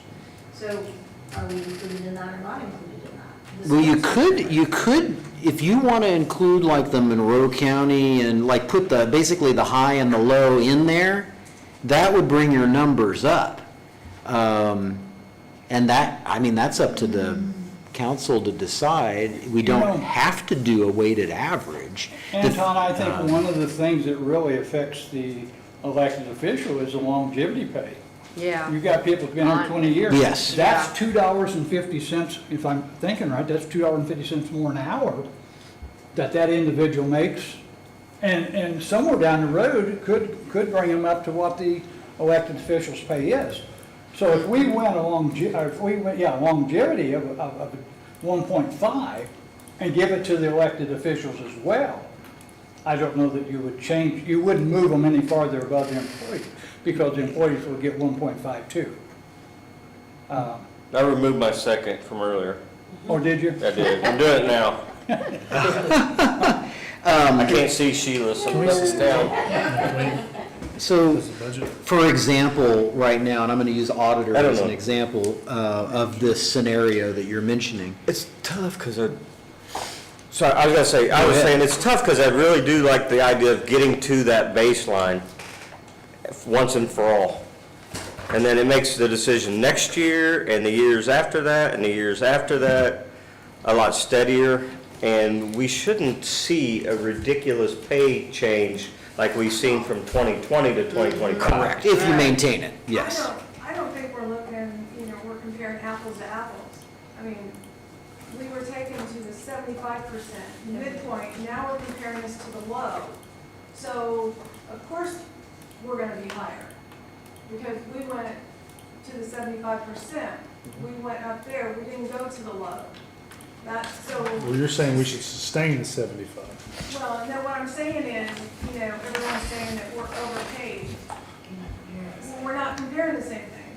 We didn't go with the low last time and then this time. We went with the 75%, now we're comparing it to a low. But if we were to compare to Well, the they're apples to 75. oranges, though, It's gonna be- yeah. It's gonna be different, it's gonna look higher. Yeah, that's actually not really the correct analysis of it, because your baseline numbers are totally different. It's not the same number set. You're not going from 75 on one and now you're going to 0. It's a whole new study. So what percent is the average? What's the low? What percent is that? For elected official? Or it should be for everybody, shouldn't it? What now? You're saying that we're coming to the low point. What percent is that, Low is 0. 0% is the low point. 100% is the high point. 50 is the midpoint. So Yeah. what's different about how the last one was done and this one was done? Well, they did a weighted average is what's changed. They took out Monroe County essentially, or have the higher, because it was like 20 grand higher than everybody else. It says they removed the highest and the lowest. Right, the lowest was not far off from the second lowest, so that part wasn't a big difference. make a It's the difference. high end of the scale that was the issue. And so, yes, if you want, we can get away from the weighted average. That's going to push up your midpoint, and that'll make it back more aggressive again. It's not going to be that much different, but it would help, I think, bring that up. But for example, the low point for treasurer, not to pick on treasurer, but is, they say 46,759, but it's currently. Well, wait a minute, Yeah. are you talking about the low? Yeah. There's a 41,000. Oh, I'm talking on the average. Oh, okay. Yeah, 46,759, but it's at 54,654. So at the moment, it's paid more than what that low point is, the new low point is. And the midpoint's 51,954, and the high is 57. So if you go to the high point, well, yeah, there's an increase there. But we've got all new numbers. The thing that I think is really the trick here is that average. How are they figuring the midpoint? And if you don't have Monroe County in there, well, yeah, that average midpoint's going to be a lot less. But if you want to have that data or feel that should be in there, that's a choice we can make. I mean, Well, I'm just saying that, we're taking, you say the studies aren't anything alike, but yet we're comparing what we make now from that last study to this study. So I'm a little confused if they're really nothing alike, then how, well, your data set is totally different. right? Totally different data. This is all up to date. And then the average they use has been changed. So the data went down instead of increasing with the. Well, the average went down because you took the high entry out is what's happened, yeah. Monroe County. Well, because the usual practice is to do that, and that's what was done for everybody else. Yeah, it wasn't done on the previous study. Right. so. But probably should have been. Is there, let me ask a dumb So, question. yeah. How come our elected officials don't give longevity? Well, we've debated that over the years. That's a good question. We certainly could if you choose. Because It becomes a political thing, to be honest, because then you have, let's say, 7 council members, 3 commissioners that, well, Joe here, he's got 1 vote of 7, but he gets paid $5,000 more than everybody else. Well, that's not really fair or correct. Now, it might work a little better for our regular, operational officials, treasurer, auditor, that kind of thing. But again, you're like, well, my 7-year auditor gets paid, someone could run in a primary and say, well, put someone new in there and save the county $4,000. I don't know if that's really productive or constructive. Well, if you want to But- keep that gap from coming together, you're going to have to do something for the elected officials. Or it's going to come together. When you have somebody there that's been in that office for 20 years and they're the chief deputy, now they're bumping right up close to what the elected officials make. Or more. But I think that's being overstated, to be honest, Okay, well, I because know, but- it's not. And I'm going to give you an example. In Sheila's case, her pay right now is $57,500. Okay. Sorry to pick on you, Sheila. I'm but sorry, Joe. This is just a good example. Joe, you was going to make a comment. No, you keep going. But your chief deputy, You're on track. who has a substantial number of years of service, and this is a good example to use. The deputy has, we're talking 18 years of experience, is at 55,420. Okay, so there's even someone that has 20 years of experience and is already at that chief deputy pay is still $2,000 off from where the numbers are now. But what if you added her longevity if she was the auditor instead of the chief deputy? She doesn't get it if she's auditor. Correct, that's what the conversation was. But where do you cut that off? Because she also worked for the health department for how many years? 27 years Yeah. in the county, so. You would then honor- Do you add that, do you keep that one? If So, she's- yeah, if that's a she's good earning point. longevity, then do you add in, and so from 27 to almost 8 years of longevity, then that's gonna put her. Yeah, but If you're you know, tracking correct, longevity but across the board. aside of the money, there's also value and experience. Oh, Yes, absolutely. we Years, and get that's why we- longevity True. for that value of their input and staying. Yeah, Are they not worth- there Are they not is. worth that? I well, and a mean, lot of, I And you mean, want those experienced folks to run for those positions. absolutely, Joe. Unless you're a taxpayer, like Yeah. Anton said, Right. and if we eliminated everyone that had longevity, then what does the taxpayer save out of the whole thing? And, I mean, it might be a dumb decision for somebody to do, but The rebuttal to that would simply be, if whatever that amount was, 20, 30,000 altogether, of their experience is going to save you that. I'm not disagreeing Where with we get a you. new person in there, like if I was to run for auditor, that would be a complete fiasco. But it's a popularity contest on that aspect of it, and if it's based off somebody's longevity just to get them out of there, then it's in shambles. It is still politics. That's right. Most counties that give longevity, as we've seen, don't give longevity to the elected officials. is there It's any just- county that does? I don't know. It's just not a standard practice. It's, Honestly, I was thinking that there was a state code that went with it. I didn't realize it could be a local, but yeah. again, if I wanted to keep my longevity, I would have stayed where I was. The other part is, I mean, we know, when we run for offices, we know, we just, again, I think that all of us, including the council and the commissioners, you're not making money, you're not, and the time and the effort and the dedication that you're all putting in, you tend to earn it as well as those of us that are here every day. So there needs to be a balance there somewhere. I think everybody needs to feel like, hey, we are included in this. I'm not saying don't give either one of these, because I feel all the employees deserve everything there is, especially when we're facing the okay, our insurance might go up. Is it gonna come, here we're gonna give them a raise and possibly have to turn around and say we're taking more out of your paycheck?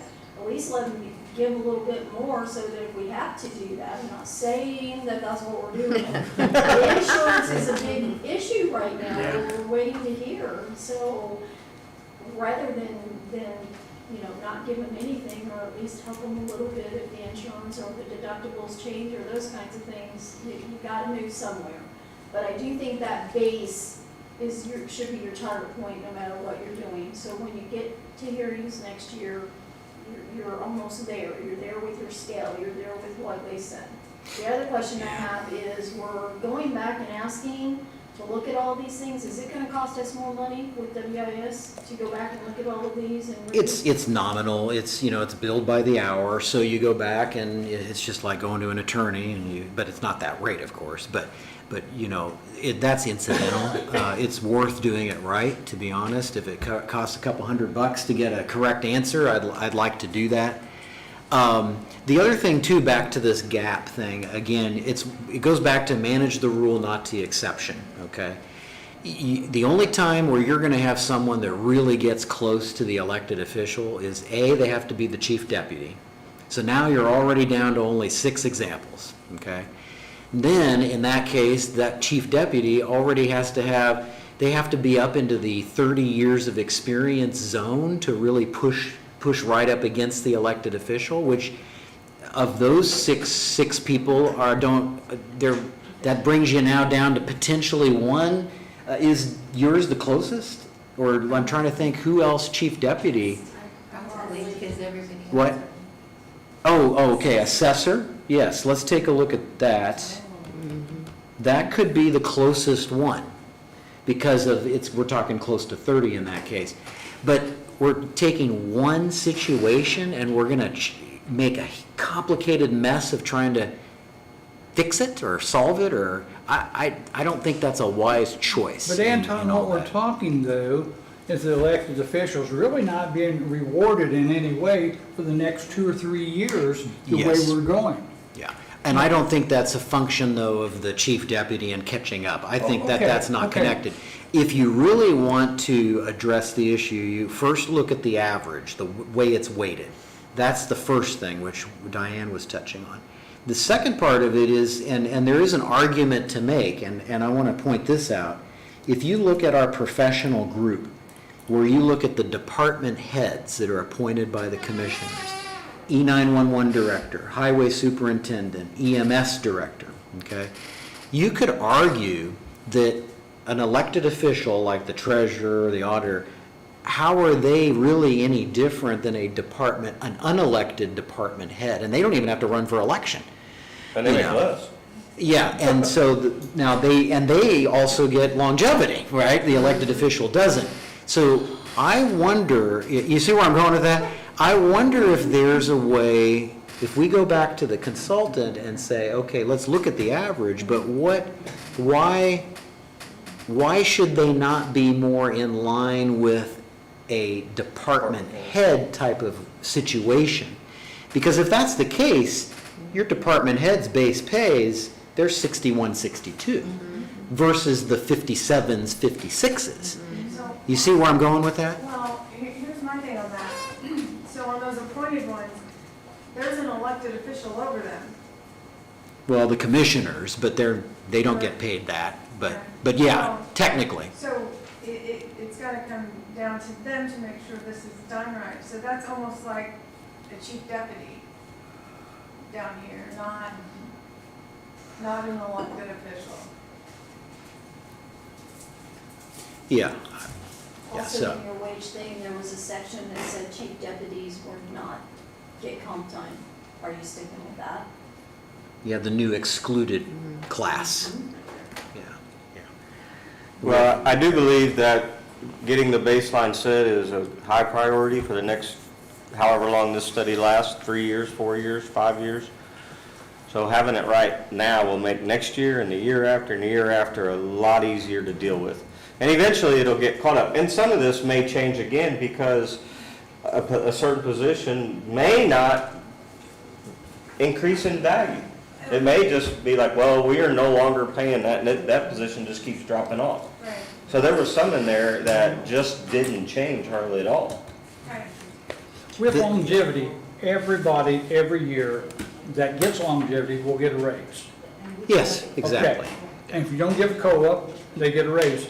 If the elected officials don't get anything, I just think it's an unfair situation to the elected officials. Not that I want it, I don't care. I mean, I think as far as I'm concerned, I make 10,000, I'm okay with that.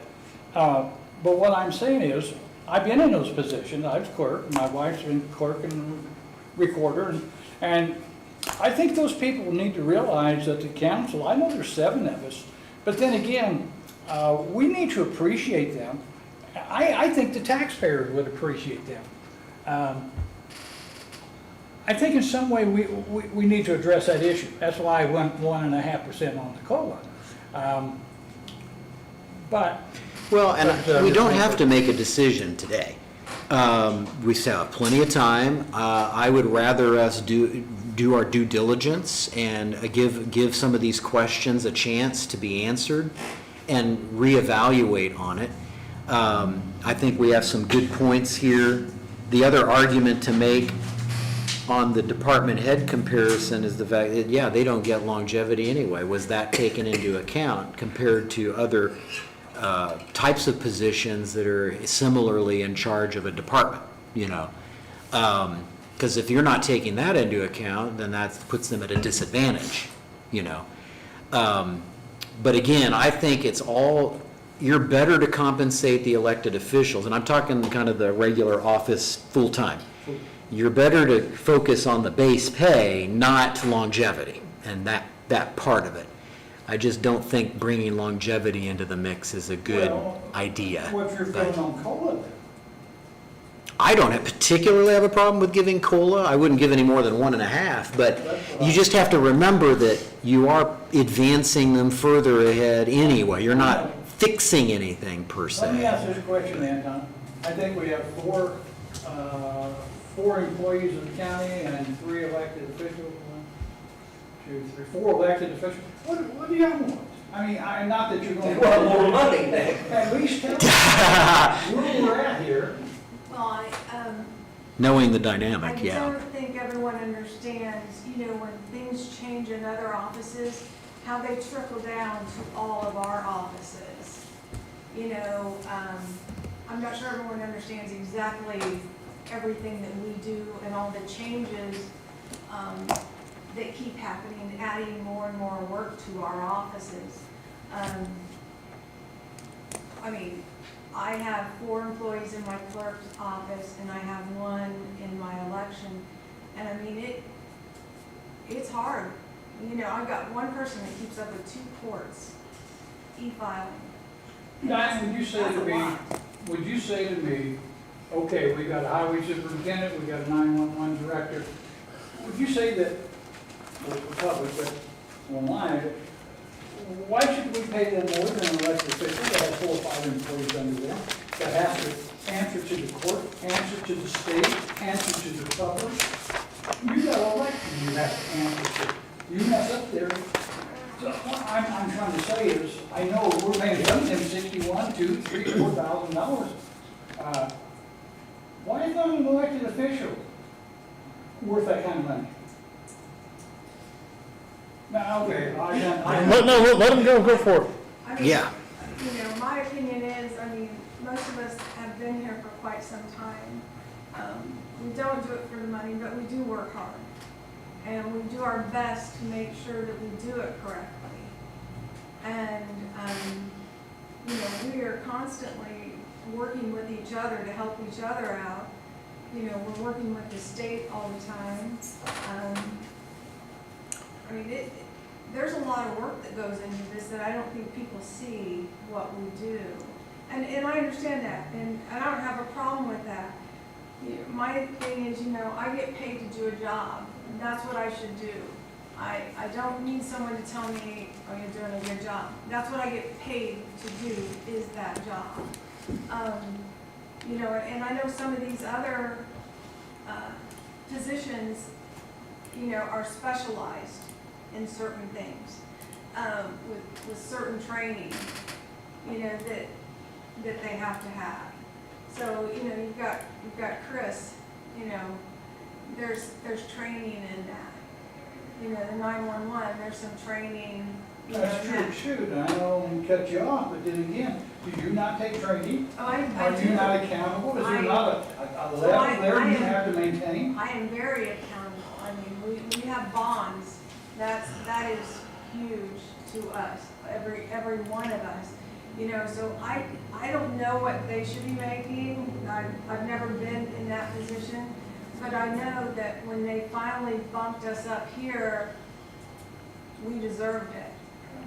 We really did. sure 'Cause did. I don't know if people understand, you know, the hours that we put in sometimes are just unreal, because you don't see us every day do it. You don't necessarily always realize what everyone does. See, Diane, you get short of staff, you still gotta produce.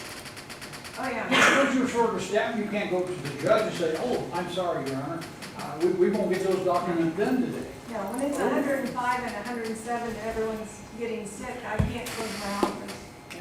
So would it be fair if we categorized elected officials as the same as department heads as their management role with the same base pay?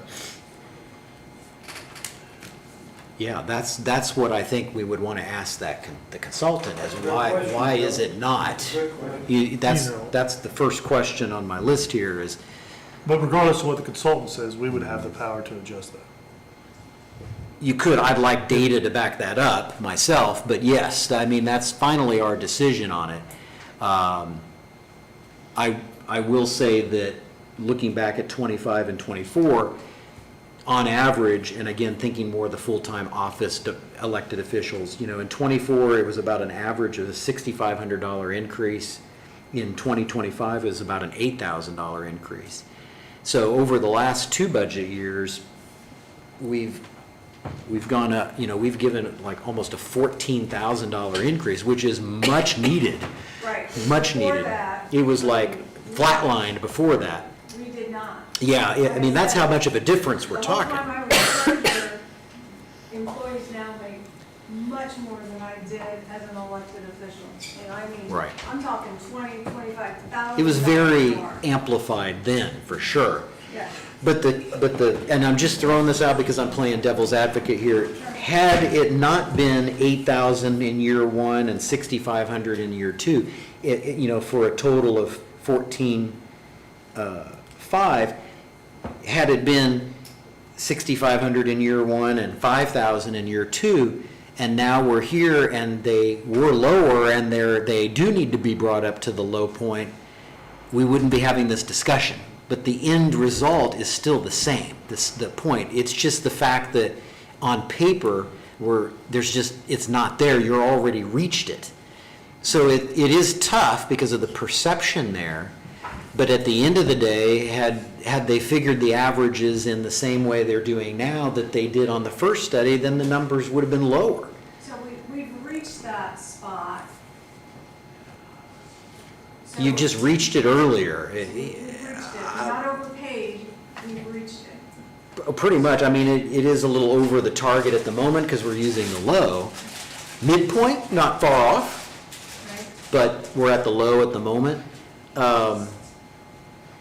I really think we should talk with the consultant further with this and point out this discussion. Yeah, I agree. I think it needs more time, but I think we can come up with something. It's a great issue to tackle. It's very important. And I would propose the same thing of checking with the consultant on, and council-wise, speaking on closing that gap between a department head and a full-time elected official that is also in a management role. Yeah. One thing that we can't forget is some of these elected officials are cleaning up messes from previous elected officials and have made our life as a council and the current commissioners much easier than the past 3 years. I feel like the group that's in there now, council, commissioners, and a lot of elected officials, you have the right crew in there, and they should be, not a reward, but they should be fairly compensated on their COLA. So that's what I'll go with, is we'll look into that, and I think down the road, the next couple of months, and we discuss on the 1.5 again. And I am very appreciative of, the increase that we've gotten over the last 2 years. I think the elected officials deserved it for the hours, the work that they do put in. So, I am very appreciative, and I know other elected officials are too, of how we have been brought up. So, I'm not complaining about that. I just, it's just the way it's being compared. Yes. It's not the same thing, so It's not black and white. Yeah. It's not, yeah, it's Yeah. not. It's, yeah. And I mean, being an elected official, we know we're not gonna make lots of money. That's not it just why- needs to be fair. That's not It just needs to be why- good. We didn't come here for Right. the money. No. It was a job. I don't need the money. I could retire today. Right. I'm here because I care about my community, and I think that's true of all of us. But you still want to know that whether it's a baseline or we've paid good money for the studies that we've had and need to adhere to them some, but we still need to be fair. And whether it's as an elected official or as an employee, because I do feel it's important to keep the longevity for the employees. And that's where your solid grounds come from in every single department, is because you have somebody that's there and they know what they're doing and they've been around.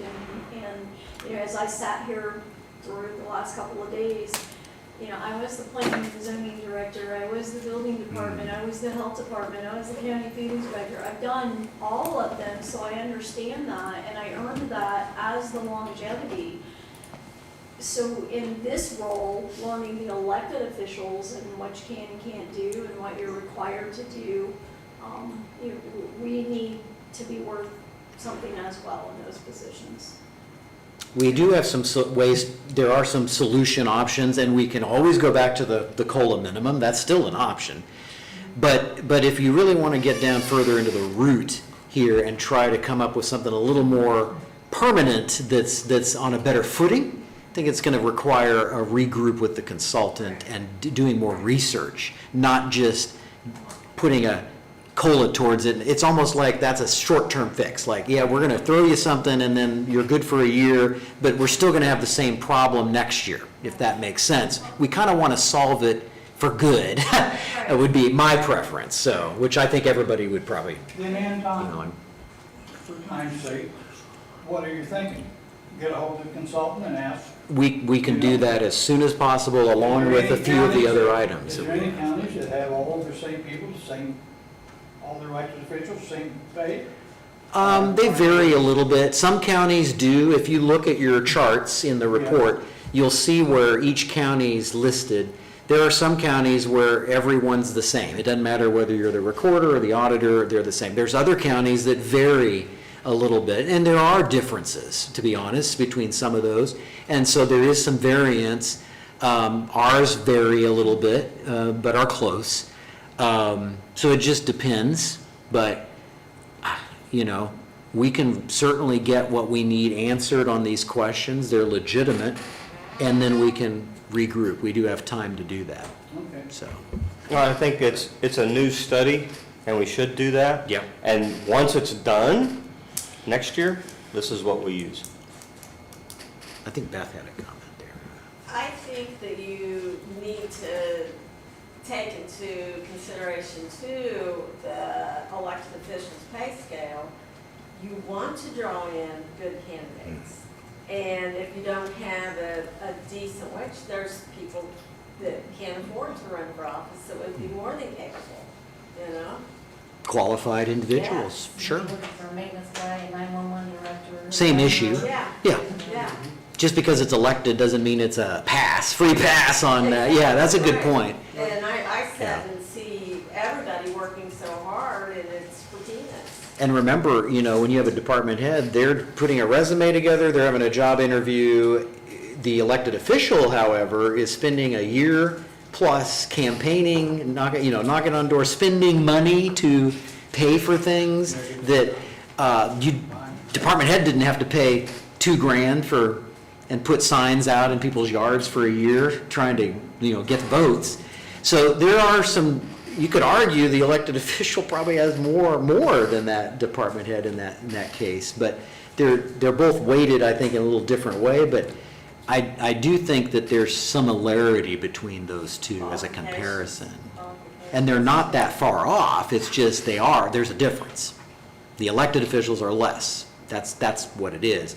And I think that's really an important, Polly, that's an important angle I think we need to address with the consultant on that. But Madam Chair, where are we going next? Well, we need to deal with this issue. I think we're going to go through. We're going to follow back up on it. The feedback is very good. The Good only thing discussion that on wish list we haven't talked about is soil and water in their contract, so everything else I think is. Soil and water, I'm going to make a motion. I do not, where does this stop? We've seen the soil and water come to us and they've edged us and edged us and edged us. I'm just going to, I'm not in favor of giving them any more. So she's actually using it for another employee. She's paying another person. I wouldn't be in favor. But y'all do. So, is your motion to? I'll make that motion. Well, what I mean is your motion to keep it at the 5,000 that we did last year? Because she's asking for a 15. Yeah, she's asking for 15,000, so she's asking for a 10,000 increase. So are you talking about not funding that at all, or sticking with the 5,000? So we had given her 5,000 Right. last year. It's a grant, and it was supposed to be 5,000. Was it 3 years or 4 years? Yeah, so it was a 3-year grant. We are going into year 2. Okay. It's still there. The grant didn't go away, because originally I thought it was going away, yeah, but so it did I. wasn't. It's still there. And so the status quo would be to keep the 5. She still has it matched, and it's year 2 of 3. That's the status quo. She's wanting to go above what the grant part is. She's wanting to bring that to a 35-hour type capacity, and that's going to be $10,000 more. I make the motion that we allow the grant as we have already allowed, but not proceed any beyond that. So keep it as is, at the As is, 5,000. That's right, do not give her an extra. I'll second that. Motion made by Nick, seconded by Joe. Any other questions? Now for discussion, if I Yeah, may. sure. The only thing, I lean a little more, at least part way on it, if contingent on, for example, we also discussed, okay, what if the loan is paid off and they don't have the 4,000 in there anymore for paying that payment? But there was also utilities Right. and there was another 5,000. Insurance Yeah, was 2, I insurance. think. But if they were to reorganize on the other expenses and offset part of that, would you look at it a little differently and entertain a little more? Like, it's not 10 more, but 5, for example. Is there some happy medium here that could work? And Just throwing that out, but. I'm an old man, I'm going to take 1 year at a time. Tell me what we need to do next year. Ask Sheila. She's got her finger on the numbers every day. Yeah, yeah. I'm just throwing that out there because we also brought up those other parts in that and left them kind of hanging. I appreciate that. So I don't know if that's a difference or not for the majority, but at a minimum, I'd want to see it the same, at least, but beyond that. I didn't don't see know. anything that, any presentation of what the additional 15 hours a week was going to Oh, like what that would accomplish. get you or do. Okay, I see what you're saying there. It added 3,000 in utilities. Have we been paying utilities before? That's what I. We've not. And Where- then the liability insurance, if they have their own board and all of that, other than we're paying, our county has an umbrella policy. I'm pretty sure that that's covered in. Well, and I think it was more a function of just, it's the soil and water district and they're the ones that would be the ones that are liable. And so they probably have their own insurance policy in their name that's not county specific. But I guess going back to what I was saying is, kind of a skin in the game thing. They do have access to a lot of grants. And you can do administrative costs out of that. There's a lot of flexibility there. They have access to a lot more resources and tools than just what we're giving them in the budget. And so they have a chance, if we were to say, okay, if we were to give you what you're asking for, then would you then continue to pay your utilities, continue to pay your insurance, and reorganize your loan? That would be their skin in the game. If that's a way to address both sides of it, that could be overall maybe a little better long-term outcome. And that may come later, but right now we've got. One thing So- Is that a county-owned That grant's only for 2 more years. Technically, they own it. It's gonna be easier to do away with a 20-hour-a-week position than it is a 35-hour-a-week position, if we have to say no. Yeah, and she came to us the first time, I remember specifically asking, and I don't remember what you, Steve, or who it was, but it said, does this person understand that if the grant goes away, then, they'd no longer have a position? And she said, yes. So So that she was prepared to do without, Right. if that came about. Right. But the question is, how come they're putting in their budget for insurance and, what did you say? Utilities. Utilities. Who's been paying that now? Well, and that's what we were saying, is if they keep their skin in the game themselves, we don't take that on, then there might be a better outcome here. But if they're not willing to do that, then, Are we ready for a vote? I mean, Well, we've got your, We're looking at the $5,000, or the $10,000 additional, we said no. well, yeah, we haven't quite voted yet, but yeah. That was your motion. that was your motion. Then if you want to vote on that motion, because I'm gonna come back with another motion that we do not grant the utilities or the insurance. Well, let's stick Okay. with one first. Yes. Okay. Let's stick with that one right now. So the motion's on the floor to leave it at 5,000 for her part-time person, and second by Joe. So are we ready to vote on that? Yes. All those in favor? All those opposed? Okay, that one's carried. Now, So to just I make keep a it motion that we cut those 2 line items. the utilities and the insurance. Somebody been paying them. I can't remember if that was paid by a grant or that went away. Maybe that's the grant that went away, Anton. I don't know. Yeah, before I vote on that, I want to know where it was paid for. Yeah, I'd kind of like a little bit more, Seems like this whole budget with the soil and water over the last 10 or 12 years has grown. And they come in, well, I mean, differently maybe than some of the others. Because it seems like they're shifting from the state onto the county to cover some of these obligations that I felt the state was covering, or should have been covering. I don't know. Are we gonna pick it up? I mean, eventually, is it gonna be all on the county if we're not careful? Yeah. Do we own the building? No. We just rent? Well, we're covering the payment Yeah, we are. that they use to pay for the building. That's why I brought that up, is that maybe something needs to be done there to eliminate that expense out of there. well, I remember asking a few years ago, why are we paying, because back then it was a payment for a loan, and I asked the question, why are we paying on a loan for a facility that we don't own? And then that's when it was changed to rent, I think. We're supposed to be supplying them an office, is what it is. Okay. Ain't that right? It's a what? We're supposed to supply them an office, and they agreed to buy the building instead. So your motion, Nick, is to cut Rent. some places. Utilities, Is that the, was it utilities? yeah, Yeah. need a second for that. Oh, I'll second it. Okay. I don't know enough about it to I vote don't, on. I've got a few questions on that one first.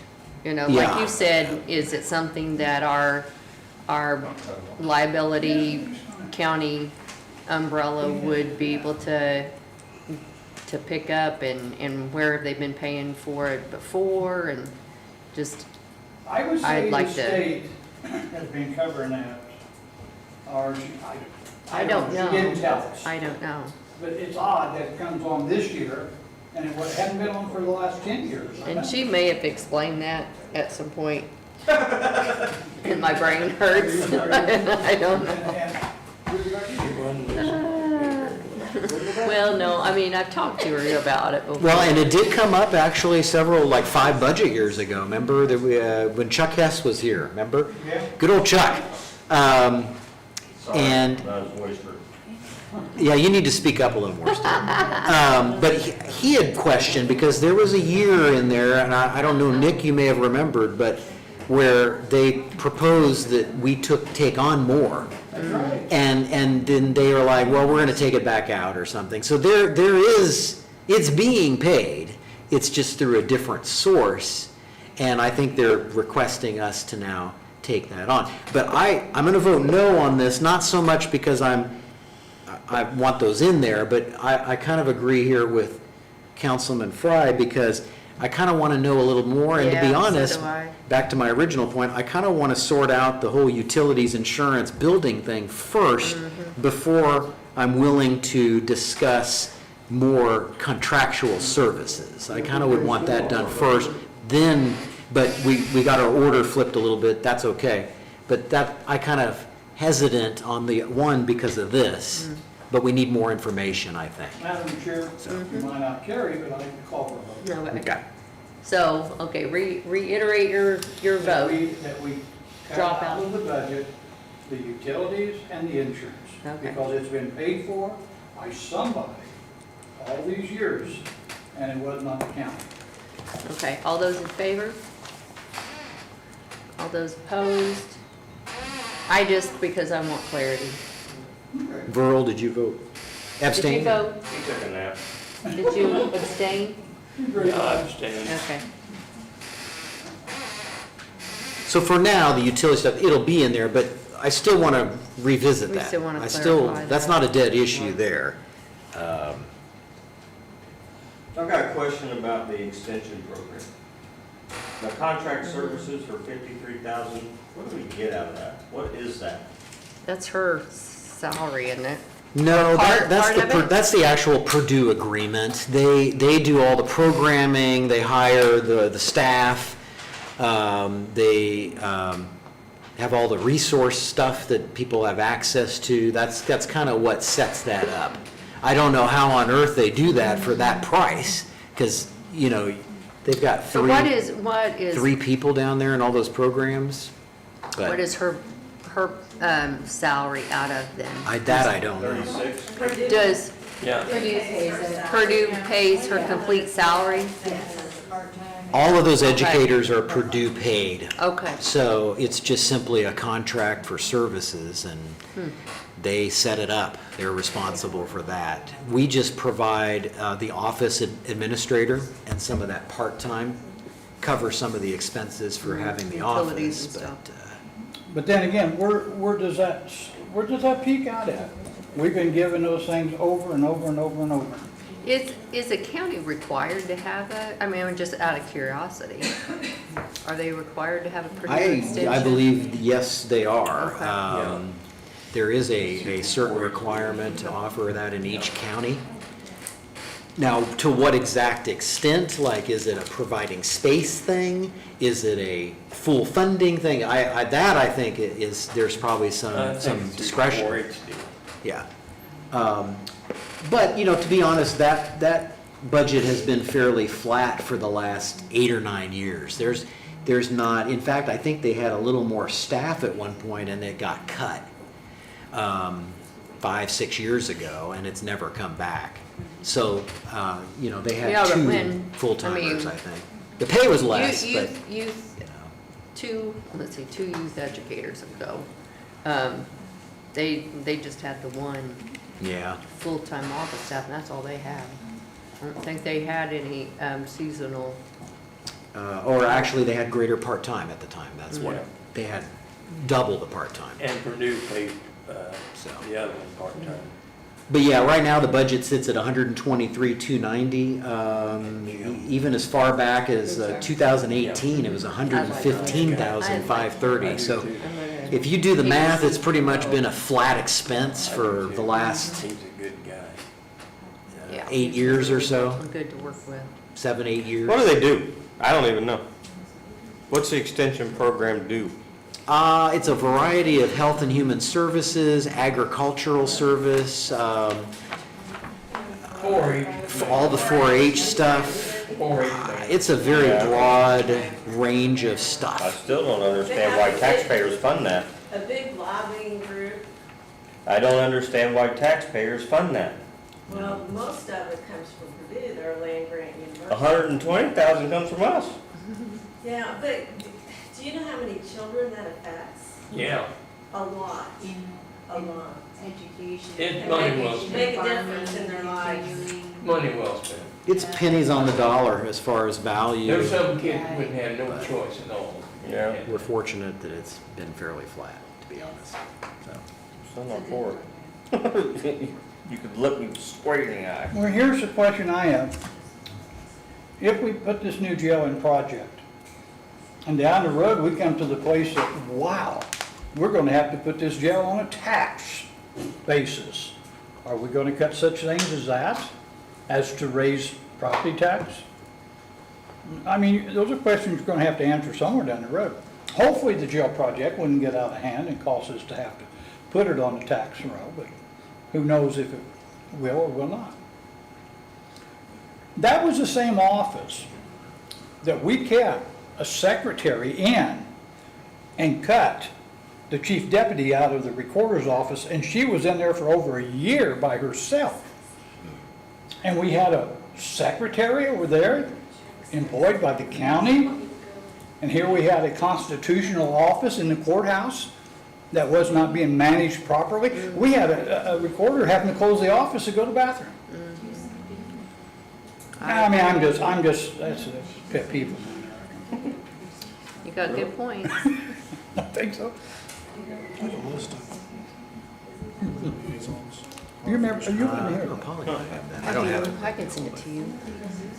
So anyway, I guess, I don't know, there's really not much more I think we need to do at the moment. I think we need to follow up on the items we talked about.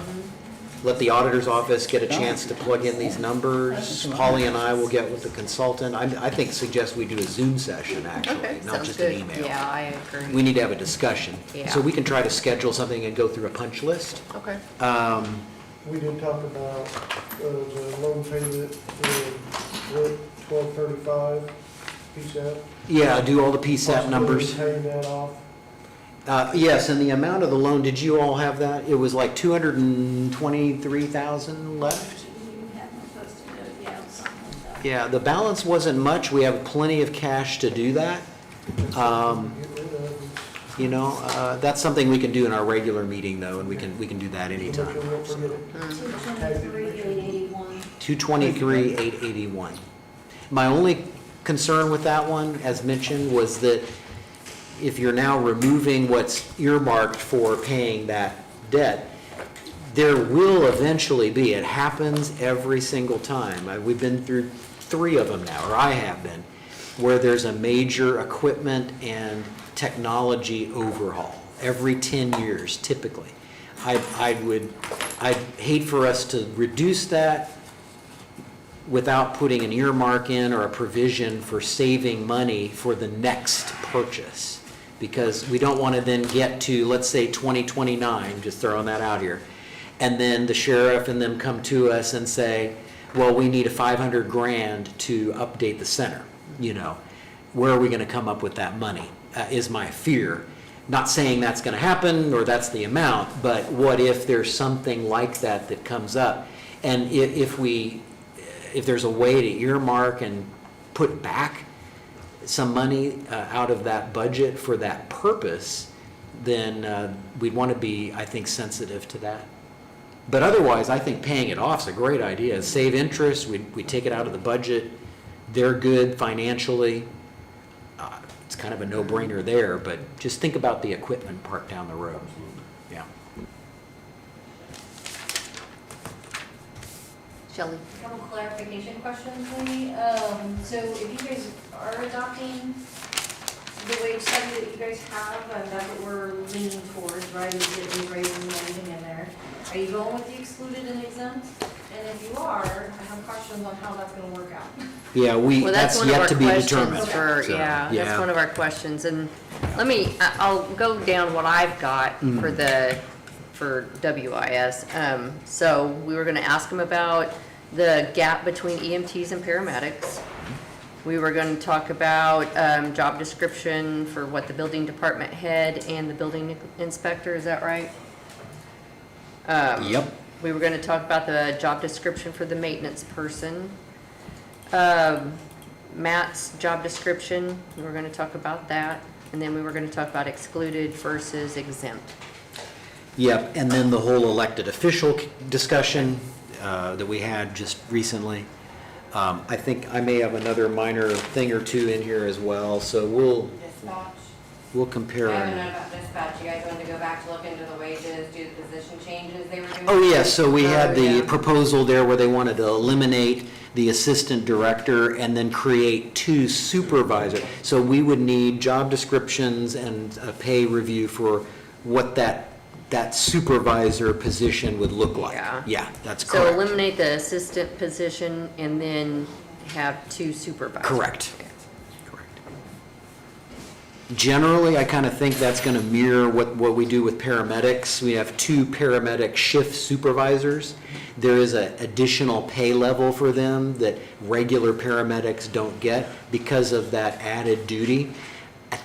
You're going to be looking at probably something similar there for dispatchers. So, but how that exactly looks and what amount, don't know.